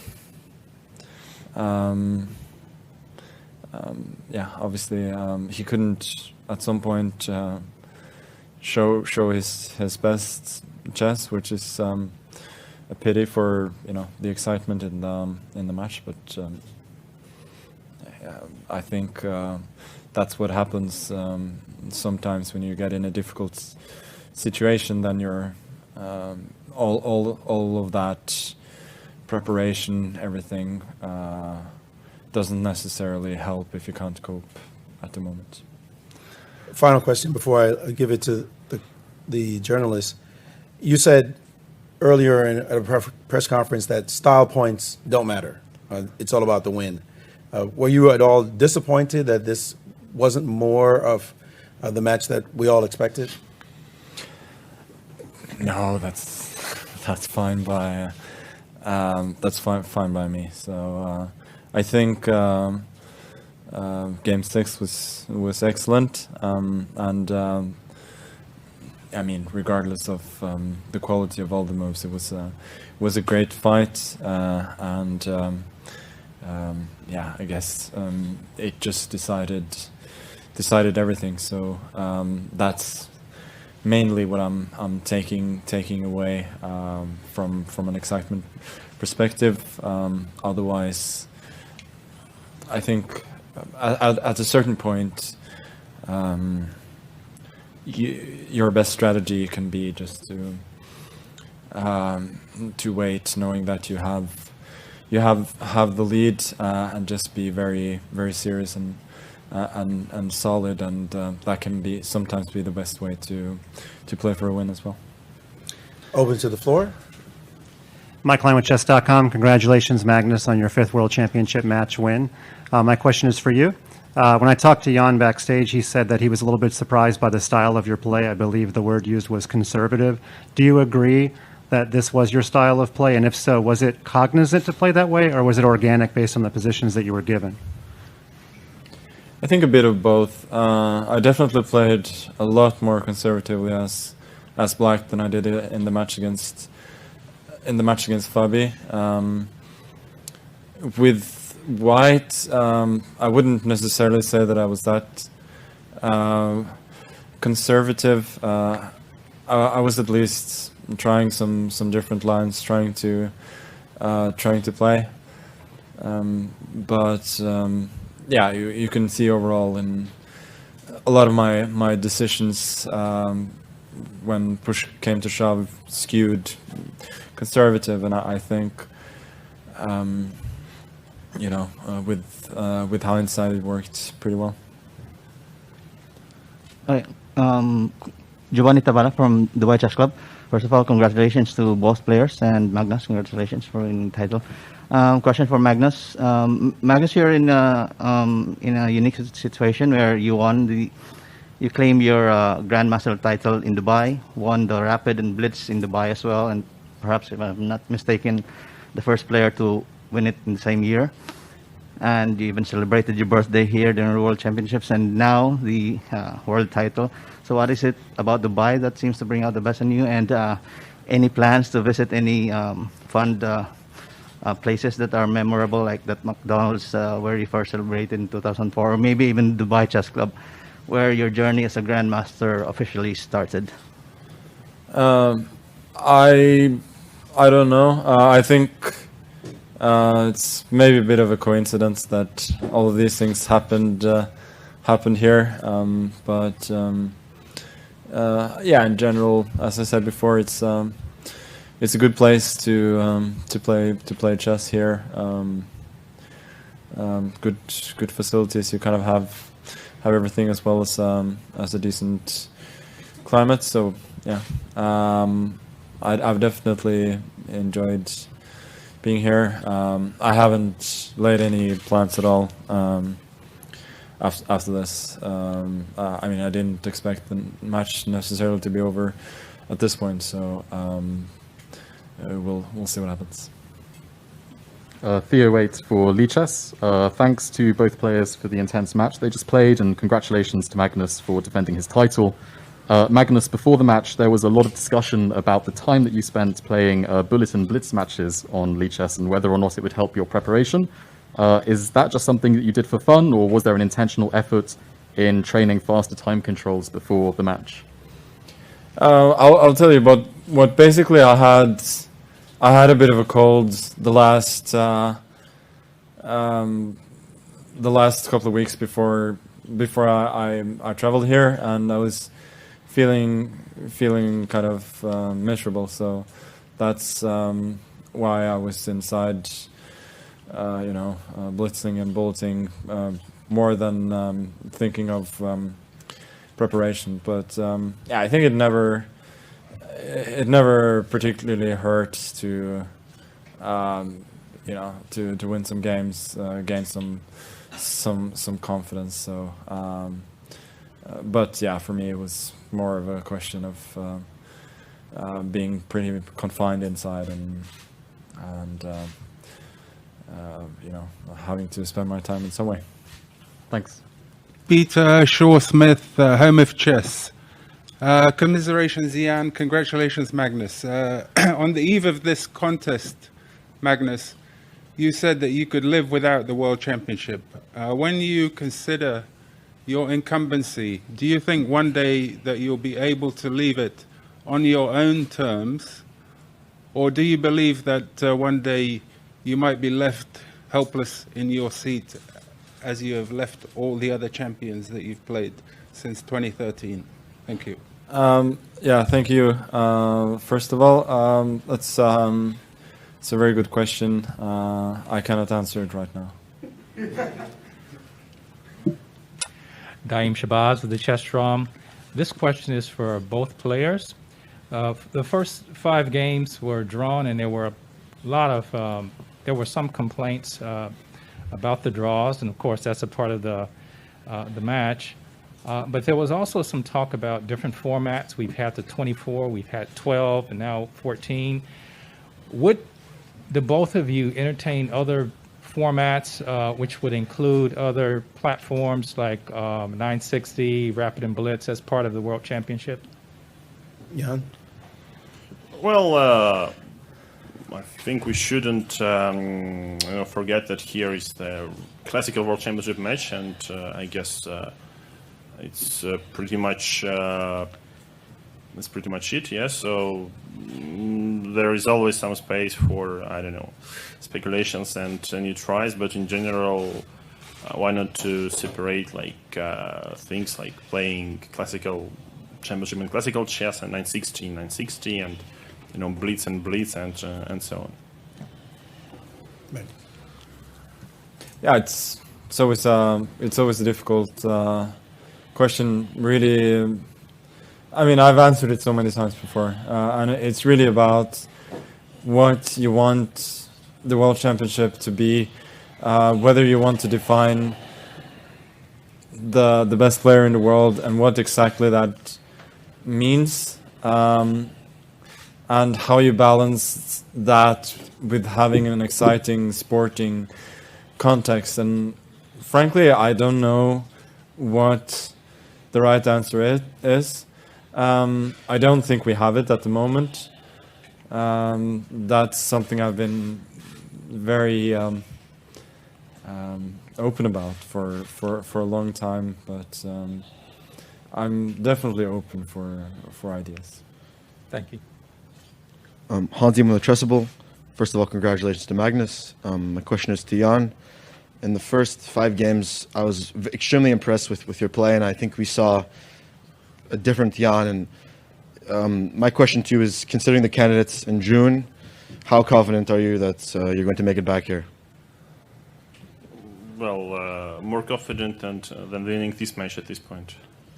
Okay. Yeah, but actually, well, once again, yes. So this match somehow bring me some reasons, to be optimistic, in chess-wise. But yeah, of course, the weaker spots are pretty much obvious. And first, if I manage to understand what has happened, then I think I have pretty good chances. But if I keep playing worse than in Blitz, then it would be tough. Thank you. Mike Klein with chess.com. My question is for Jan Nepomniachtchi. We already spoke a little bit backstage, but one thing I did not get a chance to ask you, In your final 3 losses, they were all marked by relatively okay positions, and then they were all pawn move mistakes, all 3 of them. Is there anything to that? Is it just a small sample size? Obviously, there are more pawn moves than any other moves, but do you take any correlation between that, or is it just a random stat? Well, I mean, obvious, you know, it can't be a coincidence, then it like goes probably 3 in a row, so that's pretty obvious.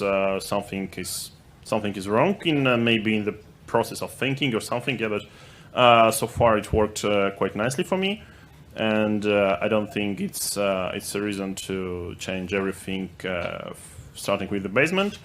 But I mean, of course, if I mean, would it be, I don't know, some tension or lack of concentration or simply, you know, tactical blindness or something else?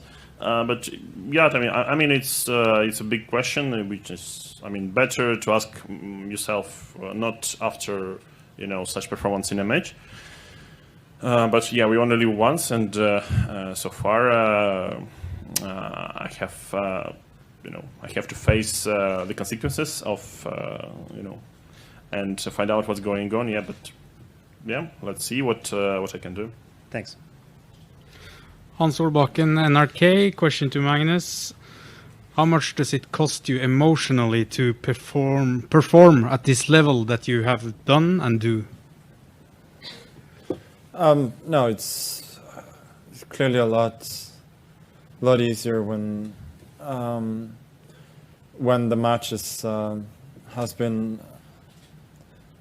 the way that it has. It's not been an emotional roller coaster at all. So I feel like I've been very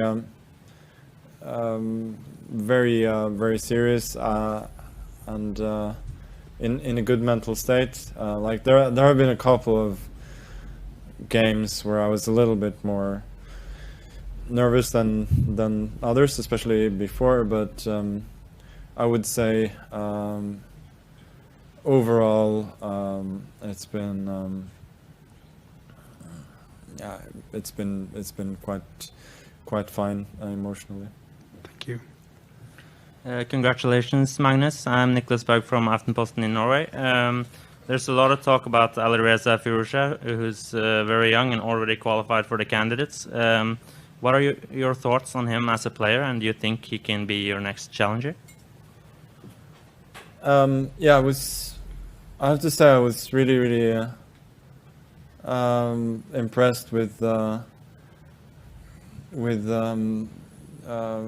his performance in the Grand Swiss and in the European Team Championship, and I would say that motivated me more than anything else. Saravanan from Chessbase. Ian, tough luck to you. Magnus, congratulations. The question to you, Magnus. In pure chess terms, what do you think were the elements which helped you to dominate this match? Just pure chess terms. It's hard to say. I think in simple positions I make very few mistakes. And that helps, like both in terms of tactical and positional things, and the few times that the position was very complicated, we both made some mistakes, but he made the last one. So I think that was maybe the main factor, that I was just playing better in relatively simple positions. But we really shouldn't forget the fact that this match really turned on the sixth game. But I think it goes to show that in the other matches that have been really equal, really tense, they could have ended similarly if things had gone a little bit differently at the start. I think most notably the match against Karjakin. Okay, and in terms of toughness of fight, From all the matches that you have played so far for the World Championship, where will you rate this match? I would say the start was difficult, very tense, and not too much was going on. But yeah, after that, it was certainly one of the easier ones. In a lighter vein, many other questions you started answering with, "That's an interesting question," throughout the press conferences. Did you really mean it, or was it a subtle trolling of the people? No, it was never ever trolling. I think it was usually a combination of trying to buy myself time to think, which is one of the oldest tricks in the book, and also genuine sentiment. Thank you. May I request from the reporters that you ask one question, and if your follow-up pertained precisely to the question that you asked? There's a lot of people online, so let's try to keep it short. Ole Christian from VG Norway. Congratulations to Magnus Carlsen. Question from Magnus. Your tweet tonight was a picture of Kobe Bryant. So you both have 5 titles now. So can you say how important he has been for you, and what do you think of him? Oh, I didn't know that. Well, what can I say?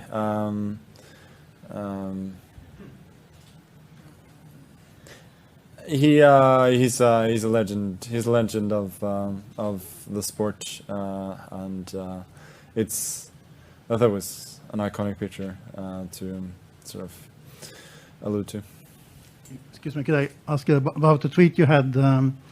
As far as I remember, you had a tweet after Sochi, 2 down, 5 to go. What is that still your aim? We'll see. Hans Niemann again. The question is to Magnus. So, considering the result of this match, many spectators might think that you'd like to face Jan again. But I think we've seen him show a definitely polar level of strength. Does the strength that Jan was playing in some parts of the match more worrying to you as a challenger than another player like Fabian or Ding, who is more consistent but might not have a higher polarity of strength?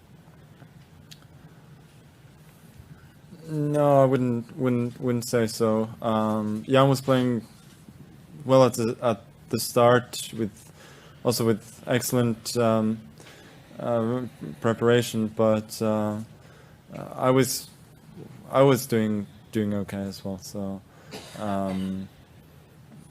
I think we managed to see a high level of Jan in the start of the match, but nothing that would necessarily scare me a lot or be a lot better than other potential challengers. So based on that, would you say Jan's experience in this match makes him more of a threat in the second match?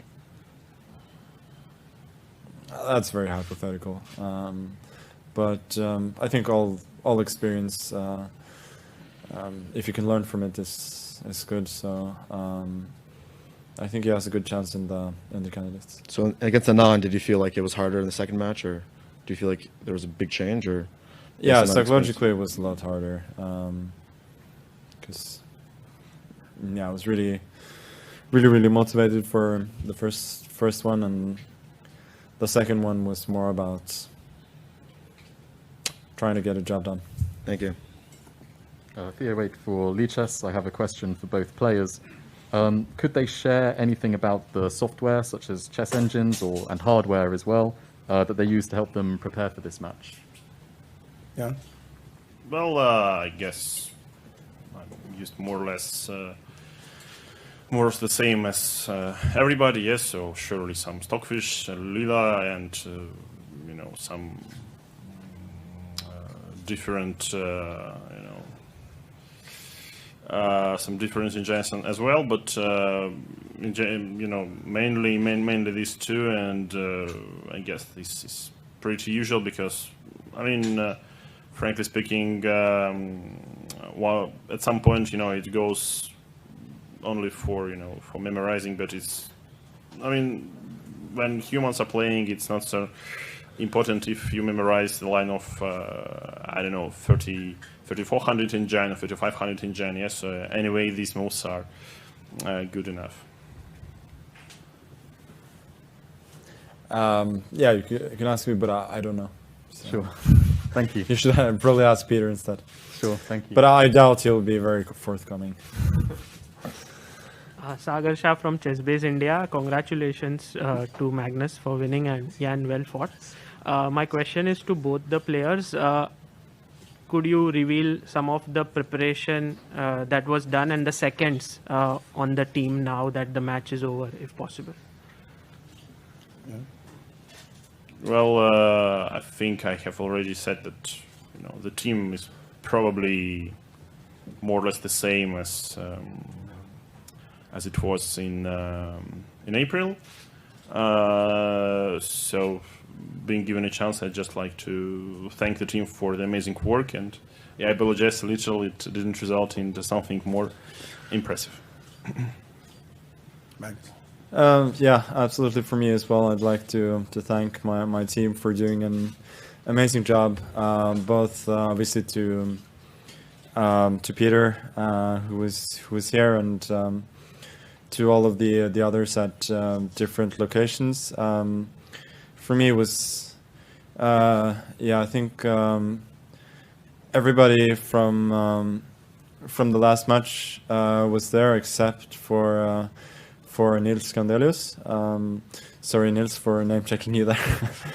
You did a wonderful job in 2016 and 18, though.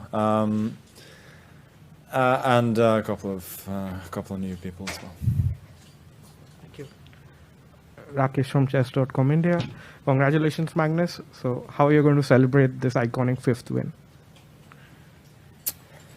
I haven't thought too much about it.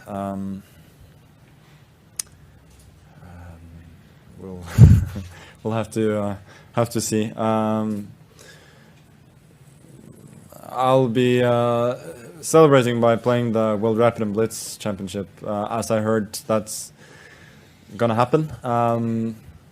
But before that, we'll see. But it's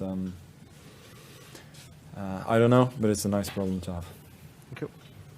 Apologies to the players. Obviously, there's a high level of interest right now at the end of the match, so we just take a bit more time with the journalists. Please. Daim Shabazz with the Chess Drum. This question is for Jan. It was a tough result, and it's not the result that you were looking for, but I think you can take some pride into knowing that you gave it your best, and hopefully you'll make an attempt to return. But it was interesting because I read the New in Chess interview you did. I think it was the last issue, and it talked about your life, things that we don't normally get to hear about chess players. But I wanted to ask you particularly, what are your plans going forward in terms of your quest to make it back to the World Championship in terms of tournaments and activities? Well, first of all, thank you for your kind words, and I believe most of them about I did my best was slightly undeserved, because I was nowhere close to doing my best, due to different reasons, which I yet have to determine. But well, it's it's very simple. So you to improve, you're gonna work, and I mean, perhaps for this particular match, I worked slightly more than it was needed. That's also sort of a lesson, but I mean, I guess improving at chess is a never-ending process. Yes, so would it be, I don't know, positional, strategical, or tactical? So or something else. Every time you have something to learn. So I'll just try to improve in many ways. Okay, thank you. Owen Maxwini from CNN. Magnus, before the tournament, I asked you whether, if you won, would you consider yourself the greatest ever, and you said that you had a long way to go yet to match Kasparov. Has that answer changed now that you have one? Well, first of all, I don't think it's up to me to judge, and secondly, how do you think others would judge? I think there's still some way to go, but I'm not done with my chess career yet. Thank you. Hans Solbakken, NRK, since Wednesday, I've been thinking of a question to Magnus, because you mentioned Bent Leikvoll from the popular show Santa's, how do you say it, in the Bing or something? If you were to place Atle Antonssen's character as a chess piece, which one is he? No. Please. I understand where you're going, but this is not going to work. Okay, thank you. MikeLineChess.com again. Questions for Magnus. Magnus, in 2013, you were, I don't know if you were thrown in the pool or jumped in. It was maybe somewhat against your will, but this other guy, Magnus, seems like a pretty fun guy, the other Magnus. Do you think he has something surprising for you, and will you kind of submit to whatever he wants you to do? No, we'll see, won't we? But I'll let you in on a little secret of show business that I wasn't completely bamboozled by being thrown into the pool, let's say. Congrats, Magnus. Well fought, Jan. My question is to both of you. Do you have any superstitions to give you any confidence before the game? And if not, then what are your biggest confidence boosters? I think biggest confidence booster before the game is just feeling well prepared, theoretically and physically. If I feel like that, then I usually, generally almost always perform well. So I would say that's the main thing. Superstitions, none to speak of. Well, I would probably agree with Magnus, but in general, if any sort of traditions or superstitions they start working, then okay, you start following it. But when it doesn't work, okay, but then you don't pay too much attention. Yeah, but I mean, in general, yeah, being in a good mood and be and feel prepared. In many ways, yeah, is the main you have to go, and yep. Thank you. Nicholas Berg from Aftenposten again. Magnus, you mentioned that you were sick before the match. How did that affect your preparation, and were you worried at that point? I would say I didn't feel like I was at the best that I could be physically before the match, so that kind of messed me up a little bit. So yeah, I didn't really feel too great coming in, but still the chess-wise the preparation was pretty good, so that helped. But yeah, another time I would have definitely wanted to be in better shape, because that part was not perfect. Thank you. For our last two questions. Quick question for Morris. Thank you for all the great work you do popularizing the game around the world. When are you coming back to Dubai again? ASAP, if I'm invited. Love the place. Brigham Aldrich with the Berkeley Chess Club. Congratulations, Magnus. My question is for both players. I was wondering if there are any ways that you guys apply the lessons you learned from chess to other aspects of your lives. Yeah. So could you? If there are any ways that you apply the lessons you've learned from the game of chess to other aspects of your daily life. Oh. Well, I mean, it's said that chess helps you to to calculate in life as well. Yeah, like so you plan for your few next steps, and I would say it's not necessarily like some cliche or a figure of speech. I think it works, but I think first of all what chess teaches you is a responsibility, because I mean at the end of the day you are the one who's moving the pieces, and you take all these decisions and you face the consequences. No, I would generally agree with what Jan was saying. But yeah, I think it's up to each individual what they will take from it. But chess is a great game. I recommend it to everybody. Thank you. Thank you to the players. Thank you to the reporters. Thank you very much to Dubai, the Expo. It was certainly an incredibly well-organized match. We want to also thank FIDE and all the sponsors as well who supported this match. It was a tremendous amount of fun, and I was honest about coming back to Dubai. Great city. All of you who haven't had the chance to see the Expo, make sure you make it a point to do so. Congrats again to the players. Thank you, Jan, for your tremendous fighting spirit. We hope you make a great run to come back again. Magnus, congratulations on your 5th title. Indeed, a champion for the ages. The final ceremony, the championship trophy, will take place in 2 days. Media, you will hear about it. I'm not sure if it's open to the public. That will be relayed at some point, but the media certainly will be invited. Check with FIDE for that information. It will be in 2 days at 6 p.m. Thank you, everyone, and have a great night. Thank you.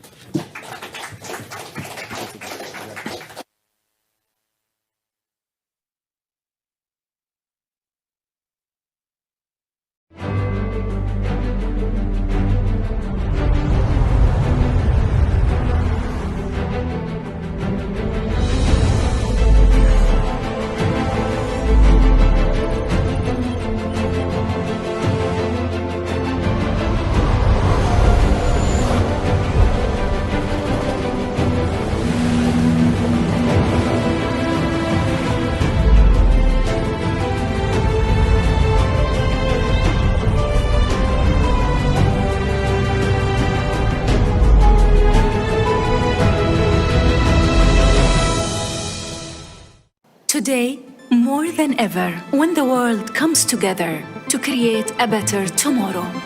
It's going to be magic. Oh, La magie. Magic. magic with music. With architecture. With colors. Magic with celebration. With your safety. From here. There. And everywhere. For 6 whole months, day and night. Join the making of a new world starting October 1st.